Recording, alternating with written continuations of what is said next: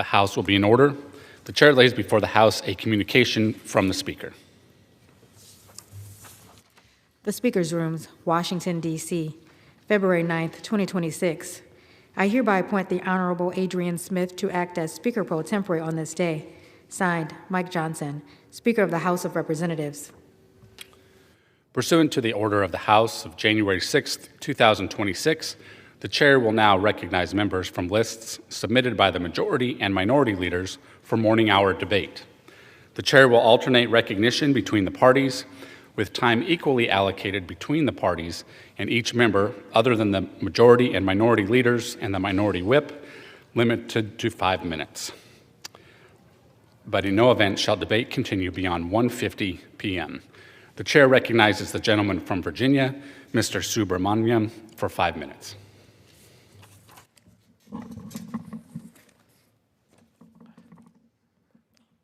Thank you, Mr. Speaker. Today I rise to honor the incredible life of Michael Thomas Sennett of Lovettsville, Virginia, a Marine, an engineer, a public servant, and a pillar of our community. Mike Sennett believed that service did not end with one role or one chapter in life. And after serving his country as a Marine during the Vietnam War, he devoted decades to strengthening the town he called home, Lovettsville. He served on the Town Planning Commission, the Town Council, and even as Vice Mayor, and he helped shape projects that will serve generations, from parks and memorials to safer streets and shared use paths. And others, including myself, know him also for his work in public safety. As a firefighter, EMT, instructor, and leader, Mike trained, mentored, and stood shoulder to shoulder with so many first responders, volunteers, and career people. He showed up, he covered shifts, taught classes, and made sure that when help was needed, it could arrive safely and effectively. And while I didn't do my firefighter training under Mike Sennett, his wife Tracy was actually my EMT instructor.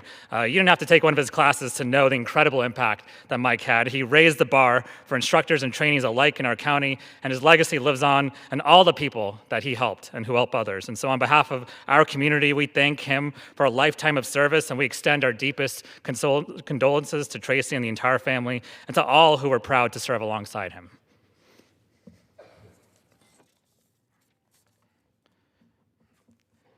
Mr. Speaker, I'm proud to introduce the No Funds for Forced Labor Act, a bipartisan, bicameral bill to protect human rights and prevent forced labor of Uyghurs and other religious communities.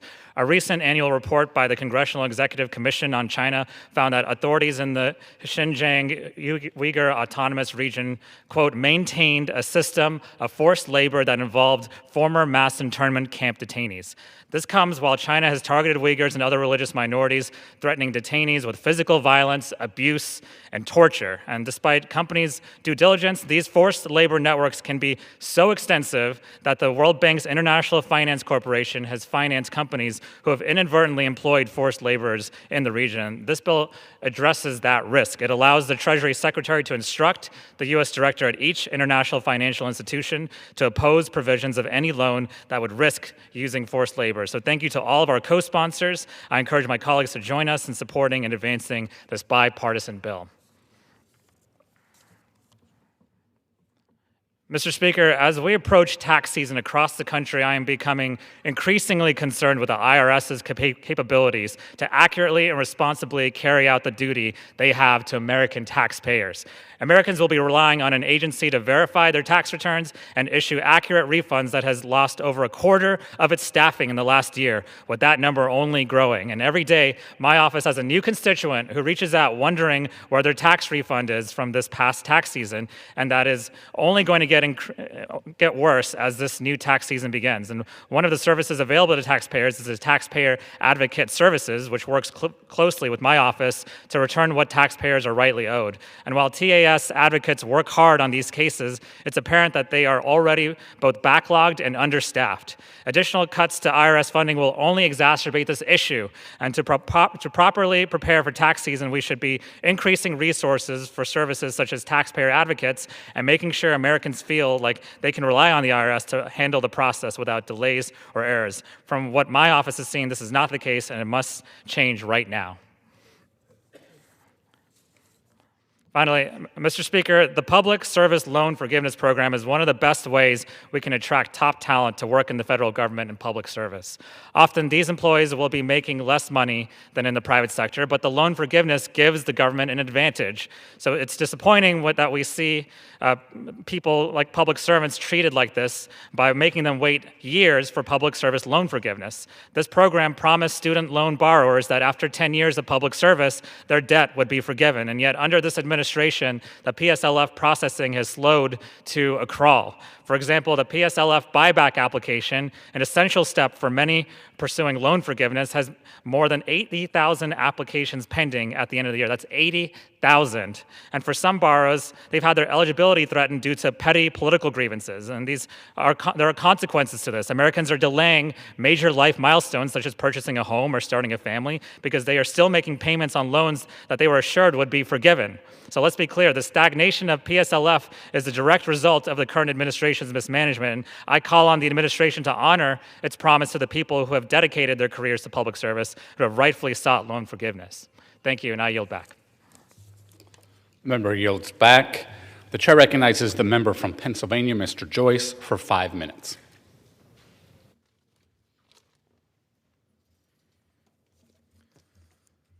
Thank you, Mr. Speaker. I rise today to speak on the importance of the Save America Act, which will come to the House floor for a vote this week. At the heart of our democracy is a very simple promise. Every eligible citizen gets one vote, and every vote counts equally. That promise is only sustainable when the public has confidence in the system. The Save America Act is centered on an undisputable principle. U.S. elections are for U.S. citizens. This legislation will ensure that voter registration systems accurately reflect the law and that citizenship requirements are consistently enforced. By requiring a photo ID in federal elections, this congressional action will work to prevent fraud before it even starts. Supporting the Save America Act means promising every voter that their voice matters and that their vote will not be diluted. This action signals a long overdue step towards election integrity and will preserve the strength and the security of our democratic system for generations to come. Very simply, our democracy is worth protecting, and by passing and enacting the Save America Act, we in Congress can ensure our constituents that their vote will count. Thank you.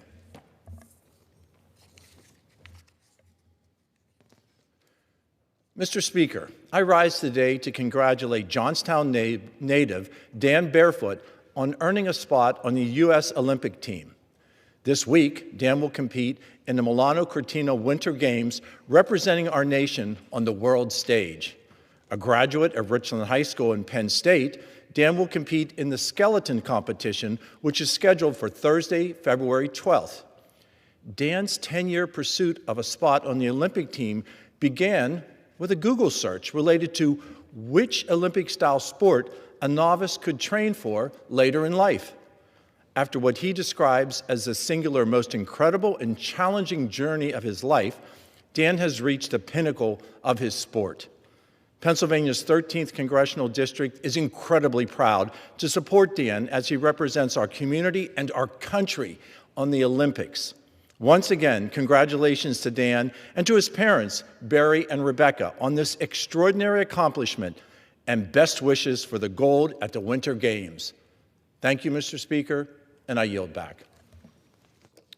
Member yields back. The chair now recognizes the member from Ohio.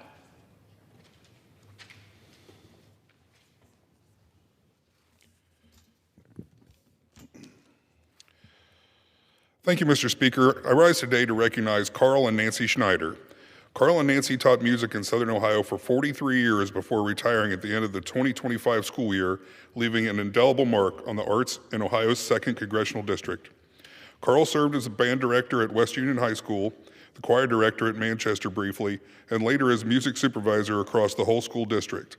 Carl built West Union's marching band from the ground up, starting out with only 13 students and ultimately taking the program to the state and national level. He led musicals, ensembles, and challenged students to become the best they could be. Having taught at several schools and across all grade levels, Nancy touched the lives of countless elementary students and gave them the skills and encouragement needed to pursue their love of music.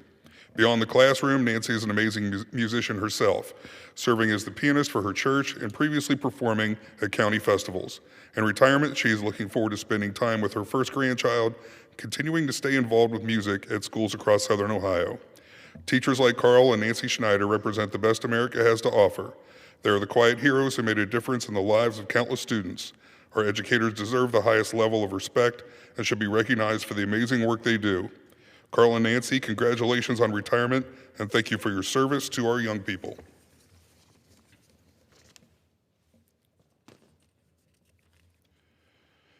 Mr. Speaker, I rise today to recognize the Waverly High School Marching Band. The Waverly Band recently had the opportunity to travel to Hawaii and play in the Pearl Harbor Memorial Day Parade. This parade is an annual event that honors veterans, survivors of the Pearl Harbor attack, and the men and women who are actively serving in our incredible armed forces. As part of the ceremonies, the Waverly Band played on the dock of the USS Missouri, which is an Iowa-class battleship used by the Navy in the 1940s. More than 140 members of the Waverly community participated in this trip, including students, parents, and support staff. This opportunity was particularly special because of the deep military roots in many of the band members' families. We are forever grateful for those who serve in our armed forces and the millions of Americans who fought World War II to preserve our freedoms. To the Waverly High School Band, thank you for the great lengths you went to in order to honor our nation's heroes.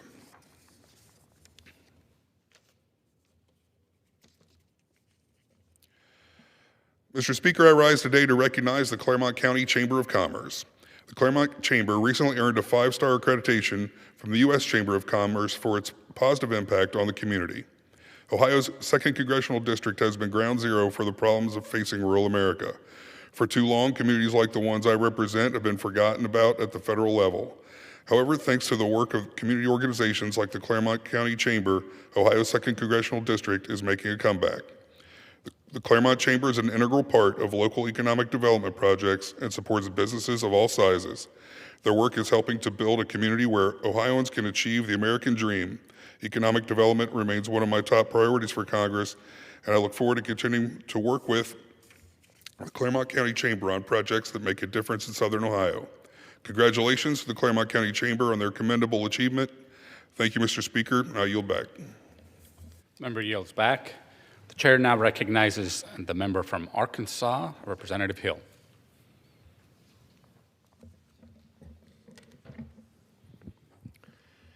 Thank you, Mr. Speaker. Mr. Speaker, I rise today to congratulate President Robert Arrington on his recent selection to lead Arkansas's Development Finance Authority. President Arrington succeeds Mark Conan, who served the authority from May of 21 until his departure in 2025. President Arrington has worked at the authority since 2014 and was previously Vice President of Home Ownership and Public Finance. ADFA was established by then Governor Clinton in 1985 to promote economic development and community development across Arkansas. President Arrington is a former municipal securities principal with over 25 years of public finance experience and is a graduate of the University of Arkansas at Fayetteville. Mr. Speaker, I congratulate President Arrington on his selection and wished him many years of success to the great state of Arkansas. Mr. Speaker, I rise today to recognize the recent celebration of the 100th anniversary of Pettigene State Park, a landmark of natural beauty and historic significance in central Arkansas. Established in 1923 and dedicated in 1925, Pettigene was Arkansas's first state park and helped inspire and initiate the entire Arkansas State Park system. The Civilian Conservation Corps later built many of the enduring features, including cabins, trails, and historic Mather Lodge. For a century, families have enjoyed its scenic overlooks, hiking trails, Cedar Falls, and the landscape. Mr. Speaker, I congratulate Pettigene State Park on its centennial, its enhancement of the beauty of the natural state, and I thank the many state park rangers and related staff for all of their contributions to conservation, recreation, and enjoyment in the natural state. Mr. Speaker, I rise today to recognize the outstanding patriotism of Arkansas's 2nd Congressional District, which was the highest producing district for Arkansas National Guard enlistments in fiscal FY25. Our district led the state in Army National Guard recruitment, contributing 314 new soldiers and accounted for 47% of all Air National Guard recruits statewide. In total, the 2nd District produced 351 enlistments in 2025, surpassing any other congressional district in the state. These young men and women have chosen a path of duty, sacrifice, and leadership. Their decision to serve reflects on the strong values of Central Arkansas and the deep respect our communities all hold for our nation, its defense, and the men and women who wear the uniform. Mr. Speaker, I rise today to recognize Dr. Linda Jackson. Last year, Ms. Jackson was honored with the Outstanding Alumna of 2025 Award from the University of Arkansas Community College at Morrilton. This incredible woman overcame life's toughest challenges and hardships, experiencing extreme poverty at a young age, forced to drop out of school in the 8th grade to take care of her disabled brother. Despite this, Mr. Speaker, she earned her Associate of Science and Associate of Arts degrees at the University of Arkansas Community College at Morrilton in 2014 at age 33. She continued her education, earning 7 more degrees after leaving UACCM, balancing her time between her studies and raising her 10 children. In 2025, she passed the state board exam for the credential of Family Nurse Practitioner. Ms. Jackson's story is a story of hard work, perseverance, determination, and triumph.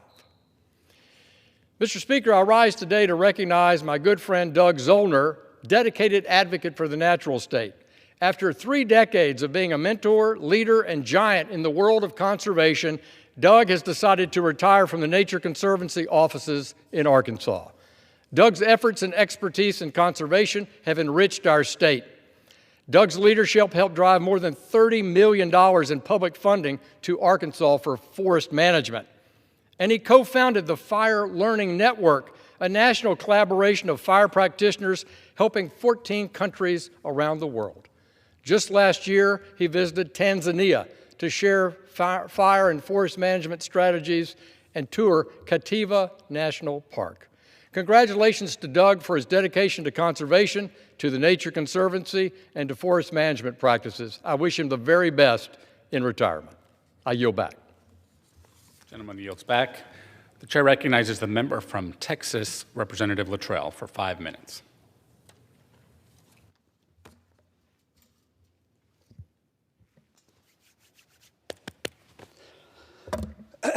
Mr. Speaker, today I rise to recognize a group of young Americans whose achievement reflects the very best of our communities, our schools, and our future. For the first time in history, the Magnolia Junior High 7th grade basketball team completed a season as undefeated district champions, finishing with a perfect 10-0 record. 10 games, 10 victories, 0 losses. That accomplishment alone is remarkable. But what makes this team truly special is not just that they won, it's how they won.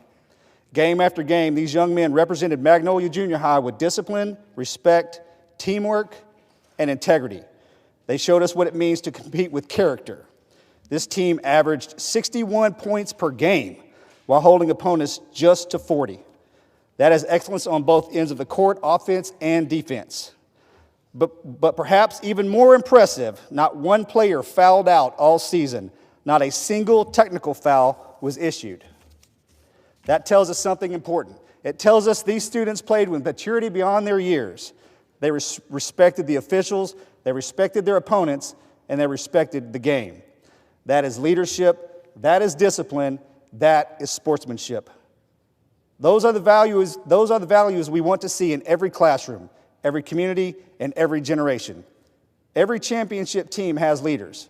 This season, Mason Houston helped set the tone, averaging an outstanding 36.5 points per game. His dedication, his effort, and competitive spirit lifted the entire team. But championships are never won by one player.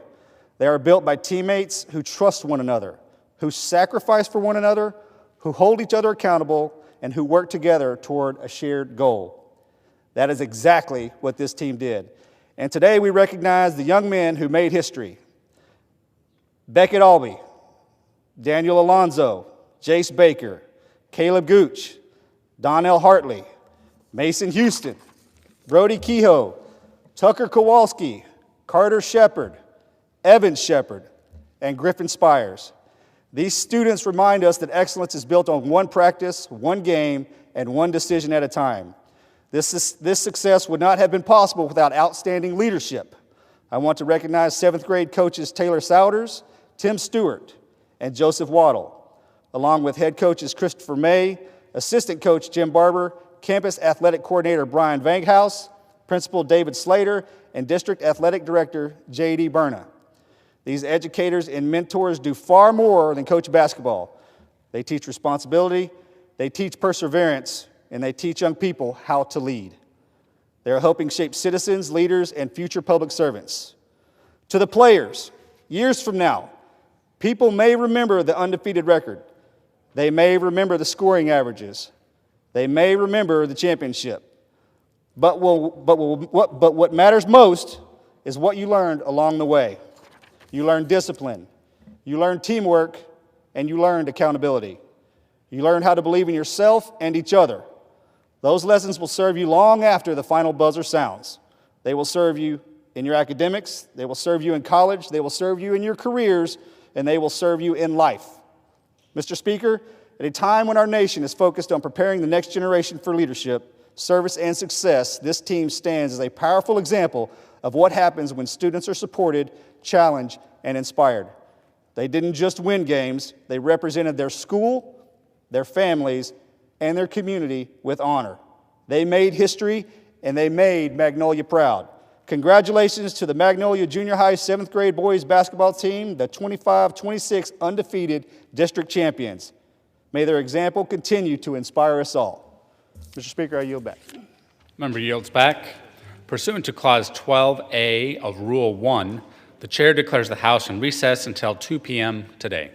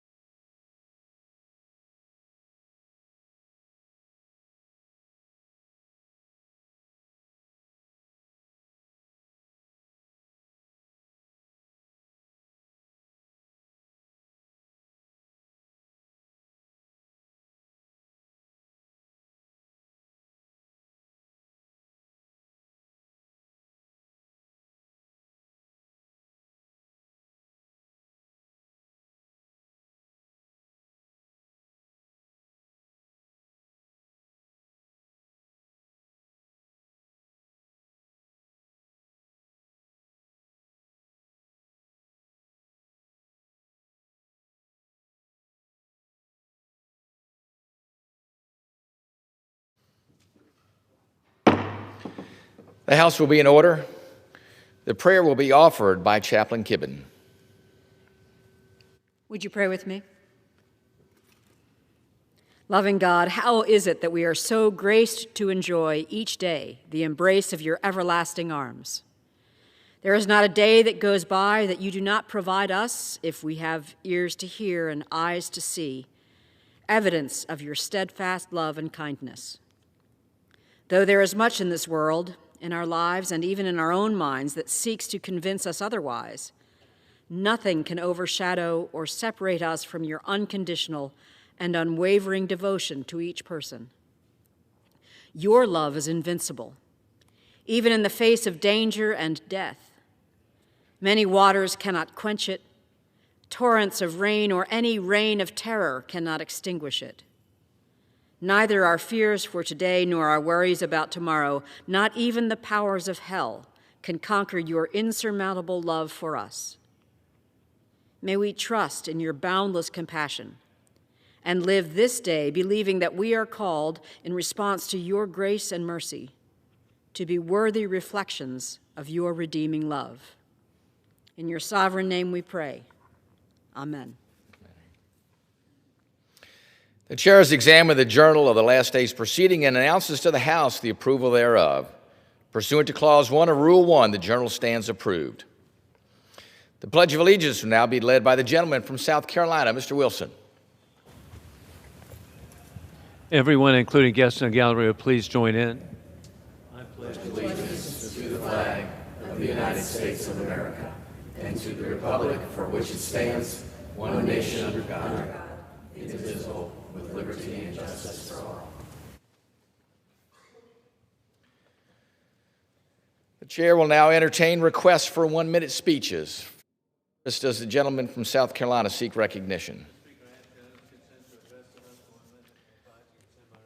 Without objection, the gentleman from South Carolina is recognized for 1 minute. Thank you. Thank you, Mr. Speaker. Led by House Republicans with Speaker Mike Johnson, President Donald Trump has signed the Working Families Tax Cuts Act into law. As a result, the tax code will be simplified for 90% of families, turning tax season of dread into a season of historic relief. Families will pay no taxes on the first $31,500 earned. As these tax credits are retroactive to 2025, the average refund is projected to increase by $1,000, with a total of $91 billion of additional refunds to return to American families this spring, allowing hardworking families to keep their own money. In conclusion, God bless our troops as the global war on terrorism continues. Trump is reinstituting peace through strength, revealing war criminal Putin lies, insulting Trump, mocking Trump, attacking civilian utilities in Ukraine to freeze the Ukrainians to death as Stalin starved Ukrainians to death. As Americans endure freezing temperatures, war criminal Putin is murderously destroying the infrastructure of Ukraine, freezing Ukrainians now at the incredibly disgusting situation of no electricity, no heat, no water, betraying a pledge by war criminal Putin that he would not destroy the utilities. And this is the people of Ukraine are facing temperature at 4 degrees and freezing to death by war criminal Putin. I yield back. The gentleman yields back the balance of his time. Pursuant to Clause 12A of Rule 1, the chair declares the House in recess, subject to the call of the chair.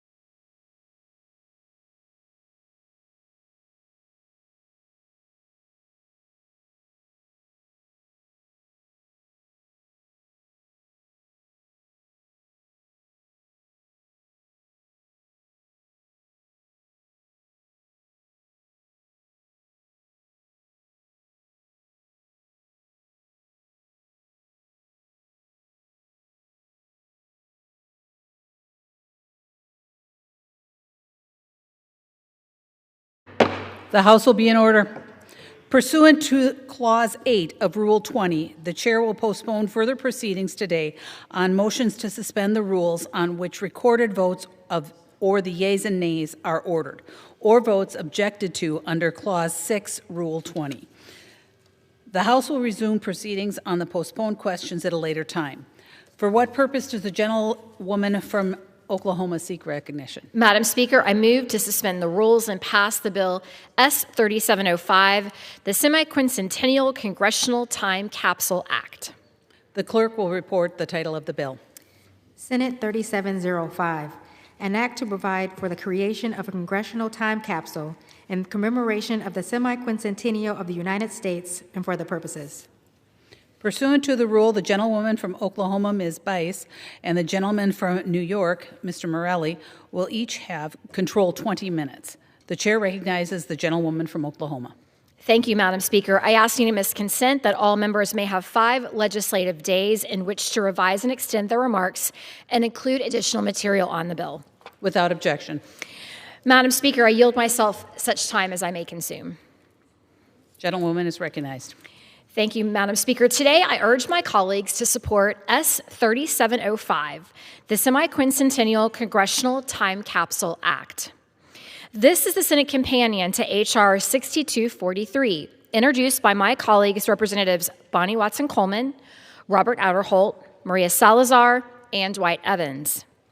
This nonpartisan legislation would authorize the burial of a time capsule in the Capitol Visitor Center to mark the 250th anniversary of our nation's independence. This time capsule is one way that Congress will participate in the nation's year-long celebration of liberty and independence. Amidst our toughest challenges of the day, this legislation reminds us that we can all work together. Under the bill, leaders from both parties will work alongside the architect of the Capitol to compile the capsule's contents. This will include a letter from congressional leadership, books, manuscripts, relics, memorabilia, and more.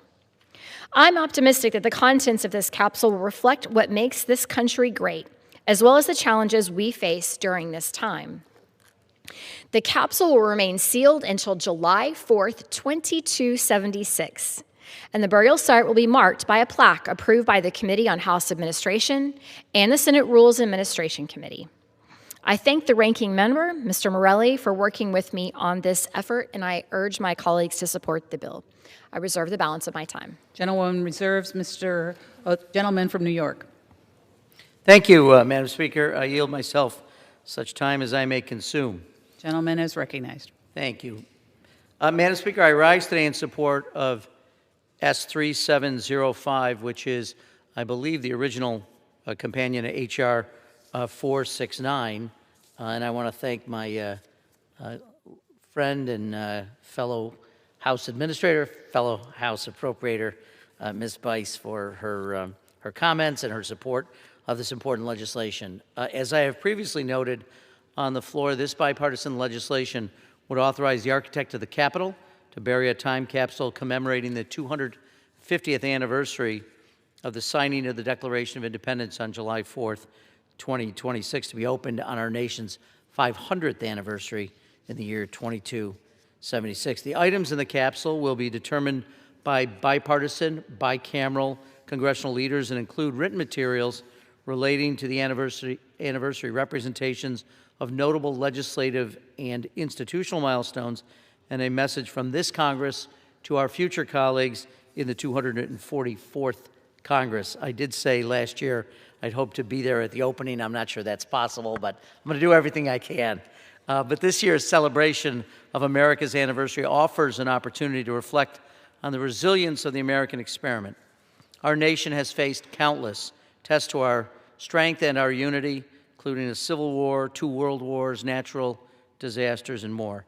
Yet through each of these profound challenges, this country has endured and continued to strive toward the ideals set forth in the Declaration of Independence 250 years ago. During this time of deep division and heightened partisanship, this anniversary reminds us of our shared responsibility to uphold the values of liberty and equality that have defined this nation for 2.5 centuries. I again want to thank the Semi-Quincentennial Commission for its leadership and planning for this momentous occasion. And I particularly commend my colleague, Congresswoman Watson Coleman, for her leadership in advancing the bill. And I also want to recognize the service of a fellow New Yorker, former House Representative Joe Crowley, whose time and talents have made an indelible mark on the Commission's achievements. I look forward to seeing the items chosen for the time capsule, and which I may not be able to see when they're opened, but I do encourage my colleagues. This is an important measure. It's an important part of our history and our legacy, and look forward to its passage. So thank you, Madam Speaker. I reserve the balance of my time. Gentleman reserves. Gentlewoman from Oklahoma is recognized. I reserve. Gentlewoman reserves. Gentleman from New York is recognized. Thank you, Madam Speaker. I'd like to yield 3 minutes to the distinguished gentle lady from the great state of New Jersey and the author of this bill, Member Bonnie Watson Coleman. Gentlewoman from New Jersey is recognized. Thank you, Speaker, and thank you to my colleague. Madam Speaker, the signing of the Declaration of Independence on July 4th, 1776 marked a turning point, not just in our nation's history, but in the global pursuit of democracy and self-governance.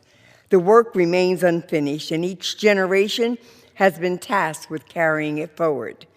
As we approach the 250th anniversary of that moment, Congress has a responsibility to reflect honestly on where we've been and what we will choose to pass on.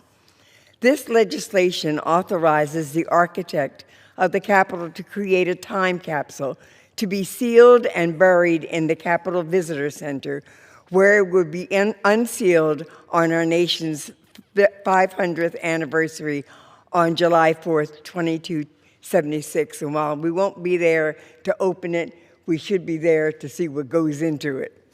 The capsule will include items, as has been mentioned, that capture the institutional history of Congress, significant legislative milestones, and a message from the 119th Congress to those who will serve long after we're gone. As a co-founder and co-chair of the American 250 Caucus, I'm proud to see this legislation move forward as a part of our nation's 250th anniversary. As I said, none of us will be here when this capsule is open. That is the point, our responsibility to the generations who will inherit the consequences of our choices. What we do in this chamber every day is history. What we choose to speak up for and speak out against, it defines us. And it will be the legacy that we leave for every governing body that holds this space for years to come. Thank you, Madam Chair, and I yield back. Gentleman reserves. Gentlewoman from Oklahoma is recognized. Thank you, Madam Speaker. And I want to mention my colleague, Mr. Morelli, referenced opening the capsule in 2276, and I too would love to see the contents. Although I do wonder if our future colleagues would look at the contents and think, why did they put books in here? Because it may be a little bit technologically behind by the time it's opened. Madam Speaker, I'd like to yield as much time as may be consumed to the gentleman from Alabama, my fellow appropriator, Mr. Adelholt, to speak on the bill. Gentleman from Alabama is recognized. Thank you, Madam Speaker, and thank you. I rise today to speak on the Bill 3705, the Semi-Quincentennial Congressional Time Capsule Act that was led by Congresswoman and fellow Commissioner on the Semi-Quincentennial Commission, Bonnie Watson Coleman, and also by Senator Tom Tillis of North Carolina.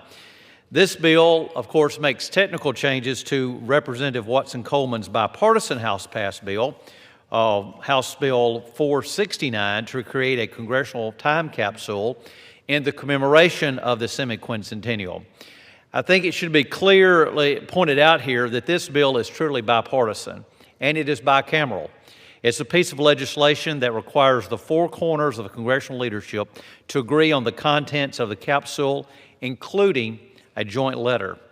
And I look forward to the final products of this legislation and look forward to seeing what will be in it.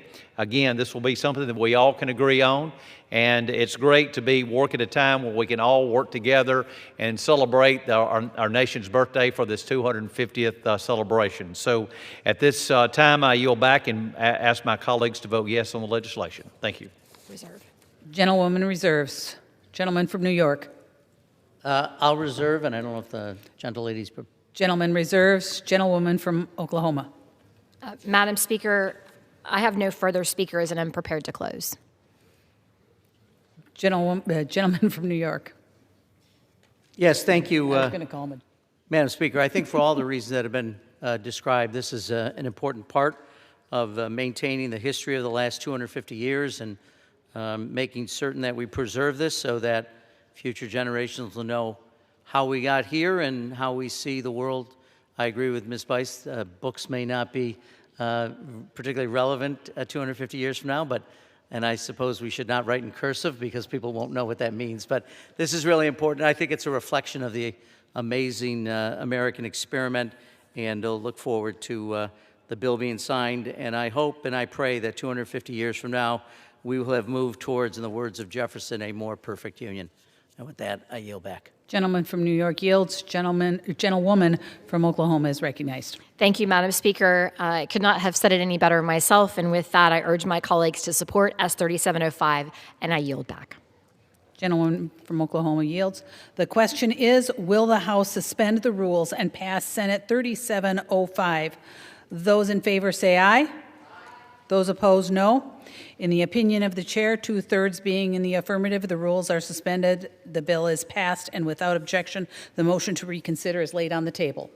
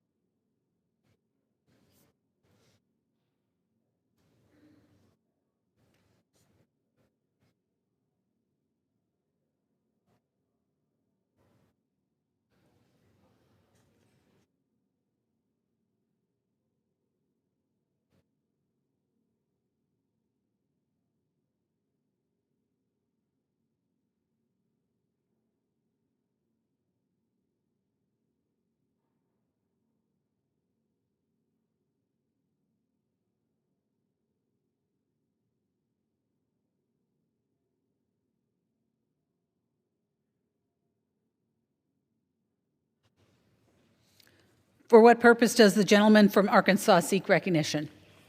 Madam Speaker, I move to suspend the rules and pass the bill H.R. 5616 as amended. The clerk will report the title of the bill.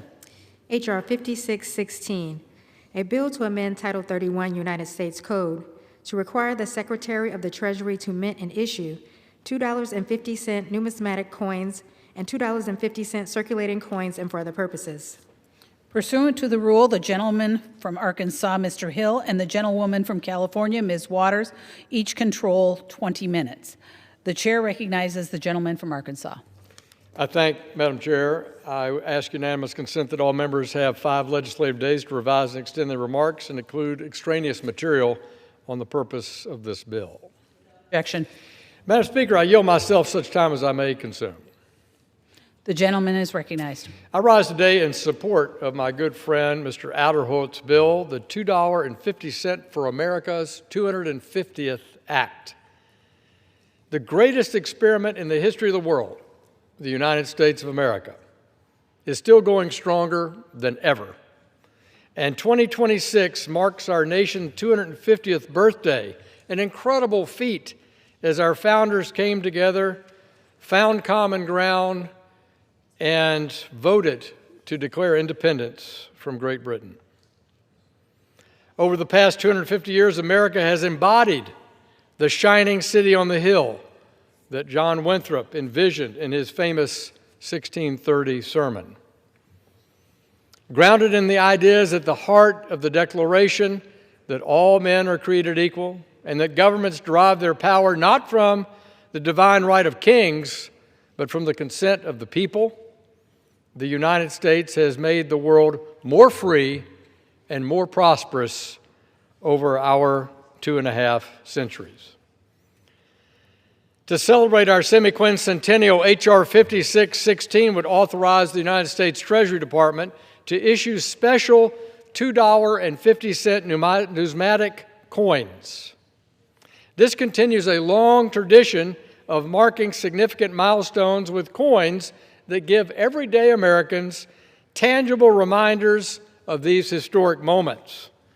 Mr. Adderholt and I are both old enough, Madam Speaker, to recall the bicentennial tradition of that feature of special coin or printed bill issuance and how our grandfathers instilled in us American history and a love of country. We were not there for the first $250 coin authorized under the legislation that we have today because it marked the 150th anniversary of the United States a century ago. America is the land of freedom and the beacon of hope for many around the world, something that all of us have the privilege and honor of living here, should never take for granted, and certainly no one on this House floor who have the privilege of representing our citizens take for granted. Every day I wake up proud to be an American, and I thank Mr. Adderholt for his contribution in celebrating 250 years of independence. I urge my colleagues to support this bill, and I reserve the balance of my time.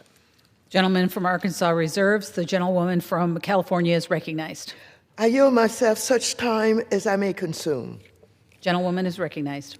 I rise to speak on H.R. 5616, the $2.50 for America 250th Act, sponsored by Representative Adderholt. This legislation directs the Treasury Secretary to mint and issue a $2.50 collectible coin to celebrate the 250th anniversary of the signing of the Declaration of Independence last year. Under this bill, the Treasury would also conduct a study to evaluate minting and issuing a separate $2.50 coin for wide circulation in the United States. For starters, I'm glad this legislation now considers the cost effectiveness of a potential $2.50 bill circulating coin. This is important, especially as President Trump's abrupt decision to stop production of the coin last year without any meaningful plan created problems that retailers, banks, and consumers are still dealing with today. This is the mess we are now forced to clean up. Additionally, to be clear, I was deeply concerned by the language in the introduced version of this legislation, which may have been interpreted by the Treasury Secretary to allow him to select a new design for a $2.50 coin. We're already witnessing how Secretary Bessent has exploited loopholes and ignored existing laws, resulting in the Treasury minting a $1 coin bearing Trump's image. The Treasury's decision to put Donald Trump's face, a living president, on our currency is illegal and reminiscent of a monarchy which 250 years ago our country firmly rejected. I was happy to see that this bill makes it explicit that Trump's face cannot be on this collectible coin. Furthermore, as we speak of the ideals of the Declaration of Independence, we would be horribly amiss not to recognize the violence taking place in this country. Since taking office, the Trump administration has established a legacy of violence and cruelty. Trump's administration has empowered and unleashed brutal attacks against Latino, Black, and countless other communities. They have locked up children and killed innocent people without fear of consequences. And they celebrate this cruelty and unapologetically mock the victims. Therefore, as we attempt to commemorate the founding principles of this country, we must not turn a blind eye to the very real destruction that is taking place right here, right now. I urge my colleagues to support this bill, and I reserve the balance of my time. Gentlewoman reserves. The gentleman from Arkansas Madam is Speaker, recognized. Madam Speaker, I'd like to submit for the record the CBO estimate for this bill. Without objection. Madam Speaker, I'd now like to recognize the author of this bill for our semi-quincentennial, the gentleman from the 4th District of Alabama, the chair of the House Labor and Health Subcommittee on Appropriations, Mr. Adholt. I recognize him for such time as he may consume. Gentleman is recognized. Thank you, Madam Speaker. And I rise today to speak on the bill that, as the chairman of the House Financial Services Committee just mentioned, I was privileged to introduce. It's a bicameral, it's a bipartisan, $2.50 for America's 250 Act in partnership with Congresswoman and fellow U.S. Semi-Quincentennial Commissioner Bonnie Watson-Coleman, as well as Commissioners Congresswoman Maria Salazar and Congressman Dwight Evans. I do want to thank the chair and the ranking member of the Financial Services Committee for their support for this piece of legislation as we have tried to put it together. This bill authorizes the Secretary of the Treasury to issue a $2.50 collectible anniversary coin and a viability study for a potential circulating $2.50 coin for everyday use for every American. The collectible coin will feature the historical design originally issued for America's 150th anniversary. This coin will memorialize and celebrate our moment in American history. I'm grateful for the partnership of my House and Senate colleagues, especially as the America 250 caucus is now the largest congressional caucus in U.S. history with bipartisan leadership in both chambers. As a founding member of the U.S. Semi-Quincentennial Commission that was tasked in preparing for our nation's 250th anniversary celebration, it has been a privilege over the past decade to work on bipartisan legislation to honor 250 years of America's independence. Before I go on, I must recognize what a privilege it has been to serve with my Democrat sponsor of this legislation, Bonnie Watson-Coleman. Unfortunately, she is retiring after this Congress following an incredible trailblazing career. She will be missed, and her voice will be missed in committee, in this chamber, and the entire institution. And I want to thank her for her service to our nation and to America 250 Commission in particular. Madam Speaker, the 250th anniversary of the signing of the Declaration of Independence was a turning point in the history of the United States and also of the world, one that warrants national recognition. I'm honored to speak in support of the bill that recognizes this landmark moment of our collective history through a coin that links our nation's past to its present and to its future. In particular, as someone who fondly remembers, as the chairman mentioned, the bicentennial celebration, even though we were very young at the time, these coins were issued for that occasion at that time. And these coins gave parents, gave families, gave community members the opportunity to obtain a physical keepsake to pass down for the next generation. This is exactly what this legislation would do as well. I know that my parents passed some of this circulating coin down to me, and I still have them as well. This legislation will also carry on the example by the 68th Congress that celebrated our nation's 150th anniversary by authorizing the United States Mint to commemorate the 150th anniversary of America's independence. Beside me right here is an image of the historical design that was used back in 1926. This bill puts strict design parameters around the new $2.50 coin to continue that tradition. The only changes that will be made to update is to reflect and celebrate another century that has passed since this coin was put into circulation 100 years ago. As America marks its 250th anniversary this year, the coin will honor the same ideas and the values that was recognized back then for the sesquicentennial in 1926. Every citizen deserves the opportunity to acquire such a coin as a means to connect the founding principles to liberty, democracy, and self-governance. The 250th anniversary coin for the 250th anniversary provides an opportunity for the American people to engage with and to take personal ownership of their national heritage through a tangible and lasting tribute. In addition to the congressionally authorized activities already planned by the Mint, this new anniversary coin will serve not only as a lasting tribute to the founding generations, but to the ideals that we share with them to this very day. But it also as a unifying and an educational gesture on the occasion of the 250th or the semi-quincentennial that we celebrate. In this day and age, I can find no issue more worthy of Congress's attention than an initiative that codifies our unity and reminds us that there will always be more that unites us than divides us. Again, I want to thank my colleague, Bonnie Watson-Coleman, and her work with me on this piece of legislation. I urge my colleagues to vote for this initiative and to follow in the footsteps of our predecessors in the 68th Congress in 1926 that set an example that will last for generations to come. Madam Speaker, I yield back. I'll reserve. Gentleman from Arkansas reserves. The gentlewoman from California is recognized. Thank you very much. I now yield 2 minutes to the gentlewoman from New Jersey.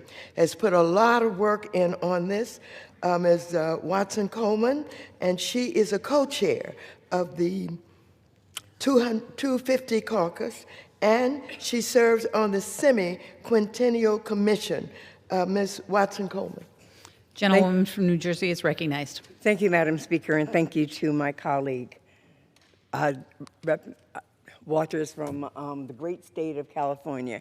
And let me just say, I enjoyed working on this endeavor with my colleague across the aisle, Mr. Adderholt. It has been a pleasure.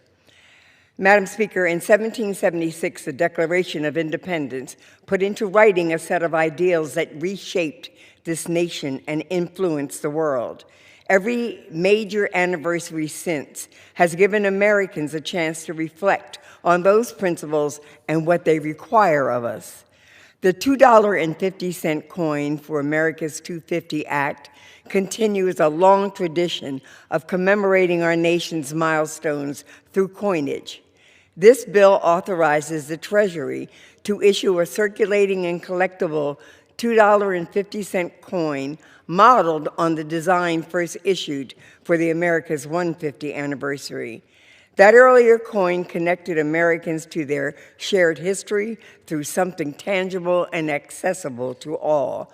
This legislation does the very same as we prepare for the semi-quincentennial.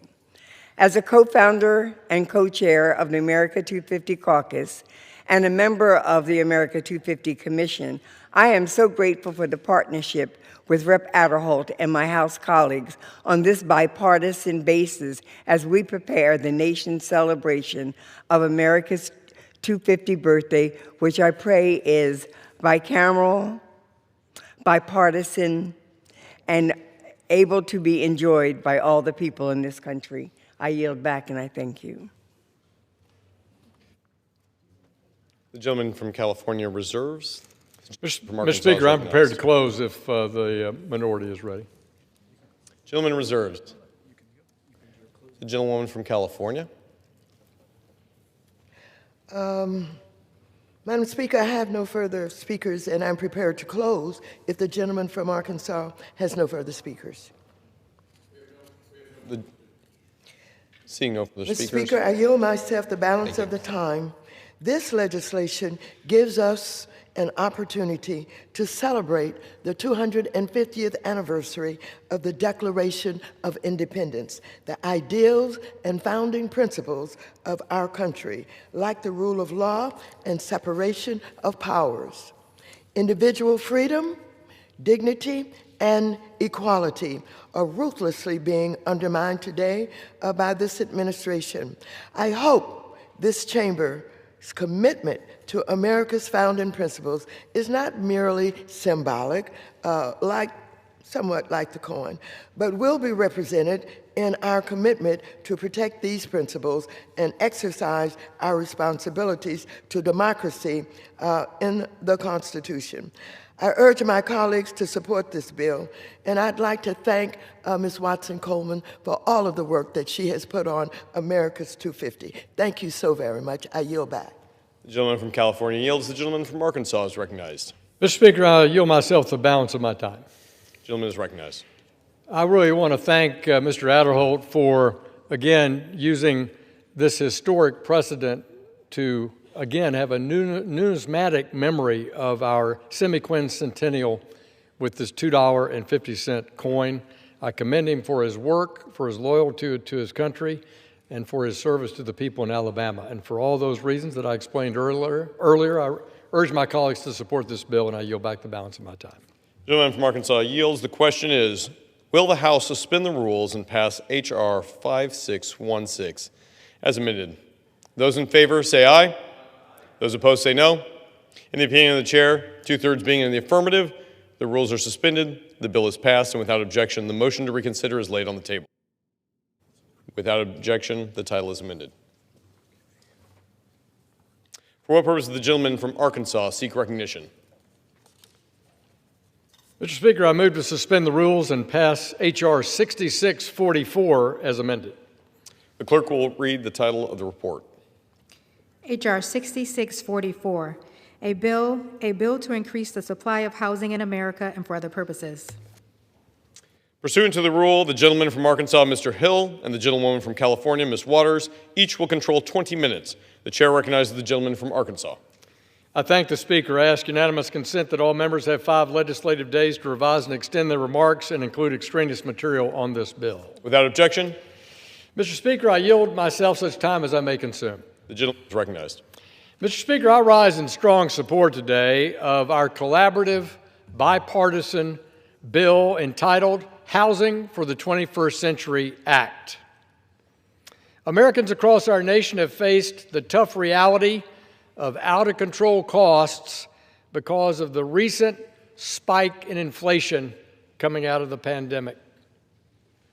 President Trump has prioritized addressing affordability, and the Financial Services Committee has been working on solutions in our committee's area of jurisdiction.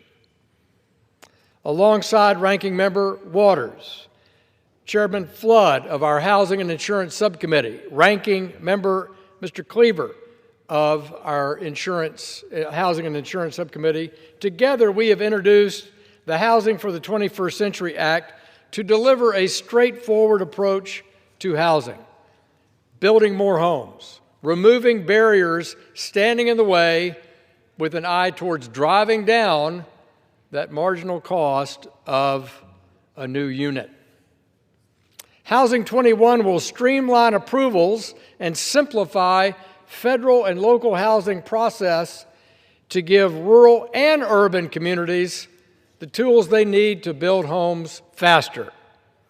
And importantly, our bill helps banks access stable deposit funding, streamlines the exam process that's tailored particularly for our vital community banks, and helps promote more community banks to do what they do best: lend locally, support their communities. I think it's important, Mr. Speaker, that all of us know on this House floor, without our community banks, without vigorous lending, homes don't get built. Our communities and regional banks play a key role in that housing construction ecosystem. When there are not enough homes, prices go up.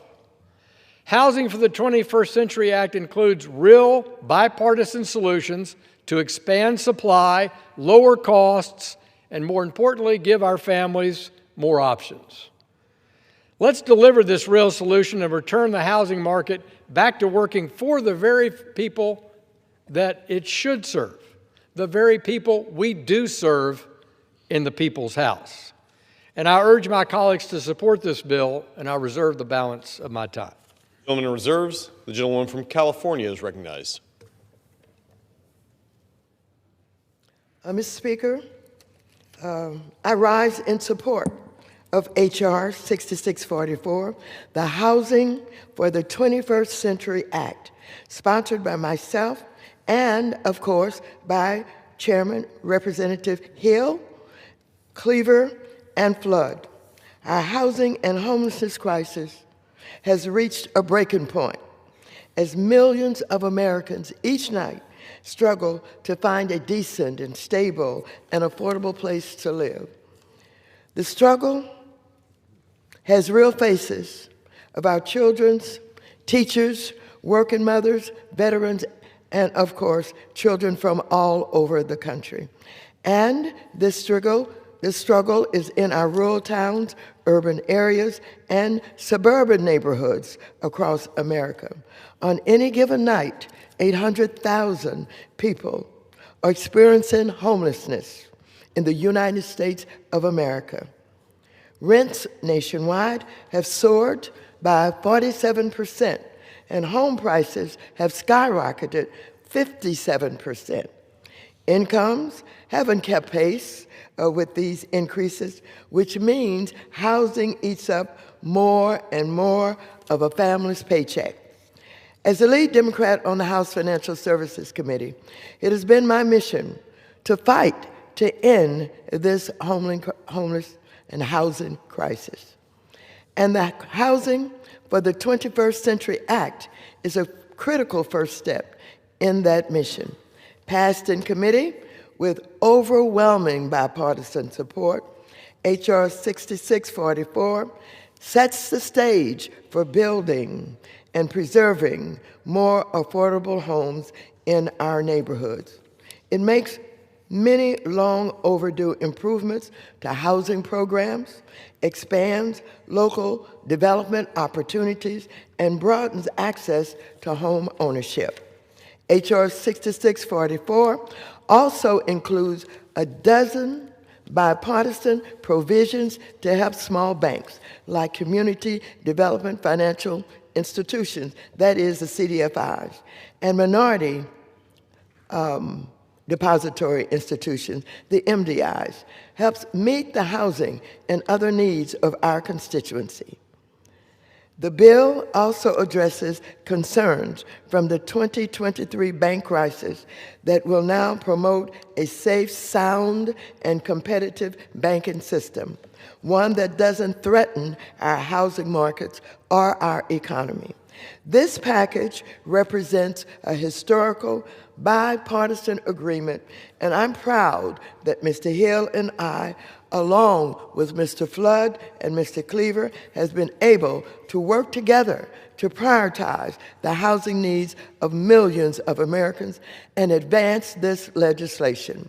I also want to highlight House and committee Democrats who worked tirelessly with me on this package. H.R. 6644 includes 25 provisions that come directly from bills championed and introduced by House Democrats and another 16 provisions that House Democrats co-led. I'm excited that it includes my bill, H.R. 5767, which would allow cities to use CDBG funds towards affordable housing construction. It also includes H.R. 6774, which would finally create a pilot program at the Federal Housing Administration to offer small dollar mortgages. And it includes my bill, H.R. 6773, to direct cities across America to finally publish a database of their unused land so that developers may be able to bid on it and build more housing. I'm pleased that it includes my bill, H.R. 4544, to encourage the formation of new banks, including CDFIs and MDIs, so that borrowers will have more options when they want to buy a home. And while we come today to pass this final initial bill, let me be clear. Much more work is needed. We can't pass this bill, call it a night, and then claim this affordable housing and homelessness crisis is over. A significant problem warrants a significant response, which means we need significant federal investments to solve this crisis. So I hope that this administration is watching today and learns something about true bipartisanship and getting things done for the American people. Our bill is the type of bipartisan work that's needed to tackle the crisis facing Americans, and meaningless tweets, empty promises, and costly tariffs, and ridiculous policies like the 50-year mortgage. While this affordability crisis rages on, Congress can act tonight to support Americans looking for real housing solutions. That is why I urge my colleagues to support this bill, and I reserve the balance of my time. Gentlewoman reserves her time. Distinguished gentleman, the young chairman of the committee from Arkansas is recognized. I thank you, Mr. Speaker. Mr. Speaker, let me include in the record the CBO estimate for this bill. Objection, be so ordered. Mr. Speaker, from Los Angeles, California to the capital city in Arkansas, Little Rock, we've heard directly, Mr. Cleaver's heard directly from Kansas City. Our members hear directly about what's wrong at HUD, how can we improve these programs and make them work for the American people, how can they have more accountability, more effectiveness for the taxpayer dollars that are expended. And that's at the heart of the work that Mr. Cleaver and Mr. Flood have done, as I say, benefiting a big city like the Los Angeles Basin all the way to a capital city like Little Rock, Arkansas, and certainly to Lincoln, Nebraska, where I'm so pleased to have the leadership of Mike Flood, who serves as the chair in this Congress of the Housing and Insurance Subcommittee. Mr. Flood has spent a lot of time working with Mr. Cleaver to do exactly that. How do we make these programs more effective for the American people? I yield 3 minutes to the author of the bill, Mr. Flood of Nebraska. Gentleman is recognized for 3 minutes. Thank you, Mr. Speaker, and thank you to Chairman Hill, Ranking Member Waters, and my counterpart on the Housing and Insurance Subcommittee, Ranking Member Cleaver, for all of your work on this package. This is how Congress is supposed to work. We all worked hard to bring forth a bipartisan housing bill that addresses housing affordability. The Housing for the 21st Century Act cuts costs, slashes red tape, and will increase housing supply. There is no question the legislation before us is a historic rewriting of our housing laws to bring our housing market into the 21st century. According to the National Association of Realtors, the median annual existing home price in 2024 was up 69% relative to 1995, and that figure is adjusted for inflation. The realtors also have data showing the median age of a first-time home buyer is 40 years old, an absolutely astounding figure. Some estimates put the gap between housing supply and demand at about 3.85 million, while other estimates show it to be 5 million units. This housing affordability challenge affects everyone, from young people saving up for their first home to middle-class workers working as hard as they can to provide for their family, just trying to make the rent. There's no silver bullet for fixing this problem, but I think this bill, this legislation, includes a range of meaningful housing reforms that will add to housing supply and ultimately decrease housing costs. I'd like to take a moment to highlight a few provisions that I think will make a difference. Section 104 and 105 of the bill works to right-size the environmental reviews on both HUD and USDA housing projects to properly reflect their impact on the environment. This legislation ensures that these environmental reviews are properly tailored to the real impact of a project going forward, and this change will ensure more housing projects break ground on time and on budget. Section 201 includes reform of the Home Investment Partnership, the largest block grant program at HUD dedicated to building affordable housing. This bill would change home by slashing environmental reviews, easing labor cost burdens like the ones created by Section 3 HUD requirements, and providing greater flexibility for cities and towns across the country to use home dollars to promote home ownership. Section 301 makes important changes for manufactured housing. Special thanks to Congressman John Rose and his extremely important bill that would remove the requirement that a manufactured home be built with a chassis. That saves money. That one change is going to enable significant growth for manufactured housing, and it will reduce the cost of manufactured homes. Finally, Title VI of this bill adds meaningful community banking reforms to this legislation. It eases the burdens for de novo banks so new banks can get off the ground. It tailors regulatory requirements for the smallest community banks, and it reforms the bank resolution process to ensure a larger and... Mr. Speaker, I yield the gentleman 30 more seconds. The gentleman's yielded 30 more seconds. Bottom line, the Housing for the 21st Century Act is a comprehensive, bipartisan housing reform package that will increase housing supply, slash government regulations that keep housing costs high, and unleash our community banking sector. I want to thank everybody that worked on this bill, especially the gentleman from Missouri, Mr. Cleaver, Chairman Hill, and Ranking Member Waters. I yield. Mr. Speaker, I reserve. Gentleman reserves. The gentleman from Ohio is recognized. Thank you, Mr. Speaker. I now yield 3 minutes to the gentleman from Missouri, Mr. Cleaver, who is also the ranking member of the Subcommittee on Housing and Insurance. Mr. Cleaver, along with Mr. Flood, worked hard to reauthorize and reform HOME, which is in this bill. Gentleman's recognized. Thank you, Mr. Speaker. Thank you, Ms. Beatty. I rise to support H.R. 6644, also known as the Housing for the 21st Century Act. This legislation, introduced by Chairman Hill, Ranking Members Waters, Chairman Flood, and me, advanced out of the Financial Services Committee by an impressive 50-to-1 vote. This legislation reflects input from Democrats, Republicans, and hundreds of organizations nationwide. If enacted, the Housing for 21st Century Act would streamline regulations, expand affordable housing financing, and modernize federal housing programs to significantly expand the nation's housing supply. Passage of this bill would be historic, not because it's extraordinary, but because it's overdue. For decades, chronic underbuilding in the United States has driven up housing costs, priced millions out of home ownership, strained household budgets, and constrained employers' ability to attract workers. Americans want their representatives to act on the rising cost of living. For most American families, the monthly housing payment is their single largest expense.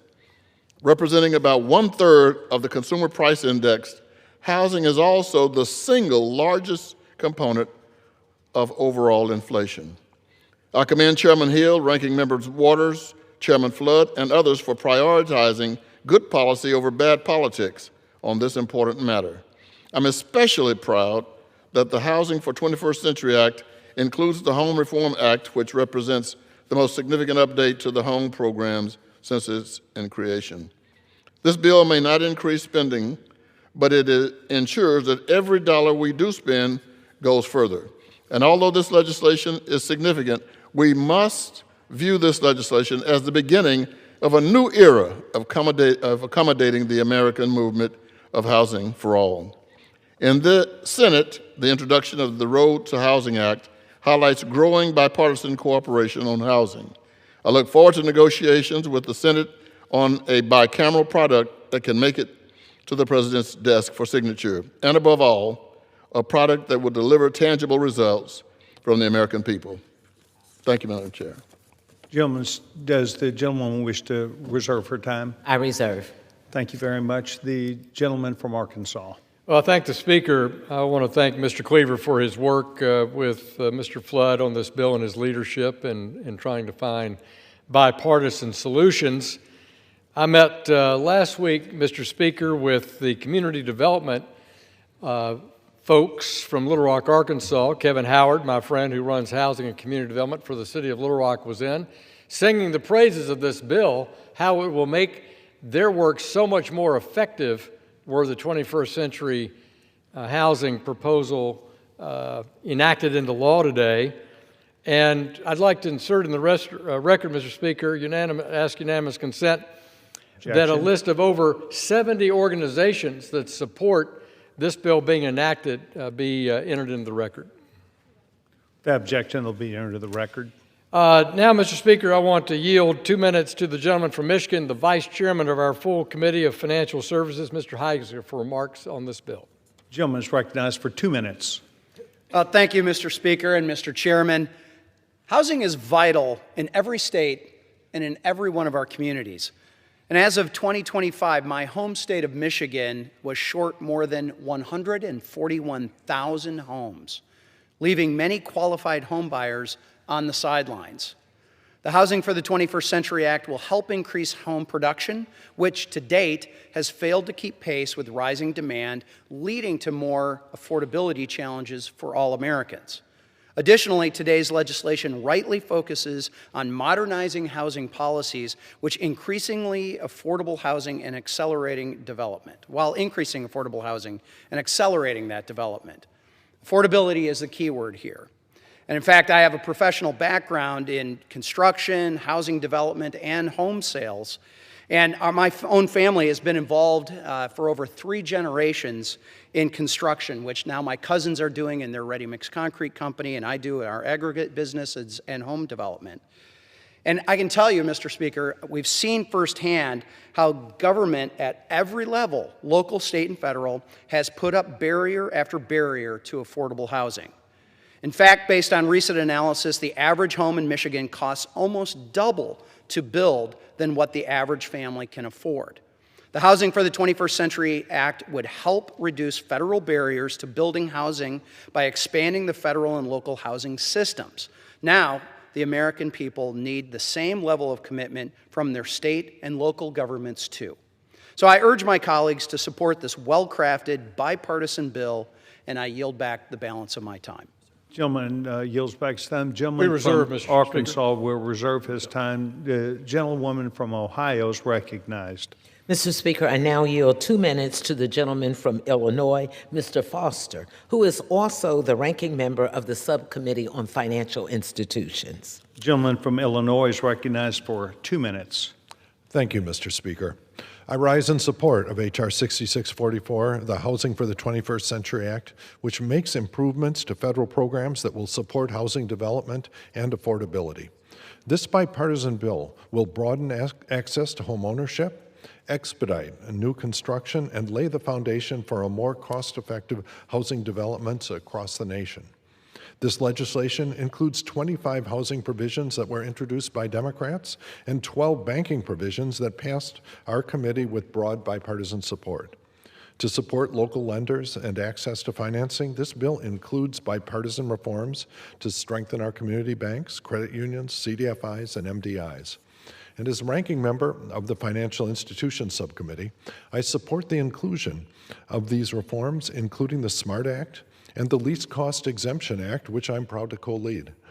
The banking provisions are narrowly tailored to help our small community financial institutions, to provide regulatory relief for well-managed institutions, to increase access to insured deposits, and to establish safeguards to prevent the largest too-big-to-fail banks from growing even larger during times of economic stress.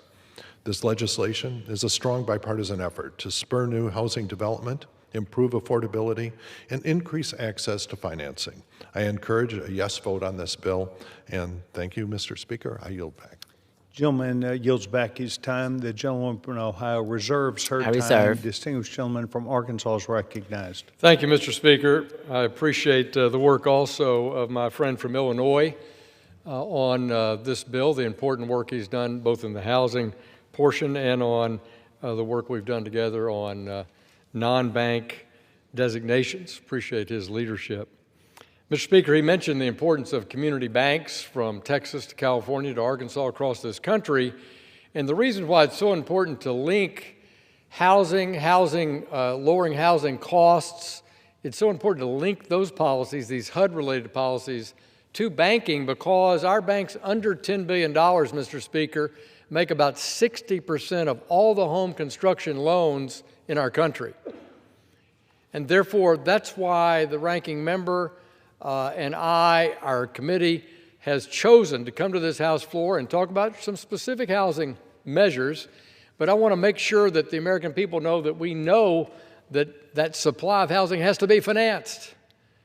and some 60% of that is done by our local community banks and credit unions spread across this country.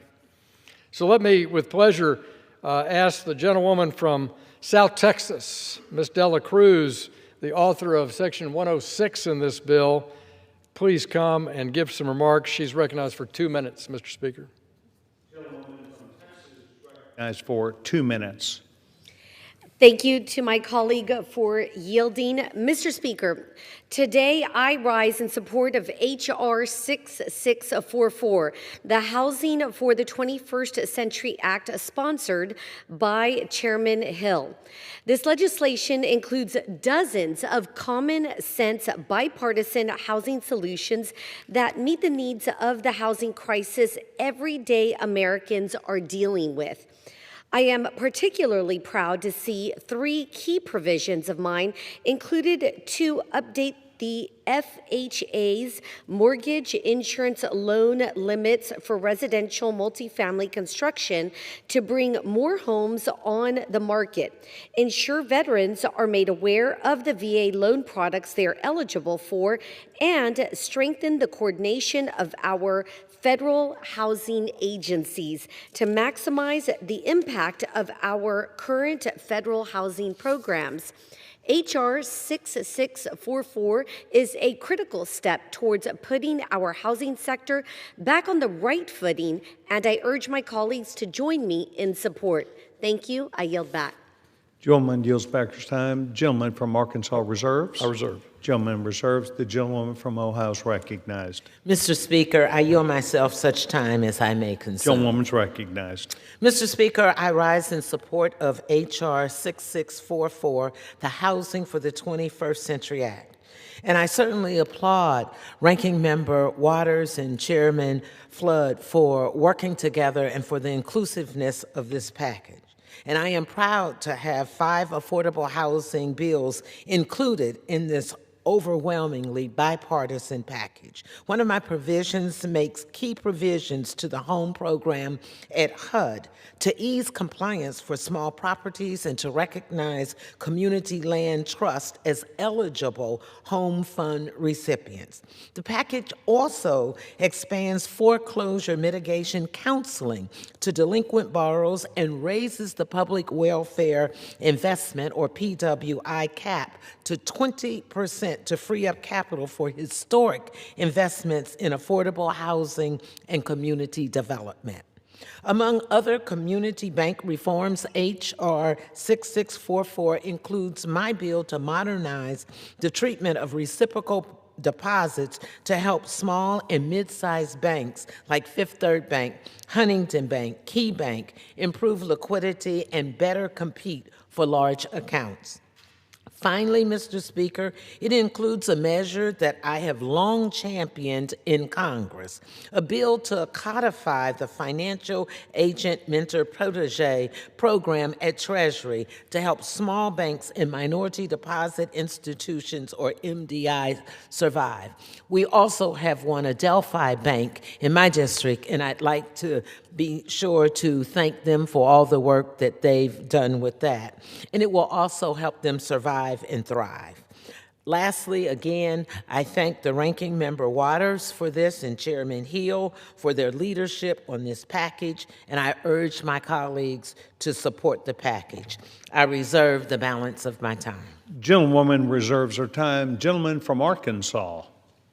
Mr. Speaker, I'd like to yield 3 minutes to the gentleman from Tennessee, Mr. Rose, who has authored the very important manufactured housing provisions, which will immediately help our consumers, our families across this country, have a more affordable housing option. Mr. Rose, I recognize him for 3 minutes, Mr. Speaker. Gentleman from Tennessee is recognized for 3 minutes. Mr. Speaker, I want to thank the chairman, from my good friend from Arkansas, for yielding me time today.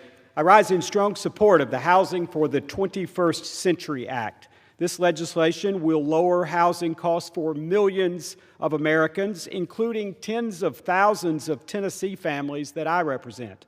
I am proud that my bipartisan bill, the Housing Supply Expansion Act of 2025, was included in the Housing for the 21st Century Act. My bill removes an outdated federal chassis requirement that has stifled manufactured housing construction for decades. When we hear the term manufactured home, many people still think mobile home. That's because federal law has forced us to adhere to a permanent chassis requirement. Since 1974, manufactured homes have had to be built on a permanently installed steel chassis, even after the home is placed on a site, never to be moved again. This bill will give millions of Americans a path to home ownership without going over budget. It will provide young and low-income families with the opportunity to build equity instead of being locked into rising rents year after year. You don't have to be a trained economist to understand why home prices and rental rates have skyrocketed. Demand continues to outpace supply in our cities, our suburbs, and even in many rural communities across this country. The simple truth is we need more homes. This bill takes meaningful steps toward making that happen. We are reducing unnecessary regulatory barriers, removing financing roadblocks, and modernizing HUD programs. Municipalities across the country have restricted or outright banned homes built on permanent steel chassis. The result has been less construction, higher costs, and fewer opportunities for working families to own where they live. Yet manufactured housing is one of the most effective ways to expand housing supply quickly and affordably. And by removing this outdated federal restriction, more homes will be built, and ultimately, prices will come down for everyone. The experts in the manufactured housing space tell us that allowing manufacturers to design a single-family home without a permanent chassis will bring about modern, low-profile builds, multi-story construction, and urban-friendly designs. It will also improve efficiency and eliminate unnecessary steel, waste, and cost. We cannot sit by while 50-year-old policies prevent folks from signing on the dotted line. Imagine if the federal government had mandated that every vehicle coming off of Henry Ford's assembly line had to remain permanently attached to a trailer in order to be owned. We all know that didn't happen because the trailer was a means of transportation, not a permanent feature. Housing should work the same way. There's a reason why this bill has so much bipartisan support. Gentleman's yielded 15 more seconds. Gentleman has yielded 15 more For seconds. building more homes, lowering costs, and giving more Americans dignity and stability. With that, I yield back. Reserve. Gentleman from Arkansas reserves his time. Gentlewoman from Ohio. Gentlewoman reserves his time. Distinguished gentleman from Arkansas. I thank you, Mr. Speaker. I think Mr. Rose certainly talked about cost savings due to the deregulatory nature of this bill, lowering cost. And all of us know here that we've learned in our committee work that 25% of the price of a new home in America is due to regulatory costs, state and local and federal. So our bill has that as a theme. It's now a pleasure for me to recognize the gentleman from Iowa, Mr. Nunn, and he has worked hard at making sure that these improvements in the 21st Century Housing Act fully apply to housing in rural areas, not just urban areas, and I yield to my friend 2 minutes. Gentleman from Iowa is recognized for 2 minutes.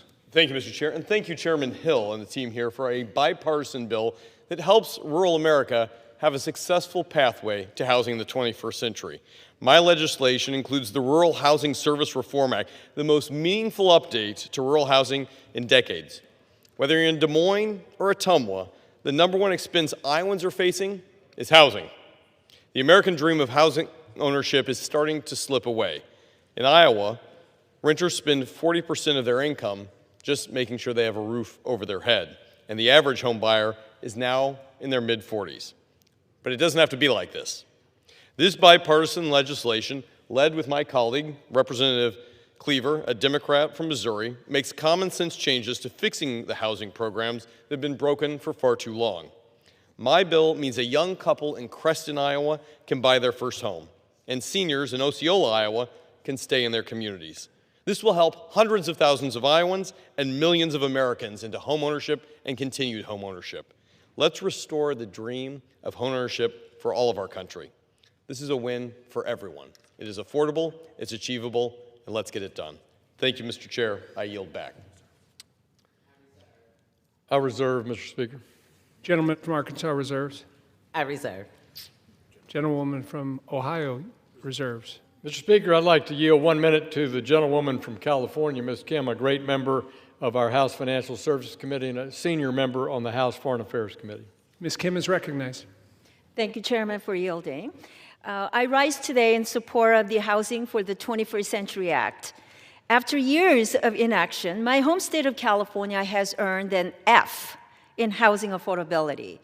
Under Gavin Newsom and Sacramento leadership, hardworking families are being left in the dust.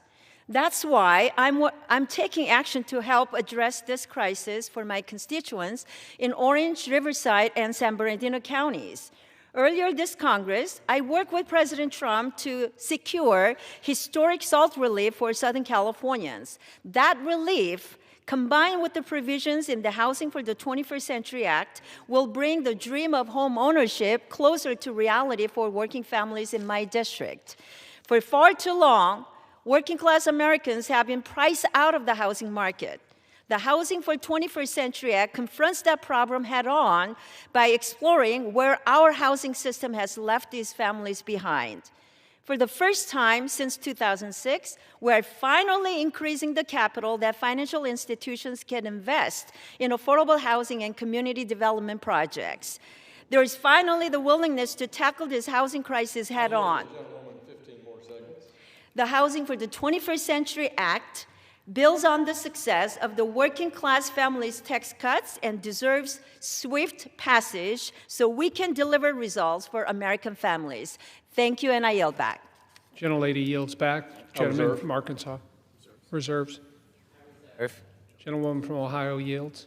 Reserves. We're prepared to close if the minority doesn't have any other speakers. I have no other speakers. Please, I yield to you then. Reserves. Gentlewoman from Ohio is recognized.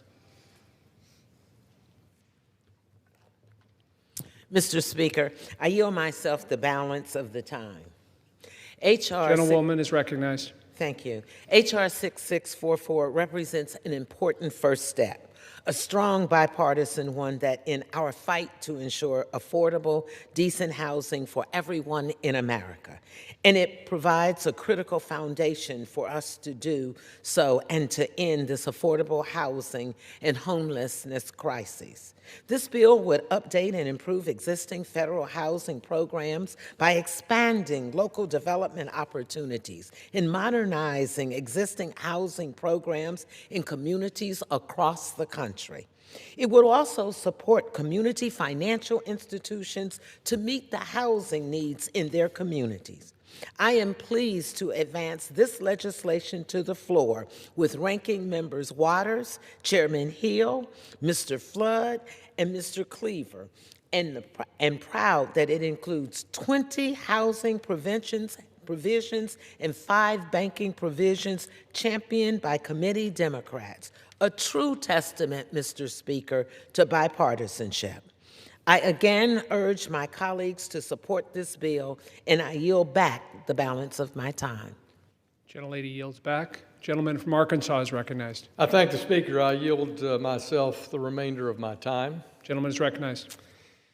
First, Mr. Speaker, I have to say a big thank you to Ranking Member Waters, the Ranking Member of our subcommittee, Mr. Cleaver, and the tireless leadership of Mike Flood, the chair of our subcommittee on housing and insurance. They've collaborated for a year to bring these proposals to the House floor today. I reiterate, the linkage of housing and community banking is two sides of the same coin that leads to a better outcome, more choice, more accessibility, more affordability, more housing choices for the American people. And this bill has important HUD oversight, which I think is critical to make sure that those that are tenants in HUD programs have the care, oversight, safe and sound conditions they deserve. Mr. Speaker, I also want to thank the staff on both sides of the aisle for their work in putting this bill together, particularly on the majority side, Ed Scala, Mara Woolsey for their collaboration on the banking provisions with their minority colleagues and the community banking provisions. I urge members on both sides of the aisle to provide a yes vote for this important banking and housing legislation. I yield back the balance of my time. Gentleman yields back. The question is, will the House suspend the rules and pass the bill H.R. 6644 as amended? Those in favor say aye. Those opposed, no. In the opinion of the chair, 2/3 being in the affirmative, the rules are for the gentleman from Arkansas. Mr. Speaker, I'd request the yeas and nays. The yeas and nays are requested. All those in favor of taking this vote by yeas and nays will rise and remain standing until counted. A sufficient number having risen, the yeas and nays are ordered. Pursuant to Clause 8 of Rule 20, further proceedings on this question will be postponed. For what purpose does the gentleman from Arkansas seek recognition? Mr. Speaker, I rise and move to suspend the rules and pass the bill H.R. 3682 as amended. The clerk will report the title of the bill. Union Calendar Number 316, H.R. 3682, a bill to amend the Financial Stability Act of 2010 to require the Financial Stability Oversight Council to consider alternative approaches before determining that a U.S. non-bank financial company shall be supervised by the Board of Governors of the Federal Reserve System and for other purposes. Pursuant to the rule, the gentleman from Arkansas, Mr. Hill, and the gentlewoman from Ohio, Ms. Beatty, will each control 20 minutes. The chair recognizes the gentleman from Arkansas. Mr. Speaker, I ask unanimous consent that all members may have 5 legislative days to revise and extend their remarks and include extraneous material on this measure. Without objection. Mr. Speaker, I yield myself such time as I may consume. Gentleman is recognized. I rise today in support of this fine bill offered by Mr. Foster, Mr. Heisinger. It's a bipartisan bill, Mr. Speaker, the Financial Stability Oversight Council Improvement Act. After a decade of collaboration across 4 presidential administrations that has led to the consensus on this measure. The Financial Stability Oversight Council, FSOC, created in the aftermath of the global financial crisis, plays an important role in understanding and examining non-banks. And that's because many non-banks, large non-banks, are not subject to the same regulations and supervision as a traditional bank. So the Congress created this process. But unfortunately, by its own structure as composed by political appointees, it can inhibit the Council's ability to effectively critique fellow agencies or itself when monitoring potential systemic risk to financial stability by a large non-bank. H.R. 3682 requires the FSOC to explore alternatives to designating a non-bank for enhanced supervision by the Federal Reserve. This is at the heart of the collaboration in this bill. If a non-bank were improperly designated, it could hinder innovation and make the United States financial system less competitive as a result. This bill will impose rigorous procedural guardrails, enhanced due diligence protections, and a stronger analytic framework before a firm can be designated systemically important, a SIFI. And I thank again the gentleman from Illinois, the gentleman from Michigan for their collaboration in producing this solid bipartisan bill that will protect U.S. competitiveness, deliver financial stability consistent with FSOC's mission, but do that in a thoughtful, analytic way that can support a review of systemic risk. I urge my colleagues to support the bill, and I reserve the balance of my time. Gentleman from Arkansas reserves. Gentlewoman from Ohio. Mr. Speaker, I yield myself such time as I may consume. Gentlewoman from Ohio is recognized. I rise in support of H.R. 3682, Financial Stability Oversight Council Improvement Act of 2025, sponsored by Representative Foster. Let me start by thanking the bill sponsor and our ranking member for our Financial Institutions Subcommittee for his leadership on these matters. Representative Foster has helped raise the alarm regarding the financial stability threats posed by AI boom. He has introduced additional bills that would strengthen our financial stability, including one to reverse Trump's dangerous budget and staffing cuts to the Financial Stability Oversight Council and Office of Financial Research.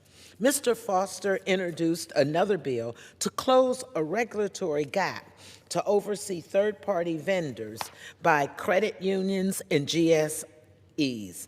I know Republicans have some concerns with the former, but the latter bill has bipartisan support in the Senate and is timely, given how our community financial institutions increasingly rely on these vendors, helping them access technology to compete. The least we can do is ensure that there is good oversight to address vulnerabilities like cybersecurity threats. Turning to this bill, H.R. 3682, let's step back and remember why we have a Financial Stability Oversight Council in the first place. Congress established FSOC following the 2008 global financial crises to close regulatory gaps and enhance oversight to large non-bank financial firms like AIG, the Lehman Brothers, that can pose a threat to our financial stability. Congress gave FSOC various tools, including the power to designate a large non-bank company as a systemically important financial institution for enhanced oversight and regulation. In Trump's first term, they severely weakened the non-bank designation process. In a letter, former Treasury Secretaries Leithner, Liu, and Yellen, along with former Chair Bernanke, warned, quote, "These changes would make it impossible to prevent the buildup of risk in financial institutions whose failure would threaten the stability of the system as a whole." Biden's FSOC addressed these concerns and improved procedures and destinations while importantly ensuring there is due process and opportunities to consider alternatives to destinations that might mitigate systemic risks. They also made clear that the Council should not prioritize destinations over other options. Mr. Foster will make sure that FSOC gives a company and its primary regulators an opportunity to present alternatives to be promptly considered by the Council. Otherwise, they may proceed and follow the regular procedures to designate a firm if need be. The bill also allows FSOC to revise and waive these considerations if doing so would promote financial stability. Given all of that, Mr. Speaker, and Mr. Chairman, I will support H.R. 3682, and I reserve the balance of my time. Gentlewoman from Ohio reserves. The gentleman from Arkansas is recognized. Thank you, Mr. Speaker. I want to yield 4 minutes to the gentleman from Michigan, the Vice Chairman of our full committee, Mr. Heisinger, who is the author of this important bill. Gentleman from Michigan is recognized. Thank you, Mr. Speaker and Mr. Chairman, and I want to thank my friend and colleague, Mr. Foster, on the other side for working on this. And I rise today in strong support of Mr. Foster's legislation, the Financial Stability Oversight Council Improvement Act, and urge its immediate adoption. Mr. Speaker, in response to the 2008 financial crisis, Congress, under the Dodd-Frank Act, created the Financial Stability Oversight Council, known as FSOC, as the chairman was talking about, and tasked them with preventing systemic risk. Absolutely a worthwhile endeavor and a needed endeavor. However, in the early years, the FSOC was given broad-reaching authorities to designate non-banks as systemically important financial institutions, otherwise known as SIFIs. During President Trump's first administration, the FSOC moved to an activities-based approach in 2019, which I think was an appropriate response in a post-MetLife court case world where the federal government lost because of aggressive overreach. In fact, the judge used the phrase excessive and capricious. Well, 4 years later in 2023, under former President Biden, I believe the FSOC snapped right back into using those faulty analytical frameworks for identifying and dealing with systemic risks. And just last week now, in a testimony before the House Committee on Financial Services, Treasury Secretary Bessent emphasized on multiple occasions that the so-called activities-based approach would be preferred. Well, we agree. Unfortunately, the back-and-forth guidance has not allowed businesses to plan for a future or make new investments. So why does a SIFI designation actually matter? Many people watching might ask themselves that. Well, as history has taught us, it's a broad-reaching issue that can have some very negative consequences. Excessive regulatory scrutiny and additional costs can change the way non-banks conduct businesses. Mr. Speaker, we cannot continue applying bank-like regulations to non-banks that have fundamentally different business models and roles within the American economy. The Financial Stability Oversight Council Improvement Act, from which I'm a proud co-lead with Mr. Foster, makes a critical improvement to the current law. Before a vote to designate a financial company as a SIFI, the FSOC must first consult with the company and then its primary regulator to determine whether alternative actions that could be proposed would be sufficient or insufficient to address risks in the financial stability. Well, amazingly, Mr. Speaker, those two things didn't exist previously. There was not that consultation or discussion with the companies, and there was no consultation with those regulators. That was a flaw. Importantly, the Council may not then vote on a proposed designation unless this determination is made. So let me remind my colleagues that the SIFI designation process has been flawed from the start. And first, this bill will target individual companies for designation without any process or notice. Second, it failed to evaluate whether designation would actually mitigate risks or weigh the costs and benefits to the company, its shareholders, and ultimately the financial system. Third, the old system failed to give SIFI designees due process or an opportunity to address the perceived risk before designation. And as a reminder, the MetLife case took years to settle. And lastly, it failed to incorporate the views of the primary regulator, who typically would have better insight into a company's financial standing. So, Mr. Speaker, I believe H.R. 3682 adequately addresses these concerns and improves the Council's approach to addressing financial stability risks while creating a stronger, a more predictable, and a more stable regulatory environment for all. So with that, again, thank my colleague, and I urge my colleagues to support the Financial Stability Oversight Council Improvement Act and yield back the balance of my time. Gentleman from Michigan yields. A reserve. Gentleman from Arkansas reserves. The gentlewoman from Ohio is recognized. Mr. Speaker, I now yield 3 minutes to the gentleman from Illinois, Mr. Foster, who is also the ranking member on financial institutions and the sponsor of this bill. Gentleman from Illinois is recognized. Thank you, Mr. Speaker. I rise in support of the FSOC Improvements Act. Following the 2008 financial crisis, Congress enacted the Dodd-Frank Wall Street Reform and Consumer Protection Act to protect working families, taxpayers, and the broader economy from consequences of unchecked financial risk. Dodd-Frank created the Financial Stability Oversight Council, or FSOC, to identify risks to financial stability, to promote market discipline, and respond to emerging threats to our economy. FSOC brings together the heads of 15 financial regulatory bodies, giving it a unique system-wide view of the American financial system. Among its authorities is the ability to designate certain non-bank financial companies as systemically important financial institutions, or SIFIs, where their activities or potential failure pose significant risk to financial stability. Past attempts by the FSOC to designate an entity as systemically important, however, have been controversial and short-lived. In 2013 and 2014, FSOC designated 4 non-bank firms, but those designations were later rescinded following legal challenges, corporate restructuring, and policy shifts across administrations. Since its creation, Congress and administrative officials have debated whether FSOC should focus on mitigating the specific activities that pose the greatest risk, or if FSOC should take a broader, entity-wide view of the firm's risk profile. Both activities-based and entity-based approaches can be appropriate depending on circumstances. As someone who was present during on the Financial Services Committee during the global financial crisis, I recall vividly Fed Chair Bernanke referring to AIG as a giant, well-run insurance company with a hedge fund grafted onto it, where the risk was concentrated.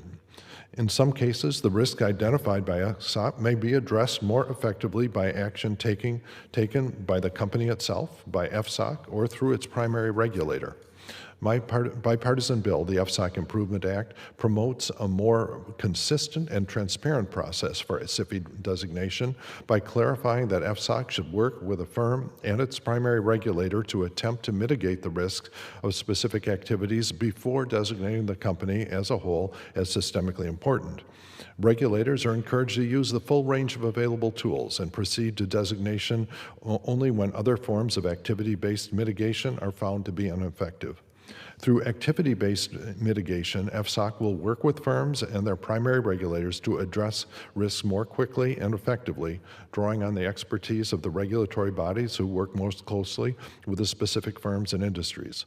But importantly, this legislation fully preserves FSOC's authority to take swift action in emergency situations and does not alter the authorities of FSOC's member agencies to take enforcement actions. If an emergency arises, FSOC can march in, with a few quick votes, designate a firm. This bill strengthens the FSOC's, 30 seconds, ma'am. Speaker, I yield Mr. Foster an additional 30 seconds. Gentleman Thank you. gets an additional 30 seconds. This bill strengthens FSOC's capability to execute its mission by improving consistency, accountability, and outcomes for our financial system. I appreciate also Ranking Member Waters' support for this bill in committee and urge my colleagues to support this legislation. Thank you, Mr. Speaker, and I yield back. Gentleman yields back. I reserve. Gentlewoman reserves. Gentleman from Arkansas is recognized. Mr. Speaker, I'd like to include in the record the CBO estimate on this bill. Without objection, so ordered. And I reserve. Gentleman from Arkansas reserved. Mr. Speaker, I yield myself the balance of the time. Gentlewoman from Ohio is recognized. At a time when threats to our financial stability are growing, Congress should be doing more to address these concerns, including closing oversight gaps regarding third-party vendors, advancing deposit insurance reform, and yes, holding the president accountable for all of the ways his corruption and chaos erodes trust and stability. Again, I thank Representative Foster for his leadership on promoting financial stability. I also appreciate the way he improved this bill, which I will support, and I yield the balance of my time. Members are reminded to refrain from engaging in personalities toward the president. The gentlewoman yields back her time. The gentleman from Arkansas is recognized. I yield myself the remainder of my time. Gentleman's recognized. Mr. Speaker, I want to thank the gentleman from Illinois and his collaboration with the gentleman from Michigan to tackle and bring definition to something that has been a big issue for the past decade, which is what is the proper method, style, and oversight of designating a non-bank a systemically important financial institution. I congratulate them on their bipartisan work, and for the reasons I've stated, I urge a yes vote, and I yield back the balance of my time. From Arkansas yields back. The question is, will the House suspend the rules and pass the bill H.R. 3682 as amended? Those in favor say aye. Those opposed, no.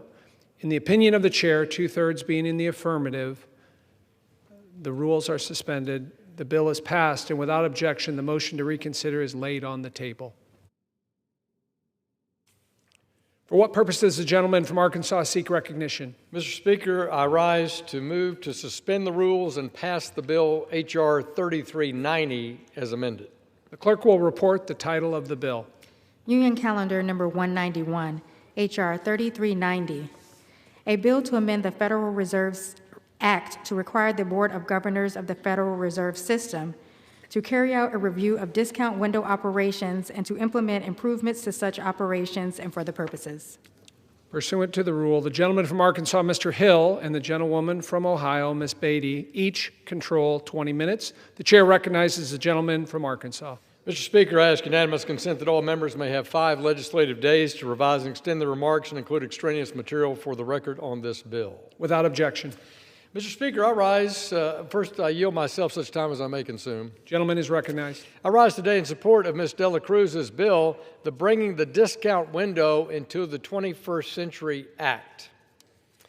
It's critical that our banks have the ability to have emergency liquidity in the case of a crisis, or have a liquidity intraday in the banking day without a stigma.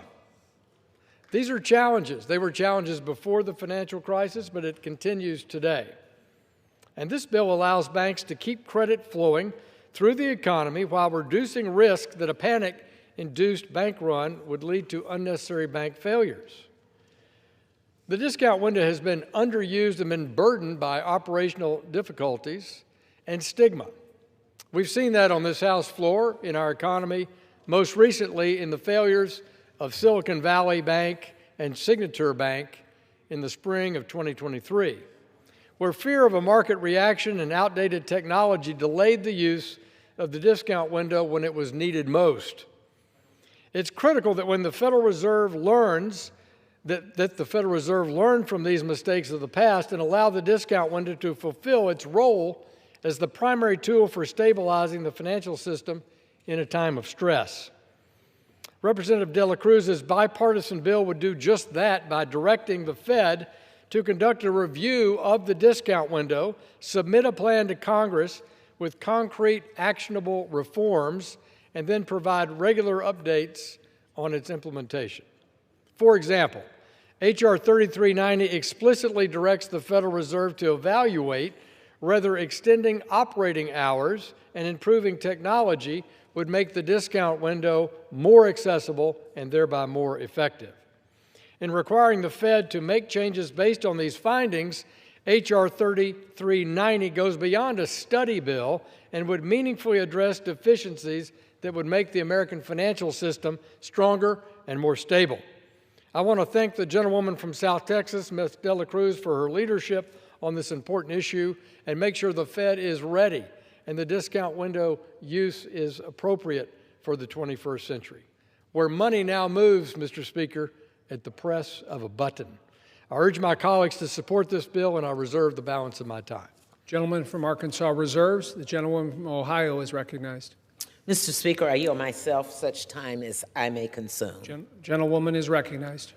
I rise in support of H.R. 3390, bringing the discount window into the 21st Century Act, sponsored by Representative De La Cruz. It has been almost 3 years since we saw the dramatic failure of Silicon Valley Bank, Signature Bank, First Republic Bank, representing the second, third, and fourth largest bank failures in the United States history. Silicon Valley Bank was the fastest bank run ever, with $42 billion of deposits withdrawn on a Thursday and customers trying to pull out another $100 billion the next morning when the bank failed. Upon learning of Silicon Valley's failure, Ranking Member Waters organized members, had members' briefings with the Treasury Secretary and banking regulators. We encouraged Biden's regulators, led by former Secretary Yellen, to use their emergency tools to mitigate the damage, which they successfully did. We worked with our former chairman, Mr. McHenry, and we launched a bipartisan investigation to conduct oversight and understand what went wrong. We received reports and supervisory documents, and hearings were also held. Based on the lessons we learned, I and my Democratic colleagues, including Representative Waters, Sherman, Lynch, Green, Caston, Tlaib, and Pedersen, introduced, Mr. Speaker, a wave of common sense bills to promote safety, soundness, and accountability. Since then, we have been pushing for actions that's long overdue, and I am glad that Chairman Hill agreed to include several of our post-Silicon Valley bills in the housing package. We have other good reforms for community financial institutions in that packet, but another most critical issue Congress must address is the need to update our deposit insurance framework. I appreciate that Chairman Hill recently held a hearing on Representative Waters' bill, H.R. 4551, the Employee Paycheck and Small Business Protection Act.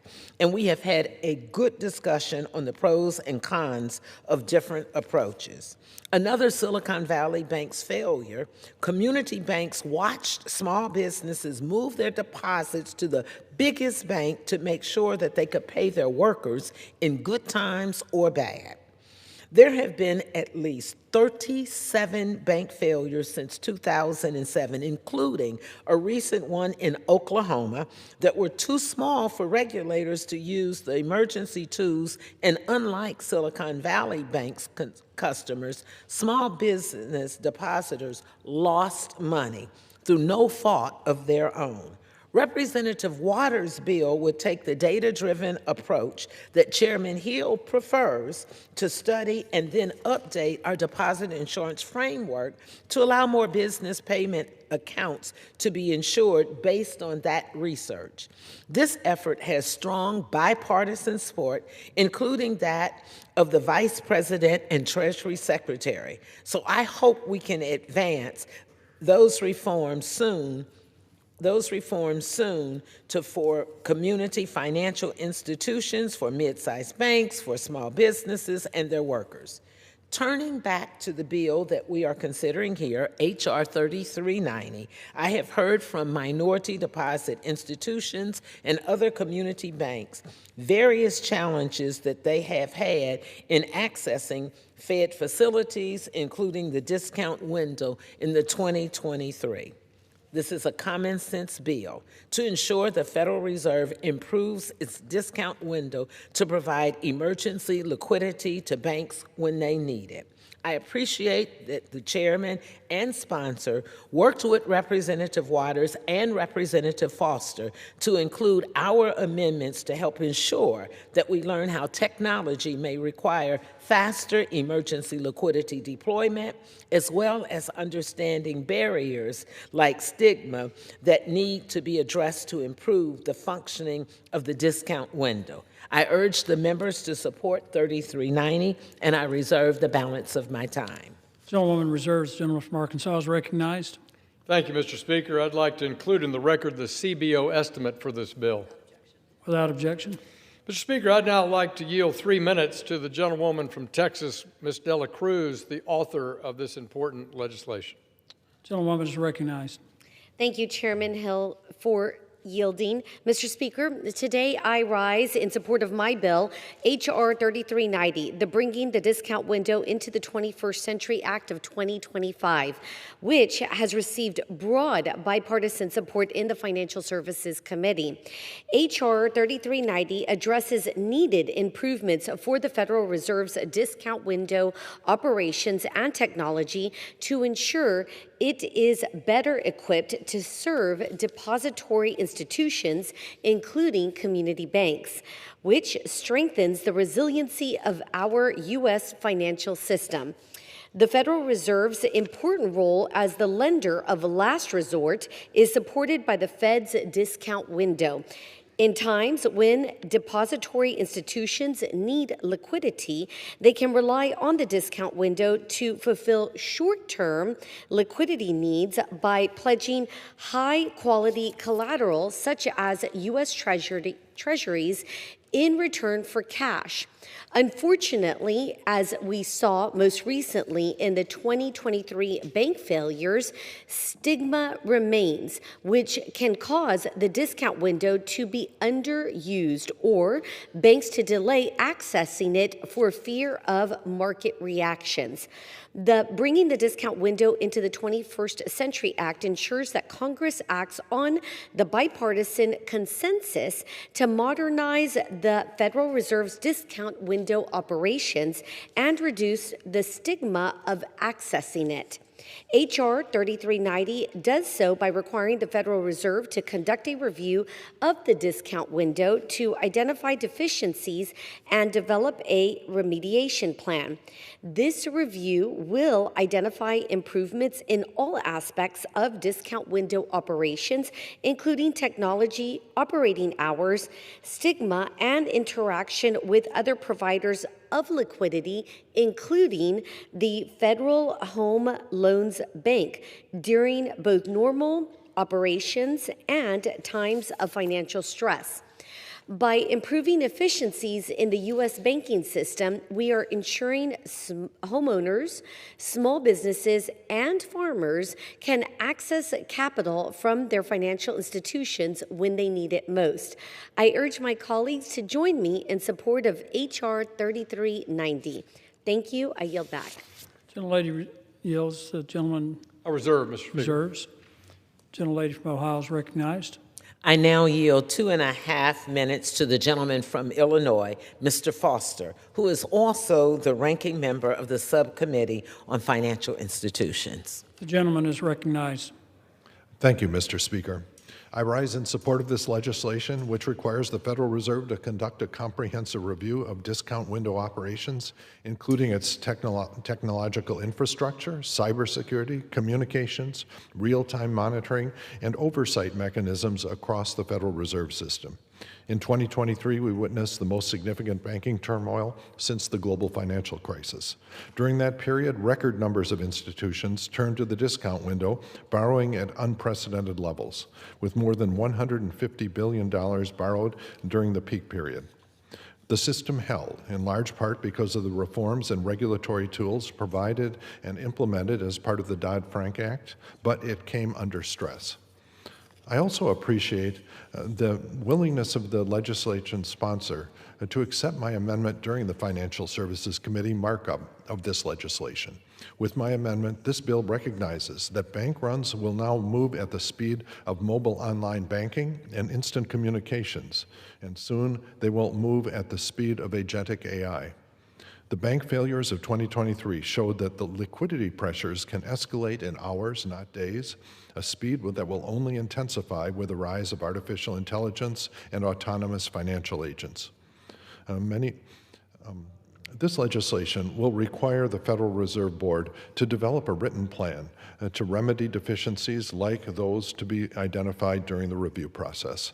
This review and remediation will lead to a more accessible, responsive, and secure discount window operations, and I encourage my colleagues to support this bill. Thank you, Mr. Speaker. I yield back. Gentleman yields. I reserve. Gentlelady reserves. The gentleman from Arkansas is recognized. Mr. Speaker, the majority is prepared to close if the minority is. Gentleman reserves. And I reserve, yeah. Mr. Speaker, I have no further speakers, and I am prepared to close if the gentleman from Arkansas. Okay. Gentlelady is recognized to close. Mr. Speaker, I will yield myself the balance of the time. Gentlelady is recognized.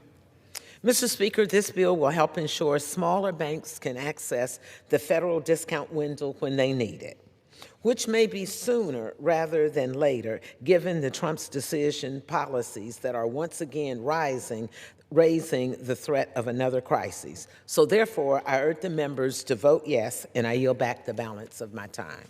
Gentlelady reserves. Gentleman from Arkansas is recognized. Mr. Speaker, I yield myself the remainder of my time.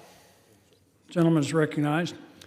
I want to thank the gentlewoman from South Texas for advancing this bill. I want to thank the minority's work consistently to make sure that this is a bill that substantially will direct the Federal Reserve to make sure our discount window is effective and used by our financial institutions to enhance financial stability. I urge both sides of the aisle to vote yes, and I yield back the balance of my time. Gentleman yields. The question is, will the House suspend the rules and pass the bill H.R. 3390 as amended? Those in favor say aye. Aye. Those opposed, no. In the opinion of the chair, 2/3 being in the affirmative, the rules are suspended, the bill is passed, and without objection, the motion to reconsider is laid on the table. For what purpose does the gentleman from Arkansas seek recognition?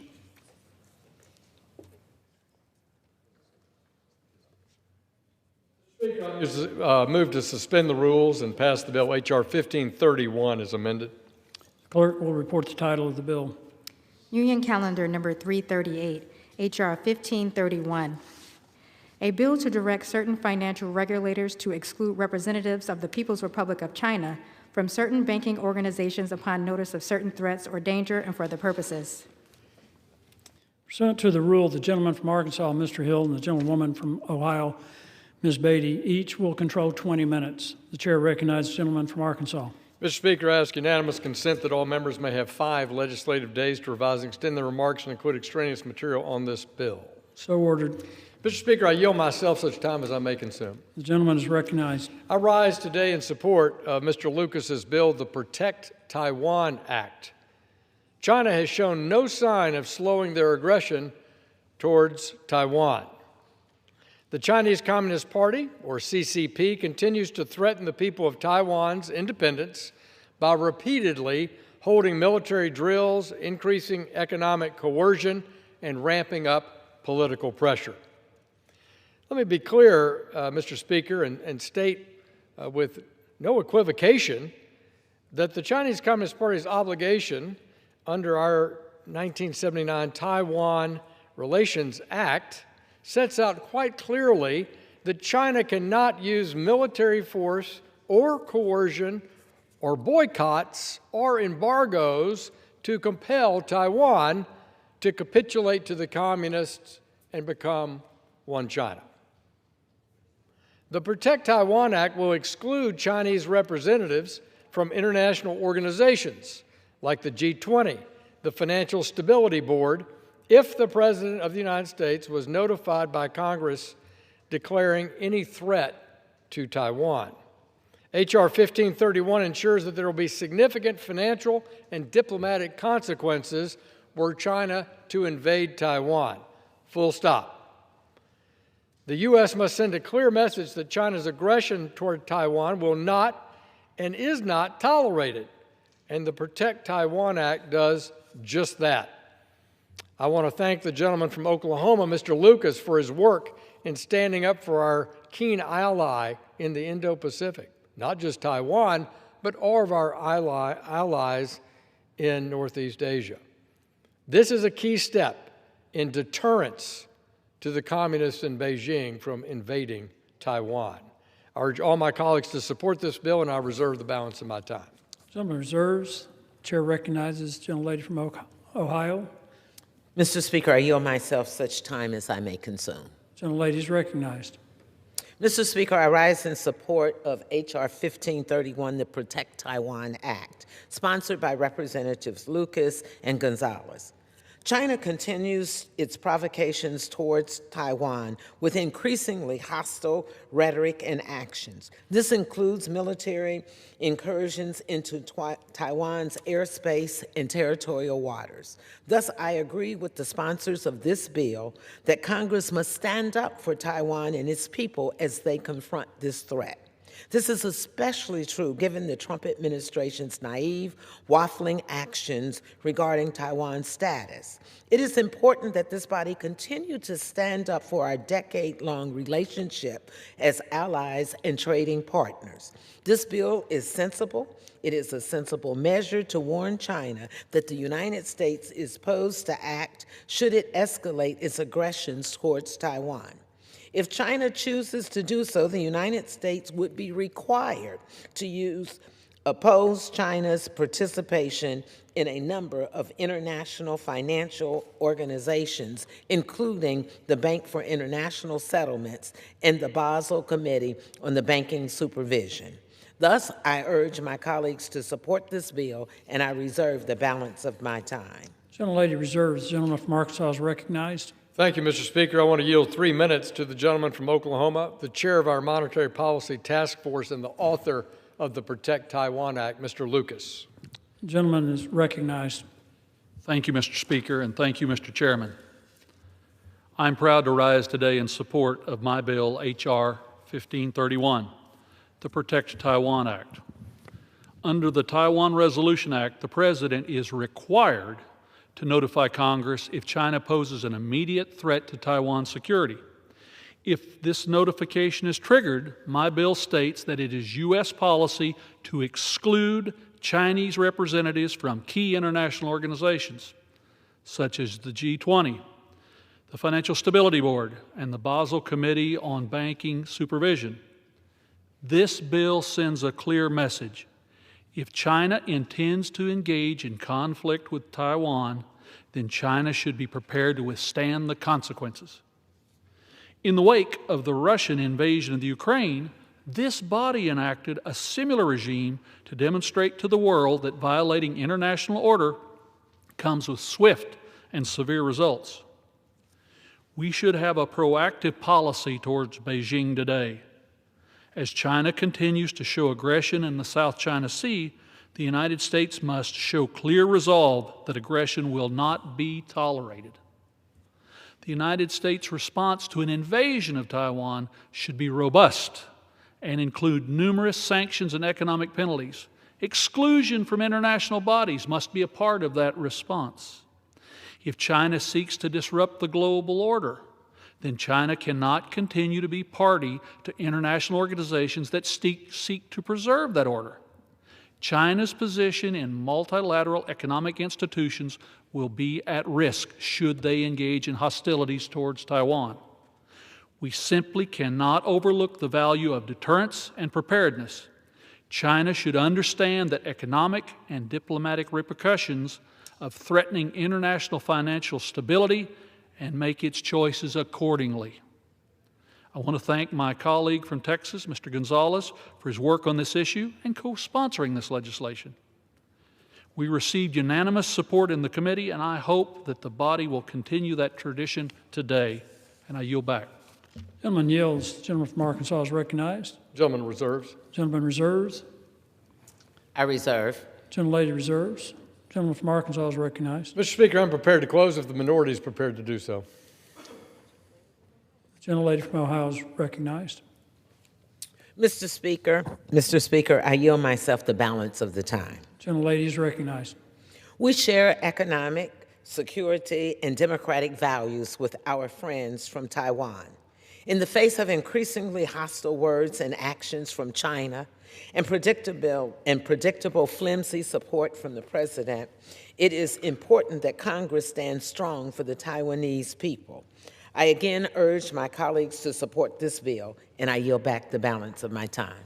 Gentlelady yields. The gentleman from Arkansas is recognized. I thank the speaker. As I noted in my remarks, the only way that Taiwan and the People's Republic of China can become one is through mutual consent, not through coercion, not through embargoes, not through invasion, not through military attack.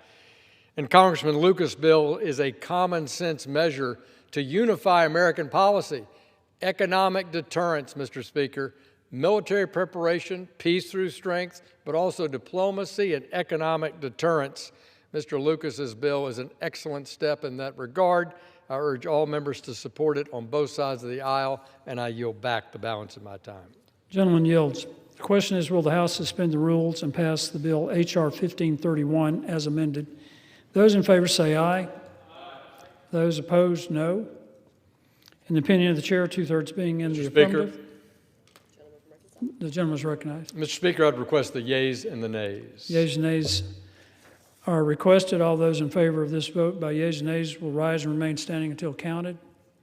A sufficient number having risen, the yeas and nays are ordered pursuant to Clause 8 of Rule 20. Further proceedings on this question will be postponed. For what purpose does the gentleman from Arkansas seek recognition? Thank you, Mr. Speaker. I move to suspend the rules and pass the bill H.R. 3190 as amended. Clerk will report the title of the bill. H.R. 3190, a bill to amend the Burma Unified Through Rigorous Military Accountability Act of 2022 to extend the sunset to require a determination with respect to the imposition of sanctions on certain persons of Burma and for the purposes. Pursuant to the rule, the gentleman from Arkansas, Mr. Hill, and the gentlewoman from Ohio, Ms. Beatty, each will control 20 minutes. The chair recognizes the gentleman from Arkansas.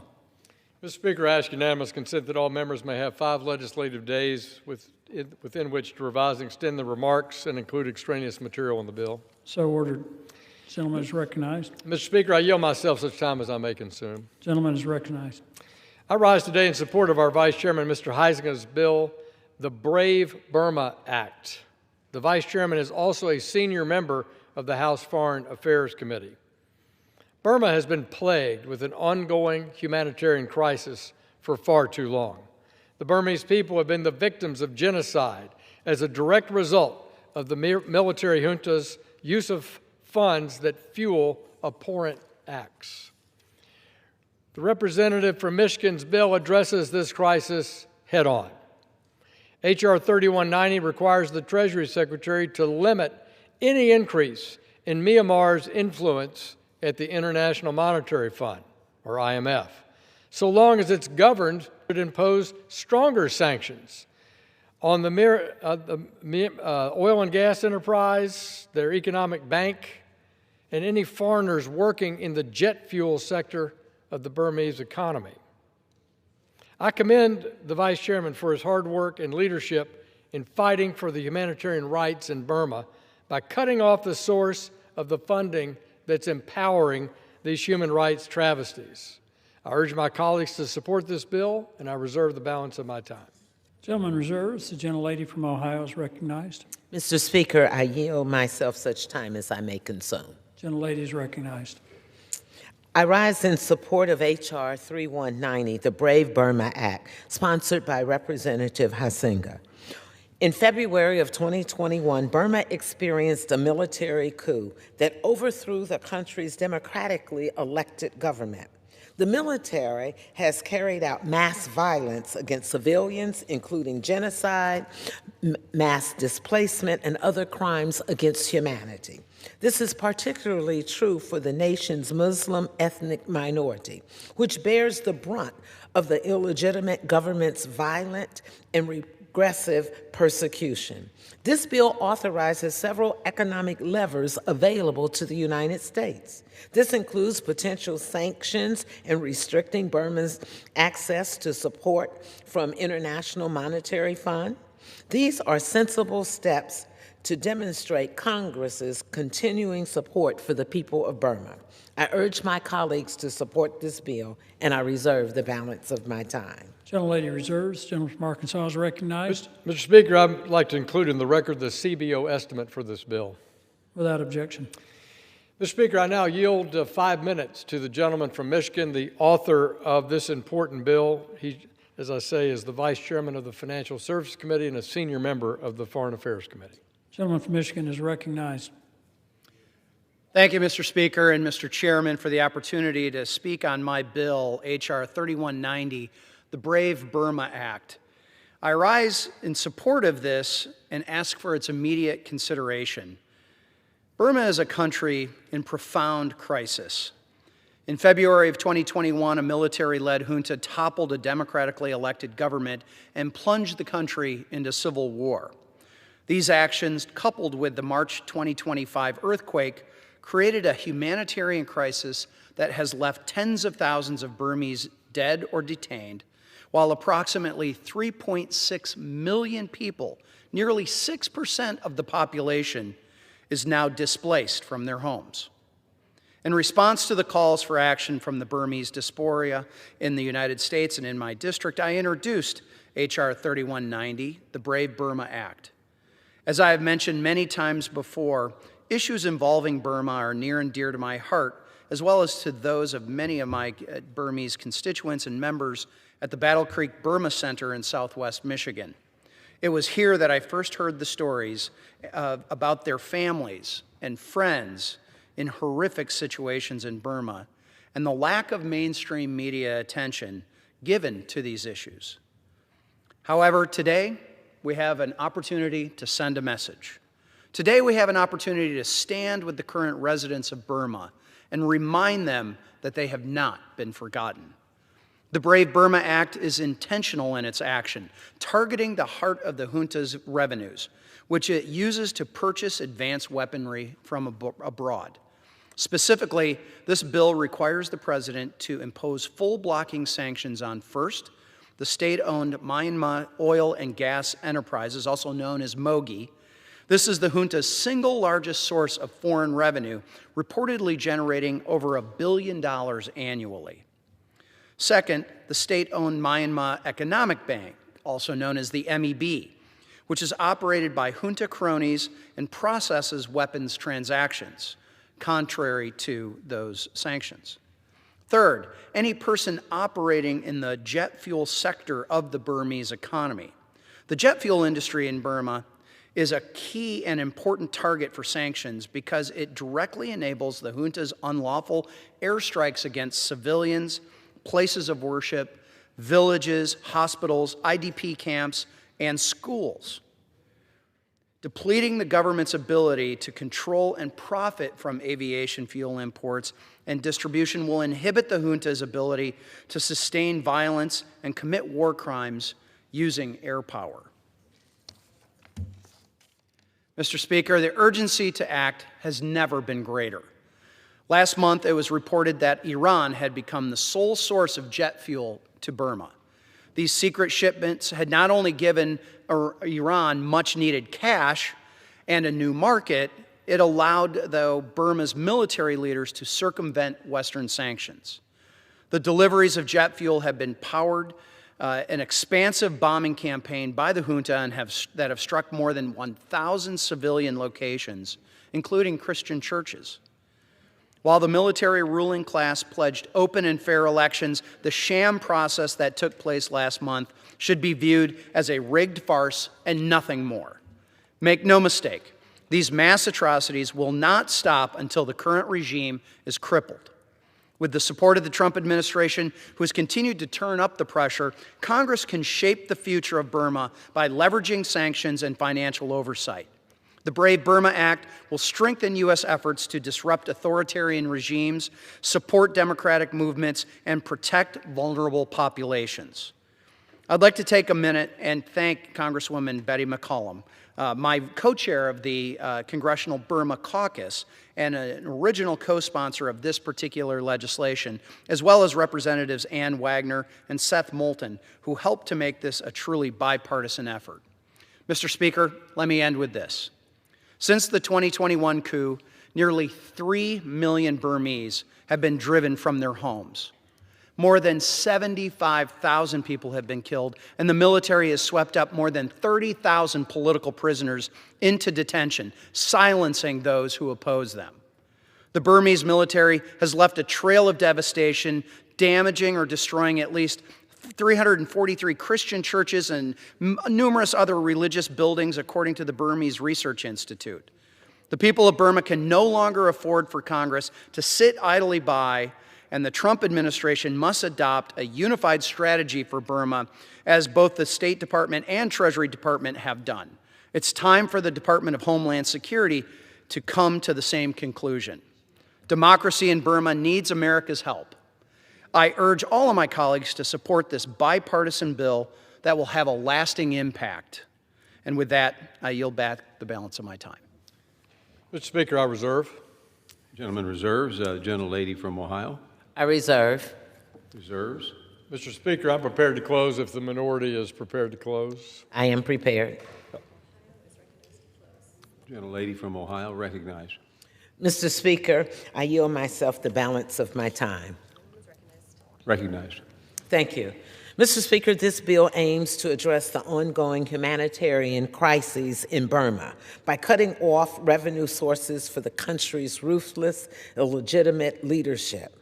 Congress must do whatever possible to protect human rights, stand for democratic values, and object to the atrocities committed against the Burmese people. So, therefore, I urge my colleagues to support this bill, and I yield back the balance of my time. Gentlelady yields. Gentleman from Arkansas. Mr. Speaker, I yield myself the remainder of my time. Recognized. I want to thank the gentleman from Michigan for his dedicated work on our committee, as well as the Committee on Foreign Affairs, in crafting economic deterrence to bad actors. And certainly the military junta in Myanmar is a bad actor, calling loudly for a strong bipartisan vote in this House on the Brave Burma Act, which I hope then will be promptly considered by the Senate. This is when the legislative branch and the executive branch work best together, when we're in alignment on putting pressure against bad actors around the world. I want to thank the gentleman from Michigan for his work. I want to urge a yes vote, and I yield back the balance of my time. Gentleman yields back. The question is, will the House suspend the rules and pass the bill H.R. 3190, as amended? Those in favor say aye. Those opposed say no. In the opinion of the chair, 2/3 being in the affirmative, the ayes, the rules are suspended. The bill is passed. And without objection, the motion to reconsider is laid on the table.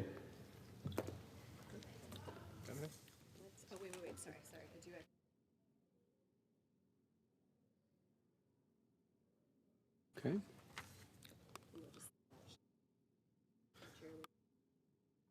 Aye. The chair lays before the House a communication.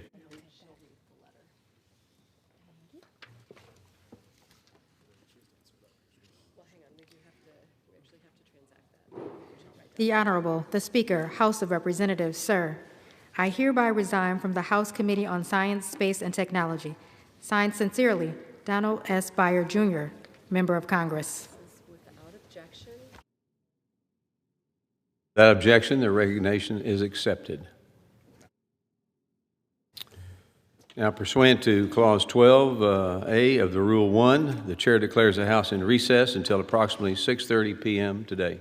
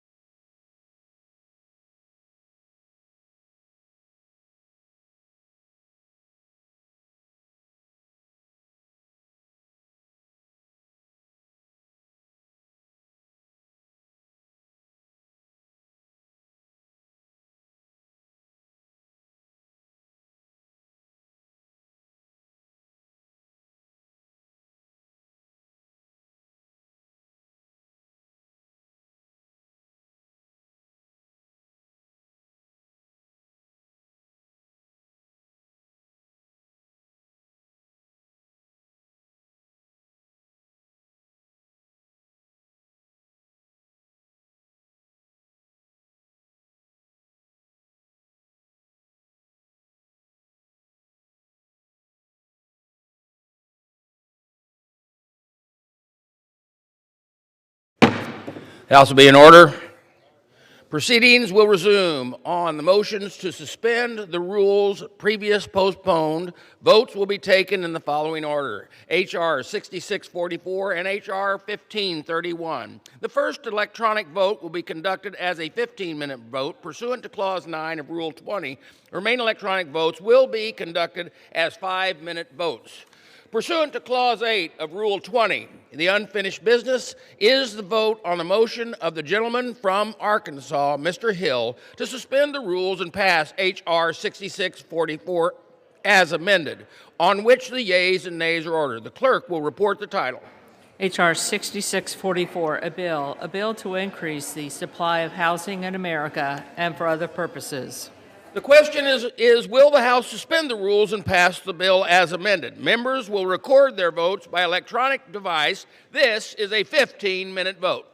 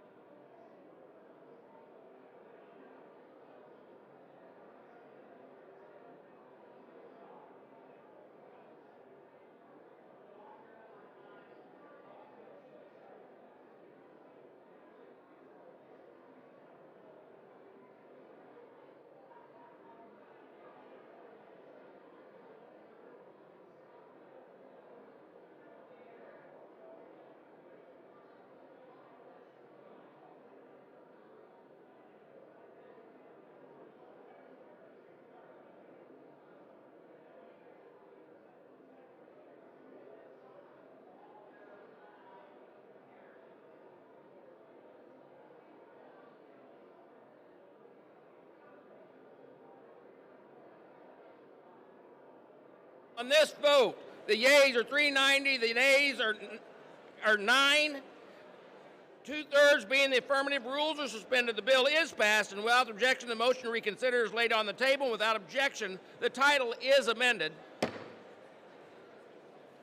Pursuant to Clause 8 of Rule 20, the unfinished business of the vote on the motion of the gentleman from Arkansas, Mr. Hill, to suspend the rules and pass H.R. 1531 as amended, on which the yeas and nays are ordered. The clerk will report the title.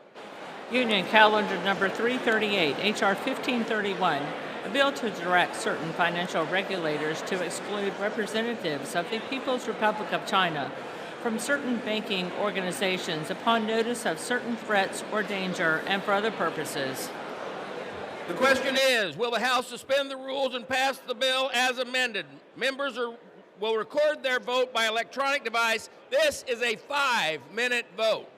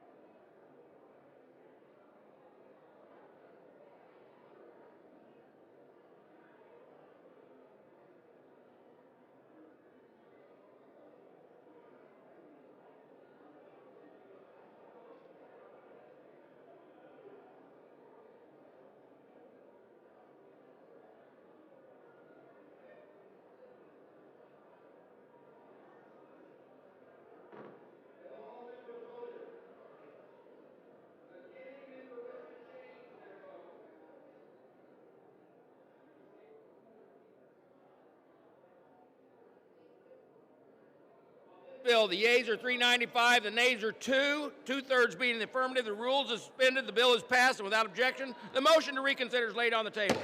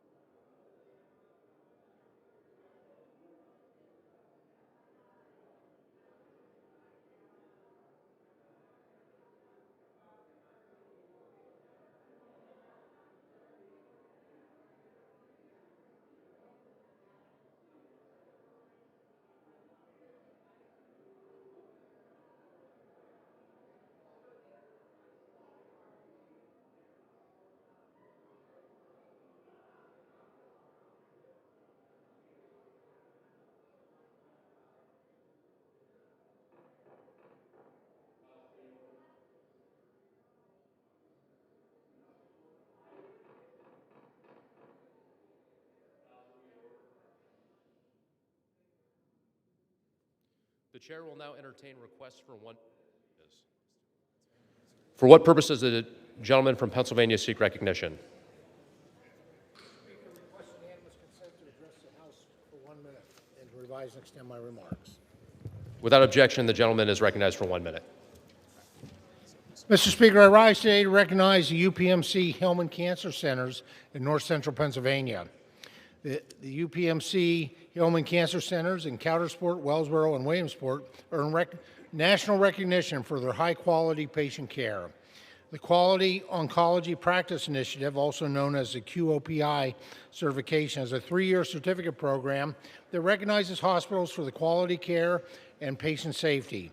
This prestigious certificate is awarded to less than 300 outpatient oncology practices across the nation. To meet the high standards of the certificate, the hospital's patient care process and chemotherapy standards are evaluated. Certification program was launched in 2010 and reinforces the hospital's dedication to quality cancer care, including treatment planning and patient monitoring. UPMC Hellman is the only nationally recognized cancer center in Western Pennsylvania. The 3 North Central Pennsylvania cancer centers see almost 40,000 patients a year and serve communities in Potter, Lycoming, and Tioga counties. Mr. Speaker, I thank the doctors, nurses, and staff who work tirelessly to ensure every patient receives the best care possible. Thank you, Mr. Speaker, and I yield back the balance of my time. For what purposes does the gentlewoman from Oregon seek recognition?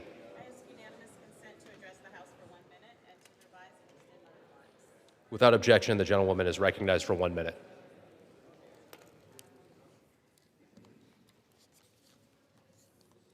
Mr. Speaker, Mr. Speaker, Mr. Speaker, I first ran for public office to make all of our kids' futures brighter, and our government hasn't done the same.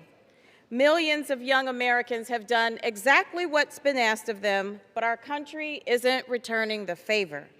Fewer children than ever out-earn their parents. The average age of a first-time home buyer is 40 years old, which is at an all-time high, and things feel too costly. Opportunity feels too scarce. I think America needs to start believing in young people, and that's exactly why I introduced my K-30 agenda.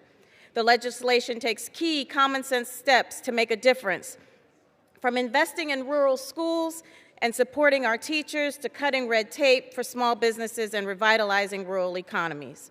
Mr. Speaker, Mr. Speaker, Mr. Speaker, this isn't about politics. It's about building a foundation to empower America's next generation and showing them that we have their backs. I yield back. For what purposes does the gentleman from Georgia seek recognition? Ask unanimous consent to address the House for 1 minute to revise and extend my remarks. Without objection, the gentleman is recognized for 1 minute. Mr. Speaker, I rise today to recognize the Coastal Area District Development Authority, CADA, as it proudly marks its 50th anniversary. CADA was founded in 1976 with a modest grant from the Economic Development Administration, immediately saving critical seafood processing plants and jobs in coastal Georgia. From those humble beginnings, CADA has grown into a powerhouse of economic opportunity, heavily contributing to Georgia's status as the best state to do business for 12 consecutive years. Over 5 decades, this nonprofit has delivered more than 1,340 small business loans, investing $526 million in coastal communities. These efforts have created and preserved more than 9,300 jobs across coastal Georgia, Florida, and South Carolina. Thank you, CADA, for your steady commitment to expanding access to capital and building stronger communities. Thank you, Mr. Speaker, and I yield back.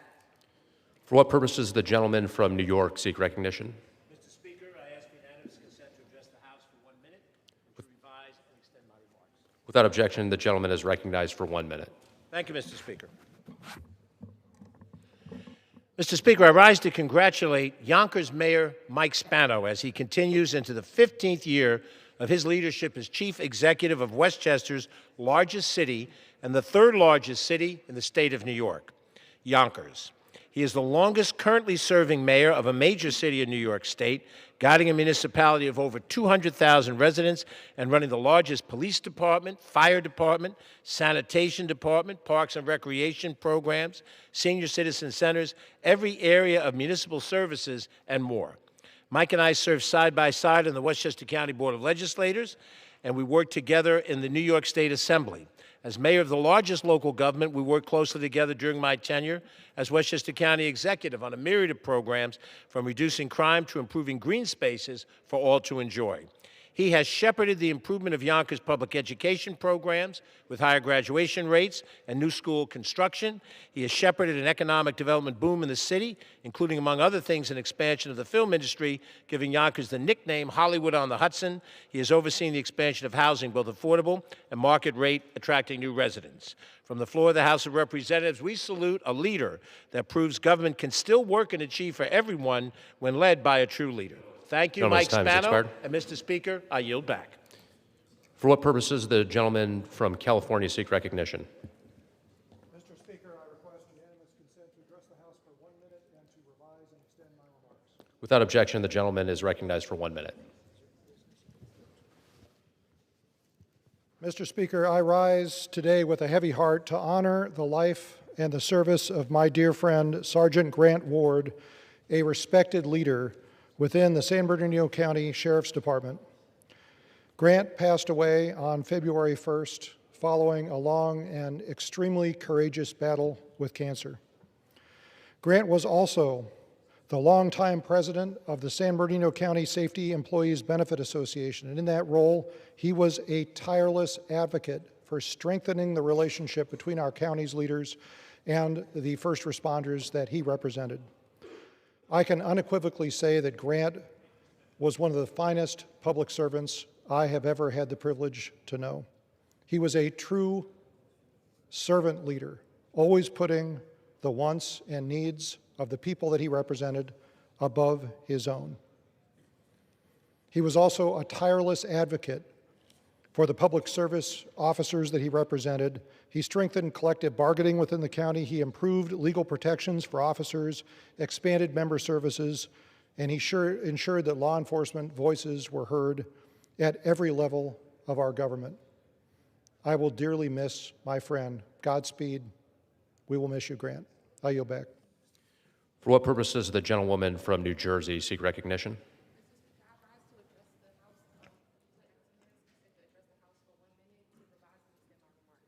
Without objection, the gentlewoman is recognized for 1 minute. Mr. Speaker, I rise to honor the life and legacy of Principal Terry Woodard, a dedicated leader in Essex County education for 34 years. He served for decades as an educator in New Jersey and the South Orange and Maplewood School District. He was first the Director of Information Technology, then acting principal of the alternative school at Montrose, and later an assistant principal at Columbia High School. He was also the president of the American School Counselor Association for many years. In his most recent position, he was the principal of Hillside High School. When he passed away in December, Mr. Woodard left a lasting legacy in each school, community, and organization he served. Mr. Woodard believed deeply in the potential of every student and was known for his unwavering care for others. We are also grateful for his contributions to the district and the impact left on the lives of New Jersey students. With that, I yield back. For what purpose does the gentleman from New York seek recognition? I ask unanimous consent to address the House for 1 minute and to revise and extend my remarks. Without objection, the gentleman is recognized for 1 minute. Mr. Speaker, I rise today to celebrate a true Hudson Valley institution, Sparky's Diner in Garnerville, New York, as it marks its 50th anniversary on February 13th, 2026. Since 1976, Sparky's has become more than a place to grab breakfast or lunch. It's a gathering place for generations of families, friends, and neighbors across Haverstraw and Rockland County. Opened by Louis and Jeannie Nicolakis, Sparky's was built on hard, long hours and a simple but powerful idea to create a place where everyone feels welcome. Louis and Jeannie invested everything they had into this vision, and the community has been better for it ever since. After Louis' passing, Jeannie carried that legacy forward, devoting her life to serving her customers and giving back to the community, eventually being recognized with New York State's Empire Award in 2019 for her community contributions, one of the highest honors for a small business. For 50 years, Sparky's has been a place where everyone is treated like family, where stories are shared over coffee, and kindness is always on the menu. I would like to congratulate Jeannie and everyone at Sparky's Diner on this incredible milestone and wish them many more years of success serving the Hudson Valley. And I look forward to coming back for another coffee and eggs and bacon and toast. Gentleman's time has expired. I yield back. For what purpose does the gentlewoman from Ohio seek recognition? Mr. Speaker, I ask unanimous consent to address the House for 1 minute to revise and extend my remarks. Without objection, the gentlewoman is recognized for 1 minute. Thank you, Mr. Speaker. Let me celebrate a hometown institution that keeps Northwest Ohio moving. The Toledo Area Regional Transit Authority, proudly marking 55 years of service, half a century plus 5. Voters approved creation of the Toledo Area Regional Transit Authority on January 19, 1971, to connect opportunity and dignity for neighbors who depend on reliable transportation. TARTA has linked workers to jobs, seniors to medical care, students to education, families to first ball games, family and class reunions, and everyday life. TARTA truly moves people where they need to go affordably.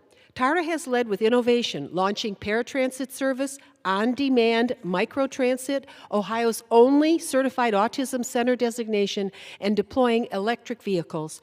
New federal investments enabled by the bipartisan infrastructure law allow TARTA to modernize its fleet, add zero-emission buses and charging infrastructure, strengthen safety, training, and create good-paying local jobs. This year, we honor the drivers, mechanics, planners, and riders who make the system thrive. May the next generation yield more affordable, safer, accessible, and better connected transportation for Northwest Ohio. Let's salute TARTA at 55. Great job. I yield back.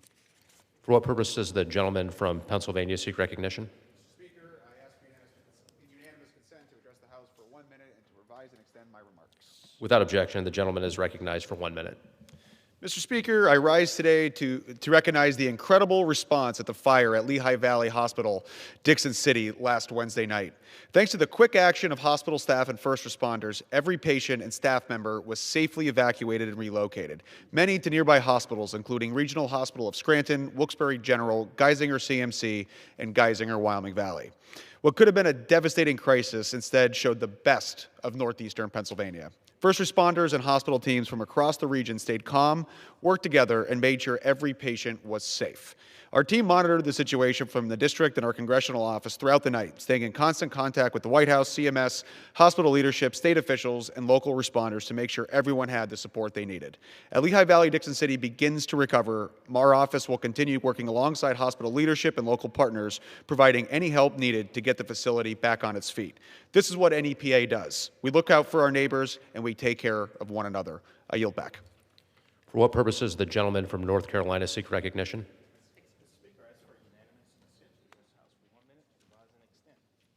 Without objection, the gentleman is recognized for 1 minute. Mr. Speaker, Eastern North Carolinians deserve a thriving economy where hard work is truly rewarded. Sadly, too many residents face rising costs, housing, health care, and everyday essentials. However, I believe we can change this situation. By investing in local businesses, we can create good-paying jobs. Picture, if you would, a future where no one has to choose between paying their rent or mortgage and buying groceries. Imagine a future where health care is accessible and where our seniors can live with dignity. No matter our political affiliations, we must come together to strengthen Eastern North Carolina's economy. We must advocate for policies that support sustainable jobs and growth. It's time to reclaim our future. I yield back. For what purpose does the gentleman from Indiana seek recognition?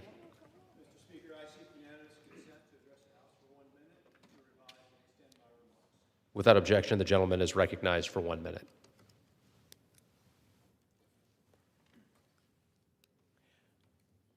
Mr. Speaker, this August, Washington will hear a sound we know well in Indiana, the roar of IndyCar engines. The Freedom 250 Grand Prix will bring IndyCar to our nation's capital as we mark 250 years of American ingenuity. IndyCar was born in my hometown of Indianapolis. It's rooted in a tradition that goes back more than a century. Built by American workers, American engineers, American manufacturers, IndyCar reflects who we Hoosiers are: competitive, inventive, always pushing forward. And I'll be honest, Washington could use a little less gridlock and a little more green flag. This event isn't simply a race, it's a statement. America leads, America builds, America innovates. And this August, we'll put that on display at 200 miles an hour, right here in our nation's capital. Ladies and gentlemen of the House, let's prepare to start our engines. Mr. Speaker, thank you. For what purpose does the gentleman from Wisconsin seek recognition? Like unanimous, I make unanimous request to speak for 1 minute and to revise and extend my remarks. Without objection, the gentleman is recognized for 1 minute. Well, if you're paying attention, since we last met, more and more politicos or officials are weighing in on who should be deported to our southern border. I want to emphasize that the American people have to stand up and say that if you are coming here illegally, you should be deported. There are some people who I think are apparently for unlimited amnesty or no immigration laws at all, who say we should only be deporting people who have broken the law. Obviously, that would mean that if the only law you've broken is coming here in the first place, probably 98 or 99% of the 8 million people left here under Joe Biden would be able to stay. I implore ICE to deport people who are illegally. If they want to single out somebody in addition to the worst and the worst on criminal behavior, they can go after people who are getting public benefits, which is also illegal and should be removed immediately. But in any event, we should enforce our laws. Thank you. Under the Speaker's announced policy of January 3rd, 2025, the gentleman from South Carolina, Mr. Clyburn, is recognized for 60 minutes as the designee of the Minority Leader.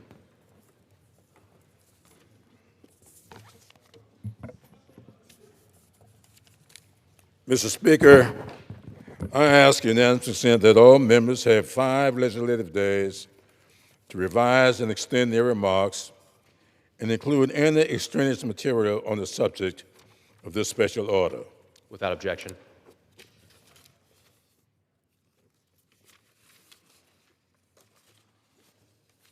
Mr. Speaker, I rise tonight to join with my colleagues in the Congressional Black Caucus to pay homage to the black men and women of our armed forces whose service and sacrifices have far too often gone unrecognized and underappreciated.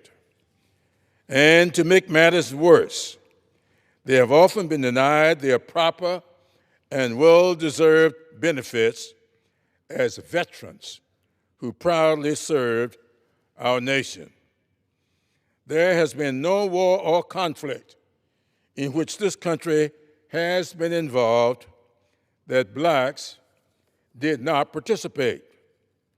The men and women we are honoring tonight as we commemorate the 100th year of celebrating Black history made memorable and consequential contributions to the greatness of this country.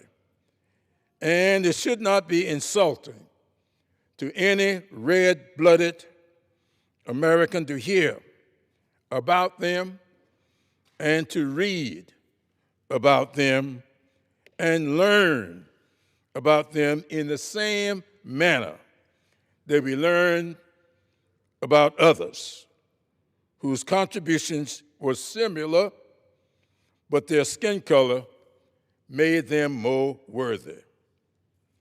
When we hear stories of the American Revolution, we don't often hear of Crispus Attucks, a black man who became the first casualty of the American Revolution when he was the first of 5 colonists shot and killed on March 5th, 1770, in what became known as the Boston Massacre.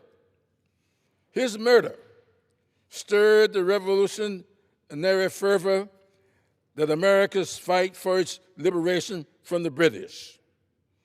So why is it that all of us were taught about the Boston Tea Party, but nothing about the Boston Massacre?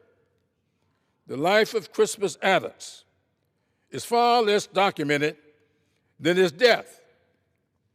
Crispus Attucks escaped from slavery in Framingham, Massachusetts in 1750, and spent 2 decades on trading ships and whaling vessels. His death continues to serve as a reminder that African Americans took an active role in the path to American independence, not a passive one. The poet John Boyd O'Reilly celebrated Attucks as, and I quote, the first to defy, the first to die. In his 1994 book, Why We Can't Wait, Martin Luther King Jr. pays homage to Attucks for his courage and defining role in the American Revolution. Why don't our textbooks?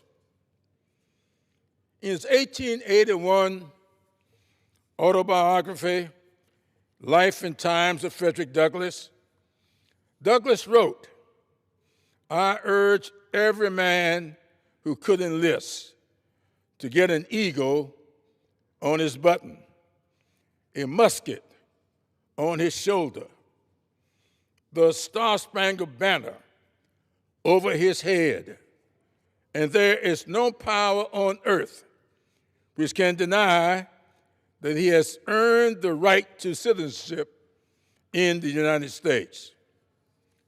Douglass believed the Civil War offered the black soldier an opportunity to gain his stripes, but he could not convince his friend, Abraham Lincoln, to allow blacks to serve. But in August 1862, a formerly enslaved black man from South Carolina came here to Washington and convinced Lincoln to allow blacks to serve History records that 170,000 blacks joined the Union Army and 19,000 joined the Union Navy, and 40,000 died in that war. Robert Smalls, who convinced Abraham Lincoln to allow these freedmen to serve, became a captain in that Navy, participated in 18 battles, and was the only genuine hero of the Civil War. And in my not so humble opinion, is the most consequential South Carolinian who ever lived. In 1865, Abraham Lincoln acknowledged their value, saying, and I quote, without the military help of the black freedmen, the war could not have been won. In what textbook do we find that? I would say very few, if any. World War II saw the service of many African Americans who never got their just due in or out of the military. My father had 2 brothers. Both of them, William and Charlie, served in World War I. And every time I tried to engage them in conversations about their experiences in that war, they never, ever would discuss them. They made it very clear to me that the treatment they got, both in that war and when they came back home, made them wonder what they were fighting for. World War II, much of the same.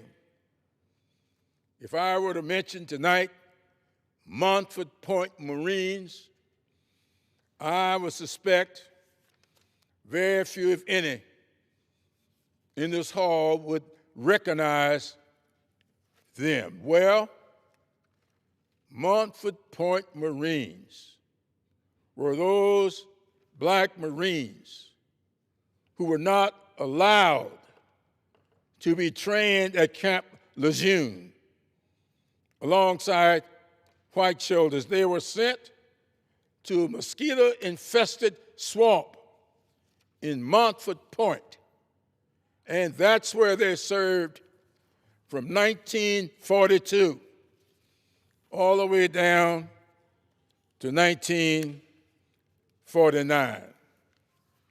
And I'm pleased that this body, in its wisdom, saw it fitting and proper to give the Congressional Gold Medal to those Montford Point Marines in such a way, I would think, was offering an apology for the way they were treated while they were serving. Now, I would mention, in speaking of World War II, Tuskegee Airmen. And everybody would know about the Tuskegee Airmen, the first African-American military aviators in the United States Armed Forces, flying over 15,000 combat missions that played a vital role in the Allied victory in World War II. Instead of being defined by the discrimination and the doubts of those around them, they became one of the most successful squadrons, pursuit squadrons, in our military. They went on to embody the true meaning of black excellence. They left a segregated country to fight in a segregated army and painfully returned to a country that still did not treat them with the dignity and the respect that they deserved and had earned. They had movies made about them, the Red Tails, but they were not given their GI Bill benefits. On July 26,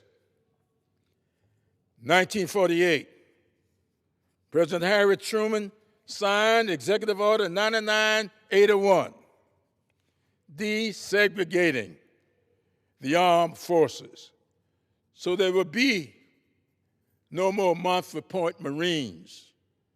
Truman declared, there shall be equality of treatment and opportunity for all persons in the armed services without regard to race, color, religion, or national origin. Many servicemen wrote to President Truman. Perhaps the most pivotal letter that Truman got came from Isaac Woodard Jr., a World War II veteran who, hours after being honorably discharged from the United States Army, was dragged off a bus and beaten to near death, blinded by police in Blacksburg, Leesville, South Carolina.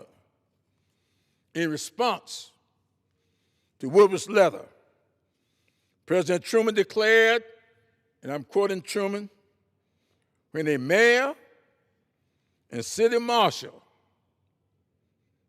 I want to repeat this, when a mayor and city marshal can take a Negro sergeant off a bus in South Carolina, beat him up, and put out his eyes, and nothing is done about it by the state authorities, something is radically wrong with the system. End of Truman's quote. In January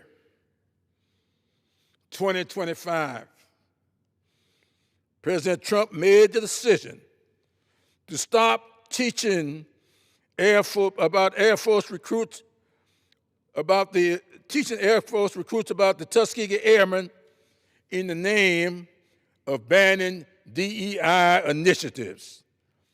Their heroism is not DEI, it's in American history. Sergeant Woodard deserved better treatment because of his sacrifices. President Truman decided it was time to close a chapter on one part of American history. Other black soldiers returning home from World War II found themselves facing the same socioeconomic and racial discrimination they had faced before going off to war. Instead of being welcomed back home with open arms, they struggled to find jobs, to get an education, and to purchase homes. We cannot undo the injustices of our past, but we can begin to restore the possibility of full economic mobility for those that the original GI Bill left behind. That's why I have sponsored for several years now the GI Bill Restoration Act that would bring us one step closer to that goal. America can't change what happened to these black soldiers. We can't change what happened to many soldiers like Sergeant Woodard, who went uncelebrated because our nation judged them by the color of their skin and not the content of their character.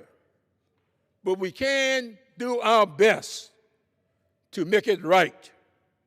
And that begins with us passing my legislation that I co-lead with Congressman Seth Moulton, the Sergeant Woodard Jr. and Sergeant Joseph H. Maddox GI Bill Restoration Act. But we didn't stop with World War II. Just 2 years after Truman issued his executive order, we began to desegregate the armed forces. And there we were in the Korean War. And we put Truman's executive order into action and was greeted with resistance. Truman's 1948 executive order inspired many black men to join, believing the military would provide an equality of opportunity the greater American society lacked. It was in the Korean War that African Americans first served shoulder to shoulder with soldiers of all races and backgrounds. A message resounded throughout the nation. If people of different races could serve as comrades in combat abroad, they could live as neighbors at home. The quest for racial equality extended far past the barracks or on the battlefield. But that same quest for racial equality returned home with black soldiers. I often think about our former colleague, the late Congressman Charlie Rangel. At the age of 17, Charlie Rangel left school and joined the Army to help his mother support his family. Soon after his enlistment, in 1948, he deployed to Korea for what he thought was a police action, but soon realized it was a full-scale war. With a fighting spirit, he found himself in combat during the Korean War and risked his life to rescue 40 soldiers from behind enemy lines. Returning home to Harlem, New York, Rangel was first elected to Congress in 1970. He would go on to serve 23 terms in this body.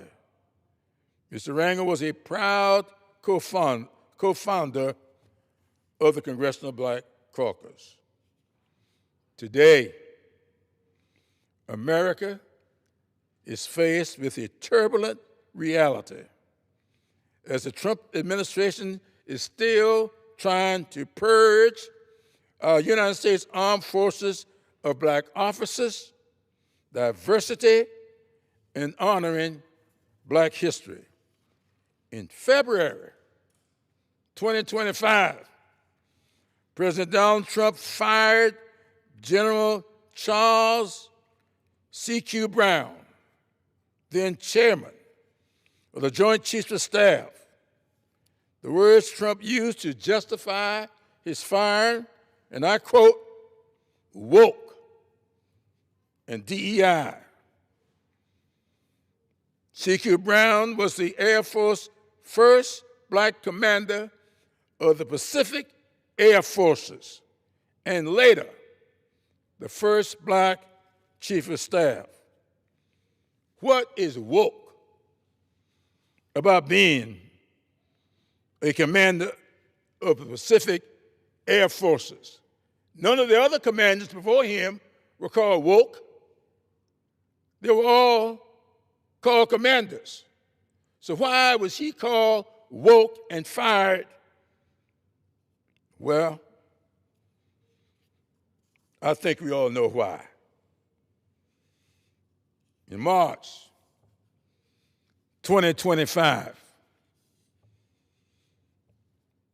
part of Project 2025, Arlington National Cemetery erased from its website educational materials about the history of black service members, including the Tuskegee Airmen and General Colin Powell, the first black Joint Chief Chairman. Why? Why are we erasing these people from the website and not anybody else? We know why. Let me be clear. The White House and the so-called Department of War appear determined to undermine, discredit, and even erase the evidence of black patriotism and black service members who have faithfully served our nation. Against this backdrop, we must remain vigilant against these attacks on black servicemen and veterans, recognize their valor and sacrifice, and work diligently to offer them the promise of this country that they deserve. May black military service in triumph and tragedy always serve as a powerful reminder that the stories of sacrifice and patriotism must never be erased, regardless of who embodies them. In all too many instances, black veterans have had to fight for equal access to benefits and respect upon returning home. Black veterans have struggled and died in a dual battle, fighting abroad in defense of country and fighting at home for opportunity, change, and their rights as American citizens. Millions of black Americans have answered the call to to serve and protect the American people from all threats, both foreign and domestic. Today, 350,000 black men and women serve in the United States military, and there are over 2.4 million black veterans, many of whom still are not getting the GI Bill benefits that they deserve, and this body is still refusing to honor legislation that would give them what they deserve. And Mr. Speaker, I wish to thank Congresswoman Beatty for joining me in this special hour, and I wish to yield to her now to continue this discussion. Thank you, Mr. Clyburn. Mr. Speaker, it is a great honor for me to rise today to co-anchor this Congressional Black Caucus Special Order Hour alongside my distinguished colleague, Congressman James Clyburn of South Carolina. And so you see, Mr. Speaker, and to all those who are listening and watching tonight, it is not only our 100th anniversary of Black History Month, but it is just that. It is our history, as Mr. Clyburn has so aptly outlined. And so for the remainder of our first hour, you will hear from us. We will speak directly to the American people on an issue of deep importance to our caucus, to the House, to the communities we represent, and to our nation. And as we observe Black History Month, today's special hour is dedicated to recognizing the contributions, achievements, sacrifices of Black military service members and veterans. And I could not think of a better person than our leader, the woman that leads the Congressional Black Caucus, who hails from New York's 9th District. You'll hear tonight a lot about legacies, Black legacies. You will hear about challenges and barriers, but how we have prevailed. When I think about Congresswoman Yvette Clarke, I think about Black legacy. I think about when we talk about how Black servicemen and women stood on the shoulders. I think about our leader, Yvette Clarke, who stands on the shoulders of her constituents in Brooklyn, New York. I think about Yvette Clarke, who stands on her mother's shoulders, someone, a pioneer, and someone who understood what we need to do to preserve our Black history. And so I ask you to listen carefully as this powerful Black woman comes to us and presents why we are here. Because she leads us as we honor Black legacy, Black founders, and we honor the legacy that she will leave. And let us listen to the stories of Black military service people, stories too often overlooked or erased. Mr. Speaker, it is my great honor to ask my leader, my friend, the Honorable Yvette Clarke. Good evening. I'm Congresswoman Yvette D. Clarke, Chair of the Congressional Black Caucus, proudly representing New York's 9th Congressional District, located in Brooklyn, New York. I want to thank my colleagues, Congresswoman Joyce Beatty, a real champion for the people of Ohio, and Congressman Jim Clyburn, leadership extraordinaire, for co-anchoring this Congressional Black Caucus Special Order Hour. Mr. Speaker, I rise tonight with my colleagues of the Congressional Black Caucus to again commemorate the centennial of Black History Month and to reflect on the innumerable contributions to our country that Black Americans have made throughout our nation's history. Black History Month offers our community a time to celebrate our hidden figures and impactful heroes, including our Black veterans and service members. Today, we honor the generations of Black veterans whose courage, advocacy, sacrifice, and patriotism have moved our country and world forward. Since our nation's founding, our military has relied on Black Americans to answer the call to serve. Quite frankly, prior to our founding. From the Revolutionary War and Crispus Attucks, to Harriet Tubman, spy, scout, nurse, and cook for the Union Army during the Civil War. From the Tuskegee Airmen, the valiant and courageous Red Tails, to the brilliant and extraordinary 688. Black women and men have always been on the front lines, standing for the values that make our nation great.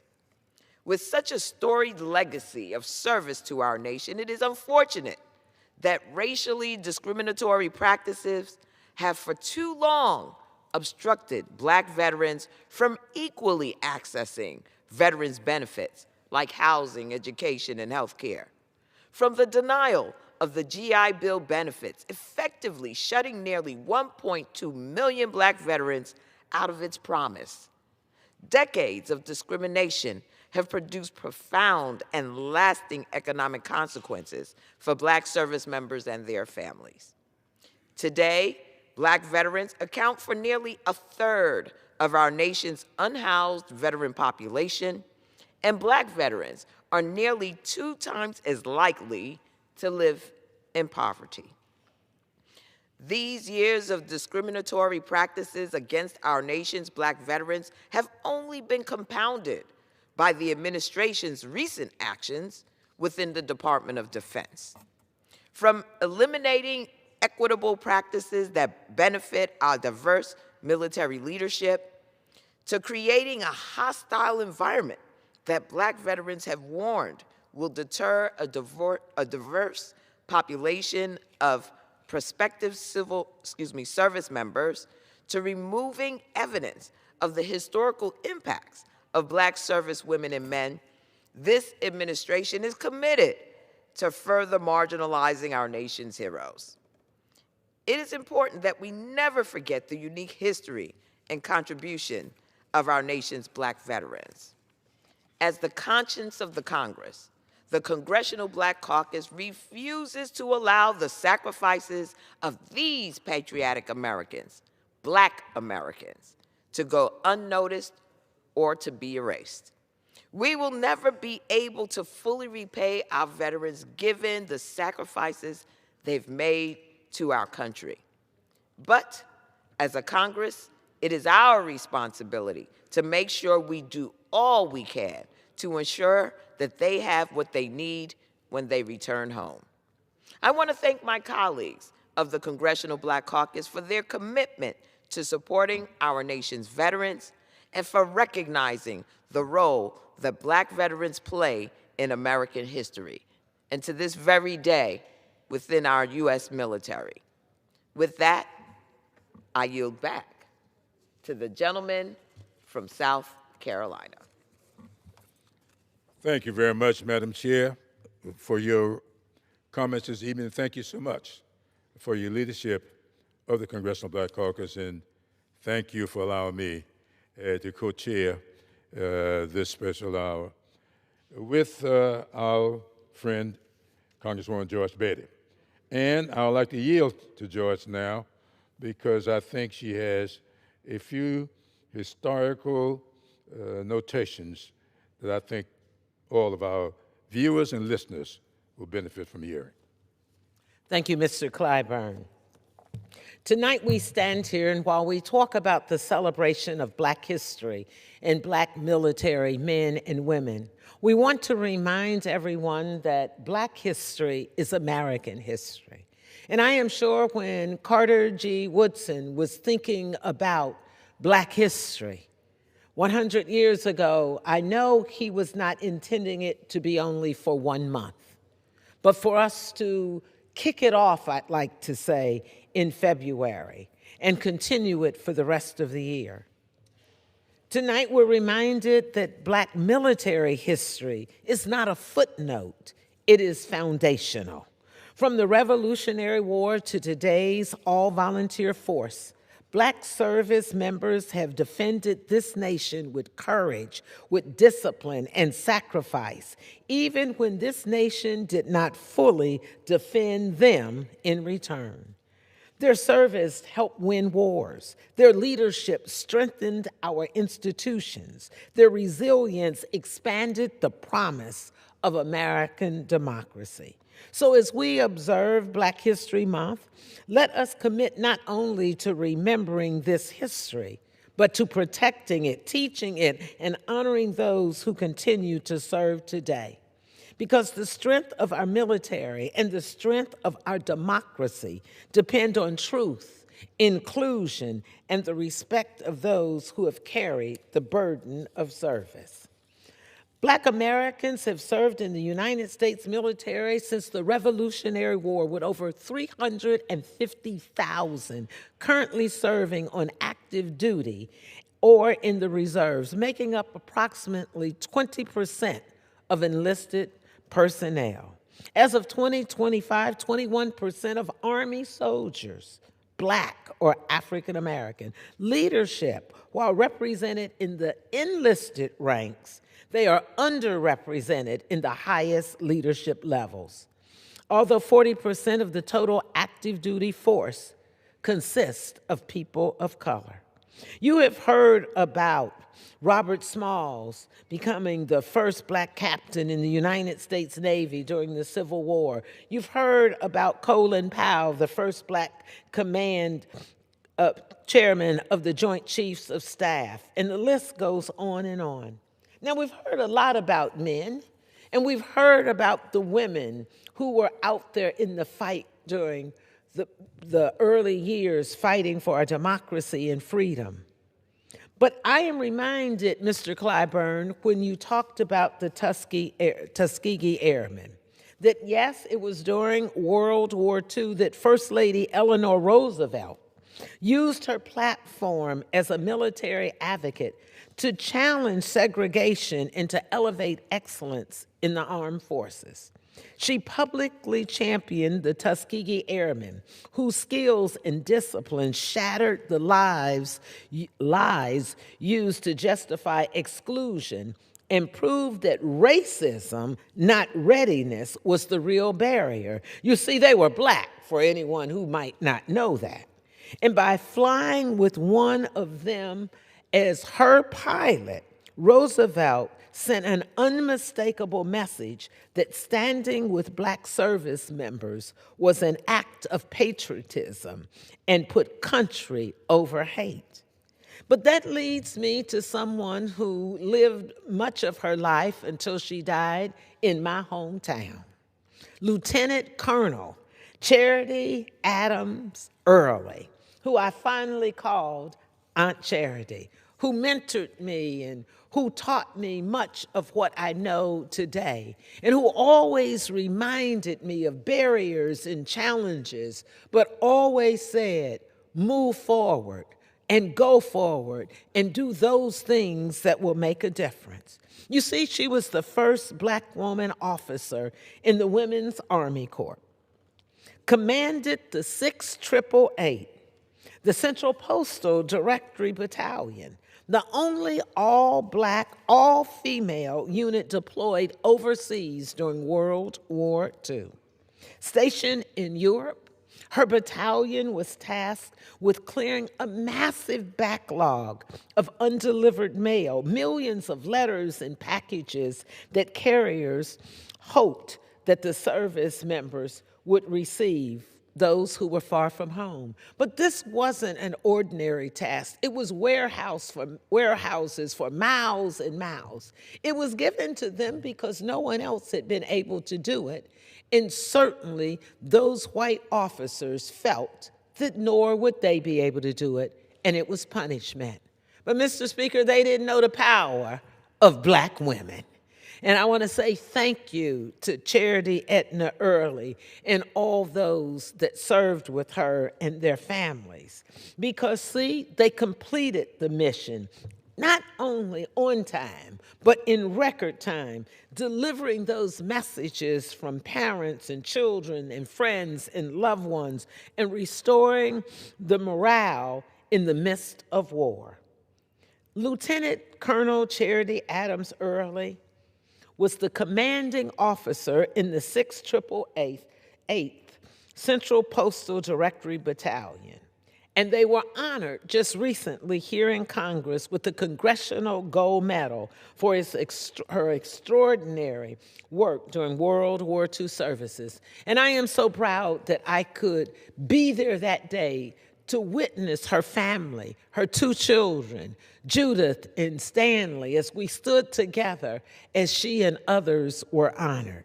You see, the statistics are long and they are strong about what we have done. And Mr. Clyburn, I thank you for being our historian, for reminding us from the earliest days of this nation that Black Americans have stepped forward to serve, even while enslaved, segregated, and denied basic rights. During the American Revolution, Black patriots fought in the Continental Army. And just this summer, as our nation marked the birthday of the United States Army, we also lifted up Black heroes too often left out of history. Men like you've mentioned, Salem Poor, Peter Salem, James Armistead Lafayette, who served in the Continental Army where it all began. So, Mr. Clyburn, I thank you for allowing me to share a small part in this. And we could go on, but certainly I'd be remiss if I didn't mention during the Civil War, Black service and leadership continued, including the extraordinary contributions of Harriet Tubman. Tubman served as a nurse, an intelligence operative, and a scout. She was part of a movement, part of an army, providing crucial information on Confederate movements and supply lines. And in 1863, she planned and guided the ferry raid, destroying Confederate supplies and freeing more than 700 enslaved people, becoming the first American woman to lead a military operation. Her leadership saved lives, weakened the Confederacy, and reshaped the meaning of military service. So thank you, Mr. Clyburn, for allowing me to share that part, and I yield back. I thank the gentlelady for yielding back the time, and I inquire as to how much time we have left. The gentleman has 19 minutes remaining. 19 minutes. 19? Thank you very much, Mr. Speaker. Mr. Speaker, I'd like to mention a little bit of history here that I think is very meaningful and help to make the point that I really want to make tonight. I attended public and private schools in South Carolina, great schools, before going off to South Carolina State, now University. And when I came to Congress, the South Carolina State had given or produced more African-American general officers than all the military service academies combined. That one little school in Orangeburg, South Carolina. To date, if my memory serves, they have produced 23 general officers. That school was founded in 1896 as what we call an 1890 land-grant school. Because when the land-grant schools were first put into production, it was 1862. In fact, the land grant bill was signed by Abraham Lincoln. And of course, these institutions in the South, like Clemson University in South Carolina, did not allow African Americans to serve. Now, if you look at the legislation that created the Morrill Act, which I have studied, it says that it is to teach agriculture and mechanics. And so we see on a lot of these schools, A&M.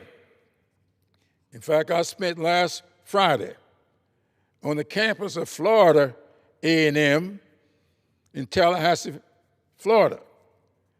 Now, Florida A&M stands for agriculture and mechanical. But in that law, there's another M that very seldom get recognized.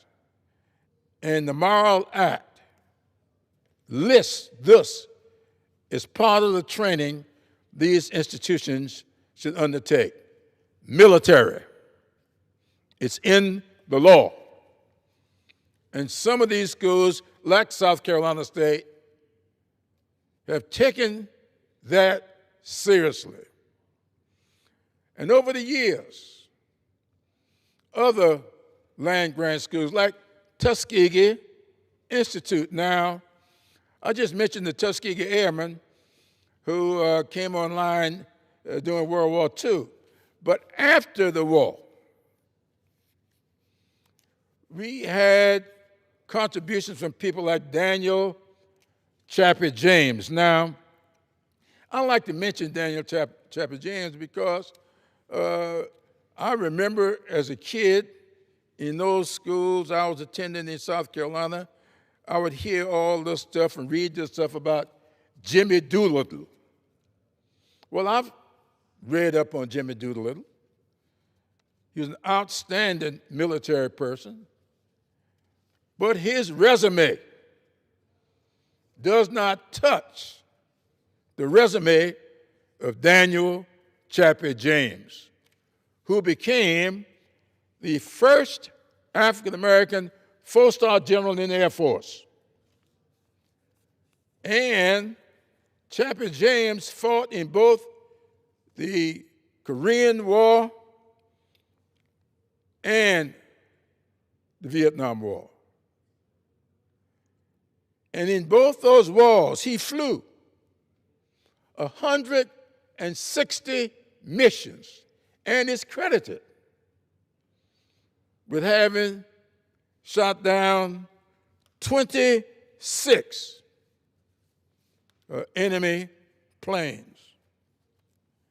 Where in these textbooks do we hear any discussion of Chappie James? I've never been able to understand what is it about folks who feel that to give one person credit for having done what they did takes something away from another person's contributions. We all believe in this great country, in no need of being made great. It's already great. We all got to learn how to work together so that everybody can benefit from the greatness of this country.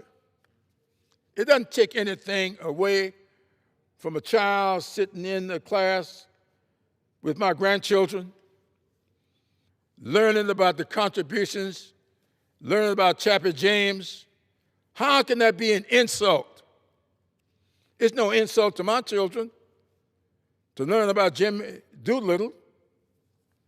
So why is it an insult to learn about Chappie James? Why?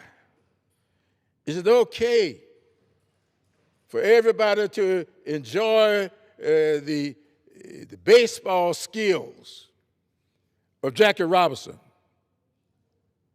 And that's all right to put in the books, his contributions to sports. But before Jackie Robinson ever set foot on Ebbets Field, he was in the military. He served honorably in the United States military. And that's been recognized by our military institutions. So why would this administration take Jackie Robinson's military records out of our archives? It's okay for him to be a baseball player. It's okay for him to entertain,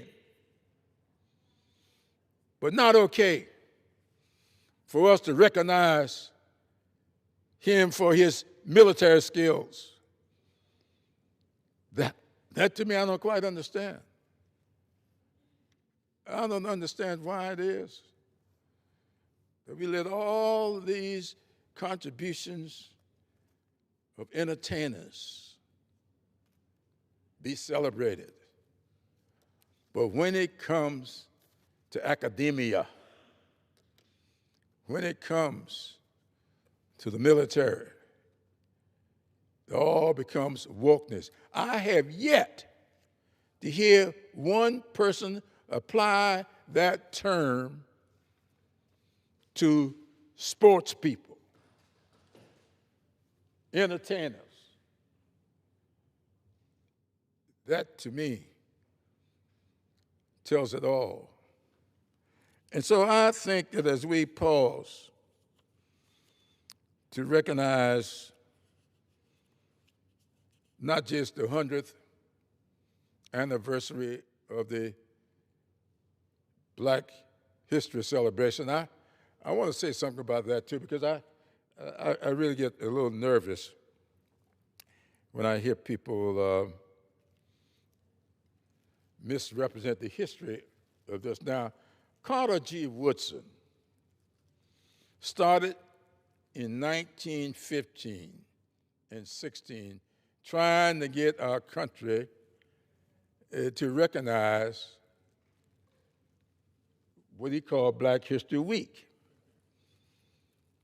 And he finally got the country,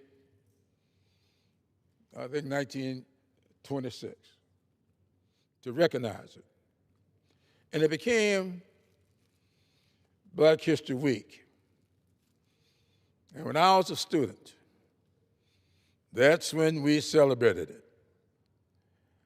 But I want the record to be clear, because I want our history to be what it is, not what somebody says it is. Carter G. Woodson was offered the opportunity to designate the week that we should celebrate Black history. It was Carter G. Woodson who decided that it should be in February. Now, the reason he picked the week he did, because he wanted to embrace the birthdays of two people. February 12th, the birthday of Abraham Lincoln. February 14th, the birthday of Frederick Douglass. That's why it was done. And thanks to the visionary leadership of President Gerald Ford. Maybe Gerald Ford was a woke president. It was Gerald Ford who decided that we should have Black History Month. He made that decision. Was Gerald Ford a woke president? I think he was an enlightened president, a mature thinker. And I would hope that we will all get to the place in our society that we are mature enough to step outside of our comfort zone sometime, mature enough to recognize the contributions of others, mature enough to have in our textbooks the contributions of people that we call geniuses. You know, it's okay for us to learn about the light bulb, but we don't seem to want to learn everything about the light bulb. The fact that bulb couldn't work until Lewis Latimer's filament got put in it. It was Lewis Latimer's filament. Lewis Latimer, the son of former slaves, who collaborated with Thomas Edison. Edison's bulb, Lewis Latimer, filament, makes it work. Thomas Edison was mature enough to step outside of his comfort zone and sit down with the son of former slaves, Lewis Latimer, and get his filament to put in his light bulb. And Lewis Latimer was mature enough to collaborate with Thomas Edison. I would hope that all of us in this body can get mature enough to recognize everybody's contributions and not be insulted by what may be the contributions of one as opposed to another. So I want to thank you, Ms. Beatty, for joining me in this special hour. I want to thank you, Mr. Chairman. I hope I have not tested your time tonight. How much time do we have left? Got a little more time. I'm sorry? He said we have time left. How much time do you have left? 4 minutes. You have about 4 minutes left. I do have 4 minutes. Well, I'd like to yield 2 of those minutes to Joyce Beatty, and she could take off 4 if she wants. Thank you, Mr. Clyburn. Thank you, Mr. Speaker. Let me just say thank you for not only giving us information about blacks serving in the military, but also reminding us of our rich history and how everyone benefits. Thus, Black history is American history. But let us be clear. America cannot move forward by erasing the people who propelled it forward. Currently, this administration is looking to erase the impact of women and Black Americans from our military, from brutal attacks on Black history to Secretary Hessex attempting to remove women from combat roles. The message is clear. Clearly, President Trump does not value the contributions of Black Americans or women in our nation's military, but still they rise. Still we rise because we understand that an injustice anywhere is a threat to justice everywhere. And today that legacy lives on through the more than 350,000 Black Americans currently serving in uniform and more than 2 million Black Americans who are veterans. They serve with that same courage, that same resilience, that same excellence as those who came before them. And Mr. Clyburn, thanks for reminding us about being woke, because the opposite is being asleep. And I'm sure we don't want anyone to not be woke when they're fighting for our freedom, when they're fighting for our justice. So as we move forward, Mr. Speaker, in this Congress, I ask that we remember the things that we shared and we move forward with an open mind and a mind of the words that we so frequently say: freedom and justice for all. Thank you, Mr. Clyburn, and I'll yield back the balance for you to close us out. How much time do you have left? 2 minutes, sir. Well, thank you very much. I'm going to close in something a bit more general, because I have been wrestling with this for the better part of the last 4 or 5 years. And it's Martin Luther King Jr.'s letter from the Birmingham City Jail. King, when he wrote that letter, said something that I want to leave us with tonight. King was told that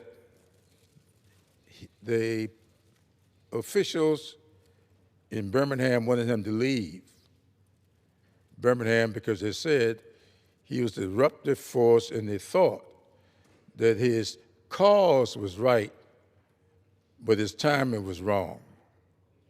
And King wrote this to those people who wrote him the letter. He said, "Time is never right.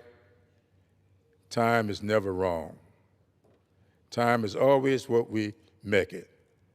And then he concluded that he was coming to the belief that the people of ill will in our society was making a much better use of time than the people of goodwill. And then he closed saying, "We are going to be made to repent, not just for the vitriolic words and actions of bad people, but for the appalling silence of good people." There are a lot going on in our country today for which we need to speak up about. And if we remain silent, we are going to be made to repent. And we may see that our democracy is no longer with us. And now you back. Gentleman's time's expired. Under Speaker's announcement policy of January 3rd, 2025, the gentleman from Florida, Mr. Herodopoulos, is recognized for 60 minutes as the designee of the Majority Leader. Thank you, Mr. Speaker. I ask for unanimous consent that all members have 5 legislative days to revise and extend their remarks and include any extraneous material on the subject of this special order. Without objection. Mr. Speaker, today we rise to discuss the important issue of home affordability. As you just saw on this floor, we passed with bipartisan support, led by our chairman of the Financial Services Committee, French Hill, from the great state of Arkansas, a 390-9 vote to promote the idea of home affordability, the ultimate American dream. But sadly, as we've recognized over the last few years, that dream has come further and further away for too many Americans. But starting today, we are moving in the right direction so that we might reduce those barriers to affordability and simply rely on the great economic lesson of increasing supply will reduce the costs. So our first speaker tonight is from the state of Kentucky, who serves on our Financial Services Committee. And with that, I recognize the Congressman from Kentucky, Mr. Barr. I thank the gentleman. Mr. Speaker, I rise today in strong support of the Housing for the 21st Century Act, a bill that advances exactly what Americans voted for: fewer bureaucrats, more builders, lower costs, and real results. Right now, families across America are still recovering from Biden-era inflation, sky-high interest rates, and a Washington regulatory state that makes it harder and more expensive to build a home. The radical left's answer is always more government, more mandates, more red tape. Well, that's how we got into this mess. Republicans have a better answer: build more homes faster, better, and cheaper. The solution to inflation, the solution to higher costs, is always more supply. The reason why we have the affordability challenges in housing, Mr. Speaker, is because we have an inventory shortage. And Republicans are offering solutions to provide more housing stock to lower the cost for the American people and deliver on that American dream of homeownership. This bill cuts through the regulatory chokehold that Washington has imposed on housing. It streamlines permitting, modernizes outdated federal programs, and gets the federal government out of the way so builders can do what they do best: build. It empowers local communities, not central planners in Washington, D.C. It supports community banks, and it focuses on supply-side solutions, not failed subsidies that only drive prices higher. Under President Donald Trump, we proved that when you cut regulations, Unleash private investment and trust American workers, the economy grows and families thrive. This bill applies that same America First pro-growth approach to housing. Instead of telling Americans how to live, this legislation helps them own a home, raise a family, and build wealth, the foundation of the American dream. Mr. Speaker, I love the fact that this legislation focuses on over-regulation of manufactured housing, an outstanding solution for many low and moderate income individuals who just can't get there in terms of a down payment or just can't get there in terms of the monthly payment. But manufactured housing, especially in rural America, is a great solution for a lower down payment and a lower monthly payment. But burdensome HUD regulations have been an impediment to unleashing more manufactured housing stock for Americans. This bill provides solution to that, eliminating ridiculous regulations that really impede manufactured housing. But, Mr. Speaker, as chairman of the Financial Institutions Subcommittee, I want to spend my time here tonight to highlight the section of the bill that provides regulatory relief for community banks. To drive down costs, we need to make it easier for those community-based lenders to originate residential construction loans and development loans to address the shortage of inventory. More supply means lower costs, and more provision of capital into the real economy from community financial institutions that know the borrower, that have a relationship with that builder, the more supply of housing stock to help lower the cost. Inflation and high prices is always a function of a supply-demand mismatch, and if we can help incentivize more capital formation and lending to the builders, the entrepreneurs who provide additional housing for Americans, especially in that 1 to 4 residential construction zone, the better in terms of affordability for Americans. According to the FDIC, approximately 60% of 1 to 4 family residential construction and development loans were held by banks with assets under $10 billion in assets. Those are the community banks. So lowering the regulatory costs on those institutions in particular is critical to increasing the supply of housing. So this bill, which does exactly that, which lowers the regulatory burden on those community financial institutions that provide the bulk of these construction loans, this is the bill that the Financial Services Committee passed. And we passed it with bipartisan support because the problem is obvious. We don't have enough housing, and Washington is making it worse. So the solution is also obvious. Stop standing in the way. Mr. Speaker, this legislation rejects the left's obsession with central planning and embraces free enterprise, local control, and common sense. It puts builders back to work and expands housing supply, and it helps bring costs down for hardworking Americans. That's why I urge my colleagues to support Housing for the 21st Century Act and deliver real America First solutions for the people we serve, and enhance regulatory tailoring for those community financial institutions, cutting red tape, streamlining bank exams and outdated thresholds so well-run banks can focus on lending, not paperwork, expanding community and rural banks' access to stable deposits so that they can lend locally and support small businesses and households, and supporting rural banks, encouraging new bank formation, and providing regulators flexibility to handle failures without hurting local access to banking. I want to especially thank Chairman Hill for inclusion in this legislation, a version of my bill, the Promoting New Bank Formation Act, which allows for a phase-in of capital requirements for new banks to make it easier for de novo charters. We have seen a dearth and a decline in de novo charters. The more community-based lenders, the better. And the more community banks that are formed in this country, the more competition and choice, the more access to capital for those construction and development loans. That means lower home prices, more homes, more access to the American dream of home ownership for the American people. And with that, Mr. Speaker, I urge all of my colleagues and thank all of my colleagues, most of my colleagues, for supporting this bill tonight, the Housing for the 21st Century Act, and I yield back. Thank you, Congressman Barr. As he mentioned, higher construction costs, more regulatory delays, outdated zoning laws, and of course, the desperate need for more community banks in the process. I now want to yield some time to a fellow member of the Financial Services Committee, Congressman Stutzman from the state of Indiana. You're recognized.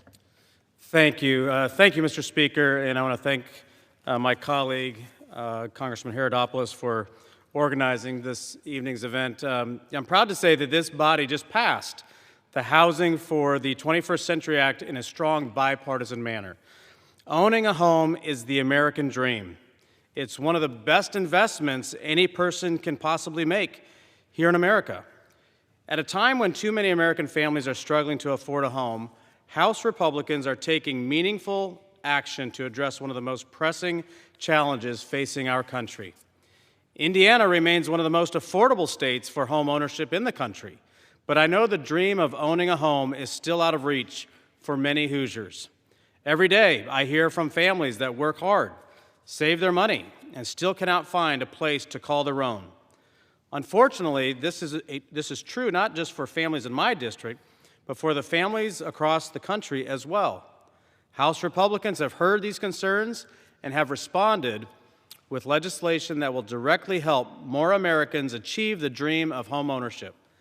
Instead of throwing more taxpayer dollars at ineffective government programs, we are restoring housing affordability by getting government out of the way. Included in this package are many common-sense bipartisan reforms, and among them, my Streamlined Rural Housing Act. And I want to thank Chairman Hill for including this in this package.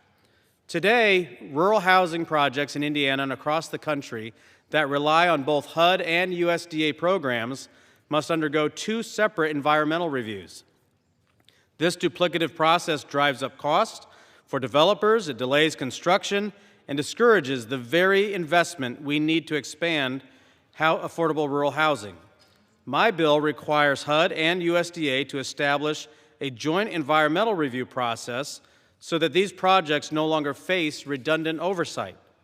The result is simple: fewer delays, lower costs, and more homes built for working families across the country. This package also delivers several other important housing reforms. One such reform, led by my colleague on the Financial Services Committee from Tennessee, Mr. Rose, removes the permanent chassis requirement for manufactured homes. This simple fix will reduce unnecessary costs and help families move into new homes more quickly on day one.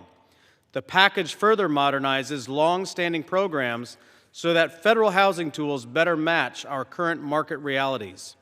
It provides local communities with greater flexibility to invest in housing solutions tailored to meet their needs and encourages private investments to expand supply where it is needed the most. Mr. Speaker, this is what a Republican Congress and President Trump were elected to do, and we are delivering results for the American people. We're cutting red tape, and we're restoring the American dream of home ownership. I am proud to have supported the Housing for the 21st Century Act, and I look forward to its swift consideration in the Senate. And I'll yield back to my colleague. Thank you, Congressman Stutzman. As discussed, one of the major issues which caused this housing affordability crisis in America is simply the fact that the last 4 years, at least 10 million people have come into this country illegally. And it has caused the reality that when you have too much demand and not enough supply, prices go up. And so we are pleased that we are meeting that demand, and we're doing it in a common sense way by reducing those barriers to entry, whether it be through banks, duplicate regulations, or the zoning laws that simply don't work. And this good work by our chairman, Chairman Hill, and the chairman of the subcommittee, Chairman Flood, have really made a difference. I now want to yield the time for the congressman from Utah, Mr. Kennedy. Mr. Kennedy's recognized.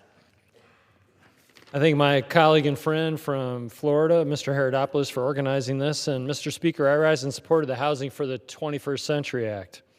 I support this because it's good policy, and I support it because my constituents want me to support this. But I support it because my children and grandchildren deserve better than what we are currently delivering. For example, I have a family member who has gone to medical school. This individual has taken out enormous amounts of debt to achieve that significant opportunity to become a doctor. and currently is in that practice.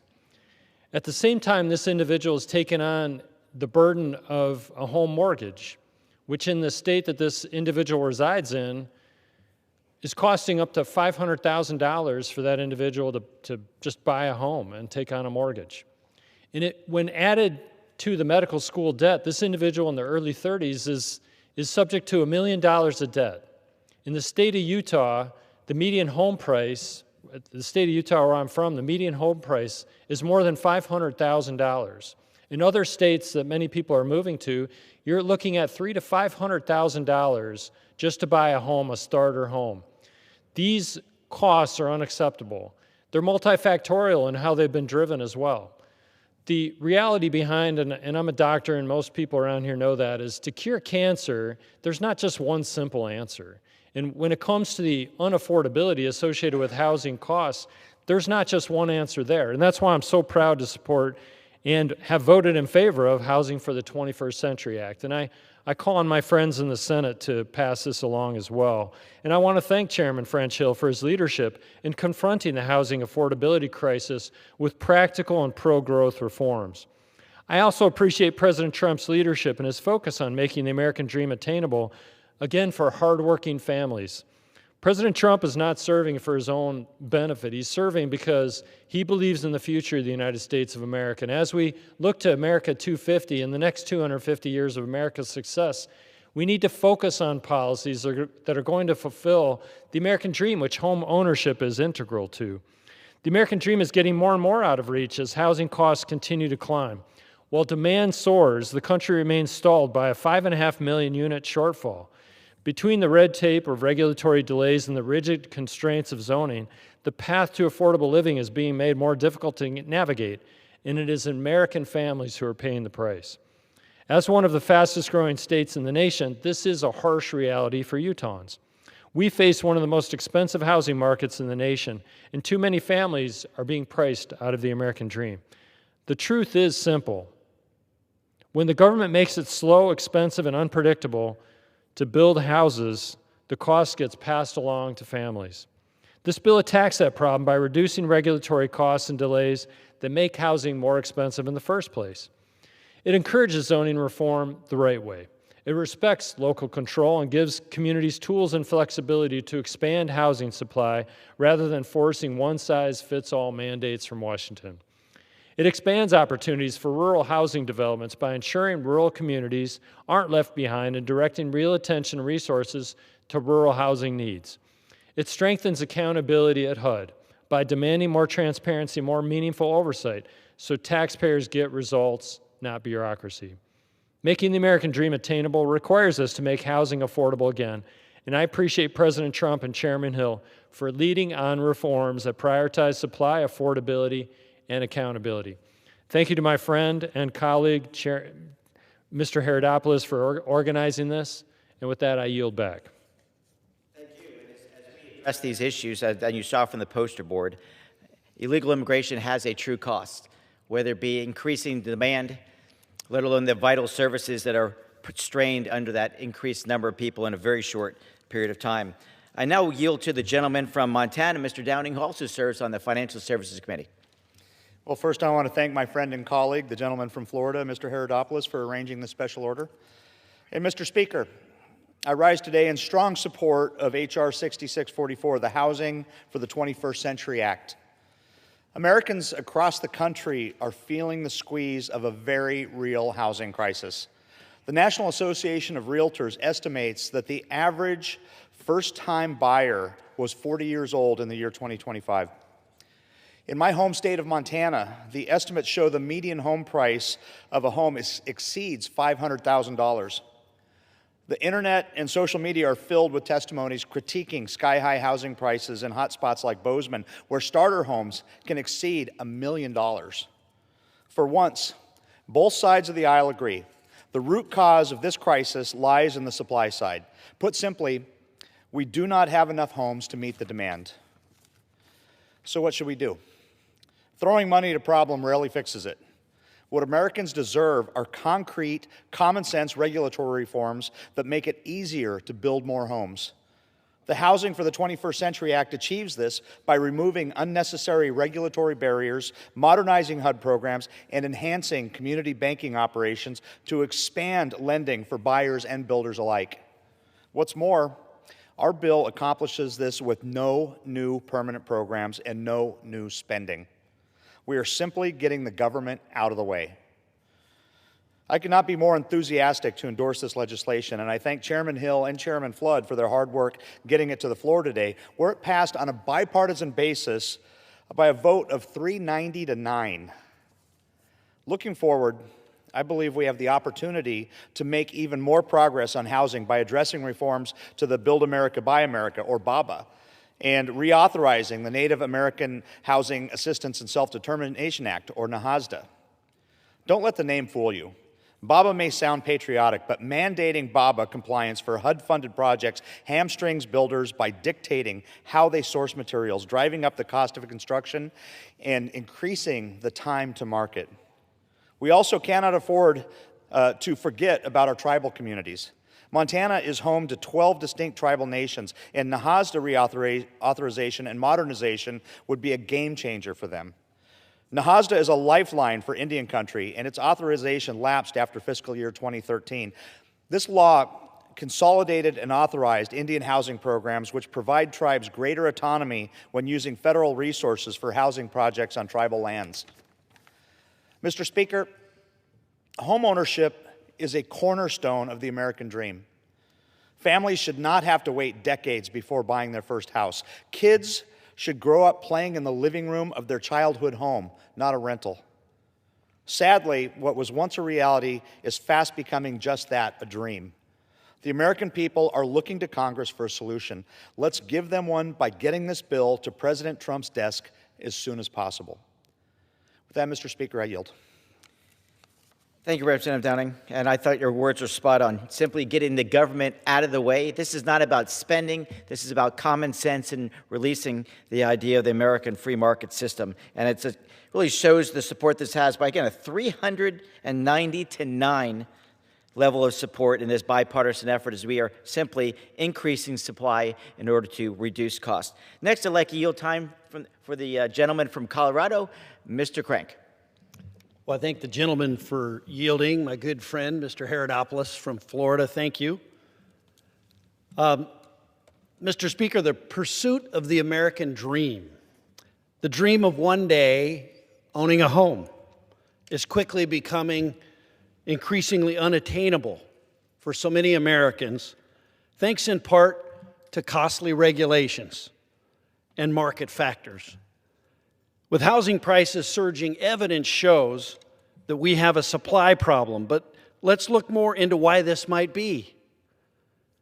In my home state of Colorado, regulations account for 39% of the cost of building a new home. 39% of the cost is government-imposed regulation. For those who might be wondering what that means, that's if you pay $5, $2 of that is just because of regulation. That's what's causing the problem. Government should exist to provide order and protection for its citizens. It shouldn't be there with overbearing mandates that make life more difficult and expensive, especially for something as fundamental as property and home ownership. And one of the contributing factors to these regulatory costs is the agenda-informed energy codes that states like Colorado are mandating. They ignore science, and they even push aside stakeholders, builders, the people who actually build the homes and make this American dream. They push them aside in the creation process. Unelected bureaucrats have mandated these energy codes, blinded in their pursuit of climate change altering results. Instead, I argue these codes should promote affordability, and they should decrease the regulatory burden on our home builders instead of increasing that burden. Simply put, it's impossible to achieve a more affordable home building atmosphere while adding to regulations and adding those to the books instead of removing them. Mr. Speaker, it really is that simple. To incentivize states to roll back these mandates, I introduced the Freeing Residential Affordable Markets from Excess Regulations, or FRAMER Act.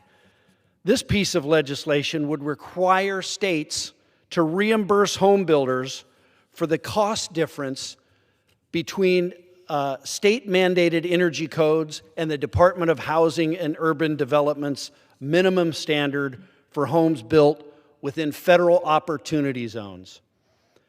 And stakeholders in my district, builders and citizens who want to reach the American dream, they tell me that the cost of energy code mandates totals in the thousands in added costs, and in some cases, tens of thousands of dollars is added cost for a home. It's long overdue that states change their ways. And if we want to make housing more affordable, then we have to make it cheaper for home builders to do what they want to do, build. And the only way we can do this is to get the government out of the way and remove these costly regulations that are only increasing the cost of housing across America to help every American realize the American dream. And removing that regulation is part of what the Housing for the 21st Century Act does. It cuts red tape, and it makes a difference for average Americans. And I am very proud to have supported this piece of legislation. I do hope that the Senate will take this up, get it over to the President so that he can sign it. And with that, I thank my friend from Florida for the time, and I would yield back. Thank you, Mr. Crank, and thank you for putting into perspective the true cost here due to government regulations and red tape. Mr. Speaker, I now yield time for the gentleman from Pennsylvania, Mr. McKenzie. Mr. McKenzie? Thank you, Mr. Herodopoulos, my good friend from Florida, and thank you to Chairman Hill and the members of the Financial Services Committee that helped bring this piece of legislation, the Housing for the 21st Century, onto the House floor and helped get it passed with overwhelming bipartisan support. Throughout our nation, the American people are experiencing a housing crisis that has been years in the making. From 2020 to 2024, the cost of a home soared 37%. Over that same period, rents increased 24%. Many communities, including those that I represent in the Lehigh Valley and the Poconos, have seen even sharper increases. In Allentown, home prices have increased 63% in the past 5 years, while rents have risen 44%. Working Americans who were already squeezed by the worst inflation in decades have been stretched to the limit by these increases, dashing their hopes and derailing their plans. For millions of hardworking Americans, especially young people, renting has become a painful burden and home ownership has become a near impossibility. Apartments in cities should not be reserved only for those who can afford luxury units. They should be accessible to all working Americans who can keep our cities running and keep them safe. Houses shouldn't be limited to those who have a lifetime of accumulated assets. They should be available to young families and those just starting out who scrap and save to afford a reasonable down payment. But what we have seen is after years of bad economic policies in the Biden administration, those inflationary prices have actually made it that the first-time home buyer had risen to the age of 40. For millions of Americans striving to afford the American dream, we hear you and we see you. That's why this Financial Services Committee, led by Chairman Hill, has brought this legislation to the floor. It's why the administration and President Trump are speaking out about changes to our housing situation right here in the United States. Congress is now working in a bipartisan way to resolve this issue and bring back housing affordability. In 2025, as a part of the Working Families Tax Cuts, we passed what's been called the largest expansion ever of affordable housing tax credits.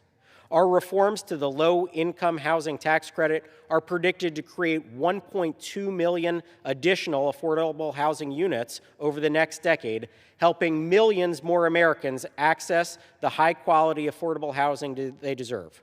We've also passed legislation like the SPEED Act, clearing away bureaucratic obstacles that are slowing down constructions and driving up costs. And today, the Housing for the 21st Century Act will help us take an additional step forward. This bipartisan legislation tackles some of the biggest challenges driving today's housing shortage: cutting red tape, streamlining federal processes, and using public policy to support housing production rather than slow it down. By enabling jurisdictions to adopt ready-to-use, pre-approved home designs, it helps builders focus on building instead of navigating unnecessary bureaucracy. By modernizing key HUD programs and coordinating outdated review processes, it ensures that the department supports construction and opportunity rather than standing in the way. And by expanding flexible financing tools for community and neighborhood lenders, it empowers them to do what they do best: serve local communities and help power America's housing comeback. We know that solving the housing crisis requires a lot of changes from our state and local government partners, but we in the federal government have a role to play as well, where we can help facilitate these changes as opposed to more bureaucracy or rules that stand in the way of American talent and ingenuity. By embracing these reforms, we help grow the housing supply, expand opportunity, and unlock the American dream for millions of Americans. Thank you, and I yield back. Thank you, Mr. McKenzie. We appreciate your good words and putting in perspective what folks in Pennsylvania face every day because of the rising housing costs through the years. As I get ready to close, Mr. Speaker, I want to thank, first of all, again, Chairman Hill. I have the pleasure of being in that committee, and it is so exciting to see a chairman who brings everyone together in a bipartisan fashion to pass common sense legislation. And has been highlighted throughout the day today is the fact that it's not about spending more money, it's about reducing the regulatory burden that has caused prices to rise so radically, as Congressman Crank brought up from the state of Colorado. And let's not forget, again, why we're facing this crisis. One is illegal immigration, 10 million people, increasing the demand when there's not enough supply, literally 5.5 million units short. Second, let's not forget that when the Biden administration began, the interest rates were 2.7%. It got as high as 7.8%. And to understand that number, to put it in perspective, in the community that I live in, that means you're paying $1,200 more a month in interest payments, going from under 3% to almost 8% because of big government spending programs that simply failed in the Biden economy. And finally, has been highlighted by Mr. McKenzie and others tonight, the regulatory burden on both the federal level and the state level and the local level were so duplicative that you had costs rising dramatically. So this bill tackles each of those issues. We've tackled illegal immigration. We're tackling the interest rate issue as it's finally coming down. And finally, the regulatory burden will be reduced so that we'll liberate folks once again from this high regulation, big government debacle. And so I want to thank each of the speakers tonight: Congressman Barr from Kentucky, Congressman Stutzman from Indiana, Congressman Kennedy from Utah, Congressman Downing from Montana, and Congressman Crank from Colorado, along with Congressman McKenzie from Pennsylvania, for lending their comments tonight, as well as our speaker tonight, who encourages us every step of the way. And with that, Mr. Speaker, I want to thank you for the opportunity tonight. This is so important that for once we're showing that Washington can work. You rarely see in a substantive bill like this a 390-9 vote. We can come together when good ideas are shared, and I'm just so proud of the work done by the Financial Services Committee and the staff which is with us tonight. And with that, Mr. Speaker, I yield back. Would the gentleman like to make a motion? Mr. Speaker, I move that the House do adjourn. The question is the motion to adjourn. All those in favor say aye. All those opposed say no. The ayes have it. The motion is adopted. Accordingly, the House stands adjourned until 10 a.m. tomorrow morning, our debate.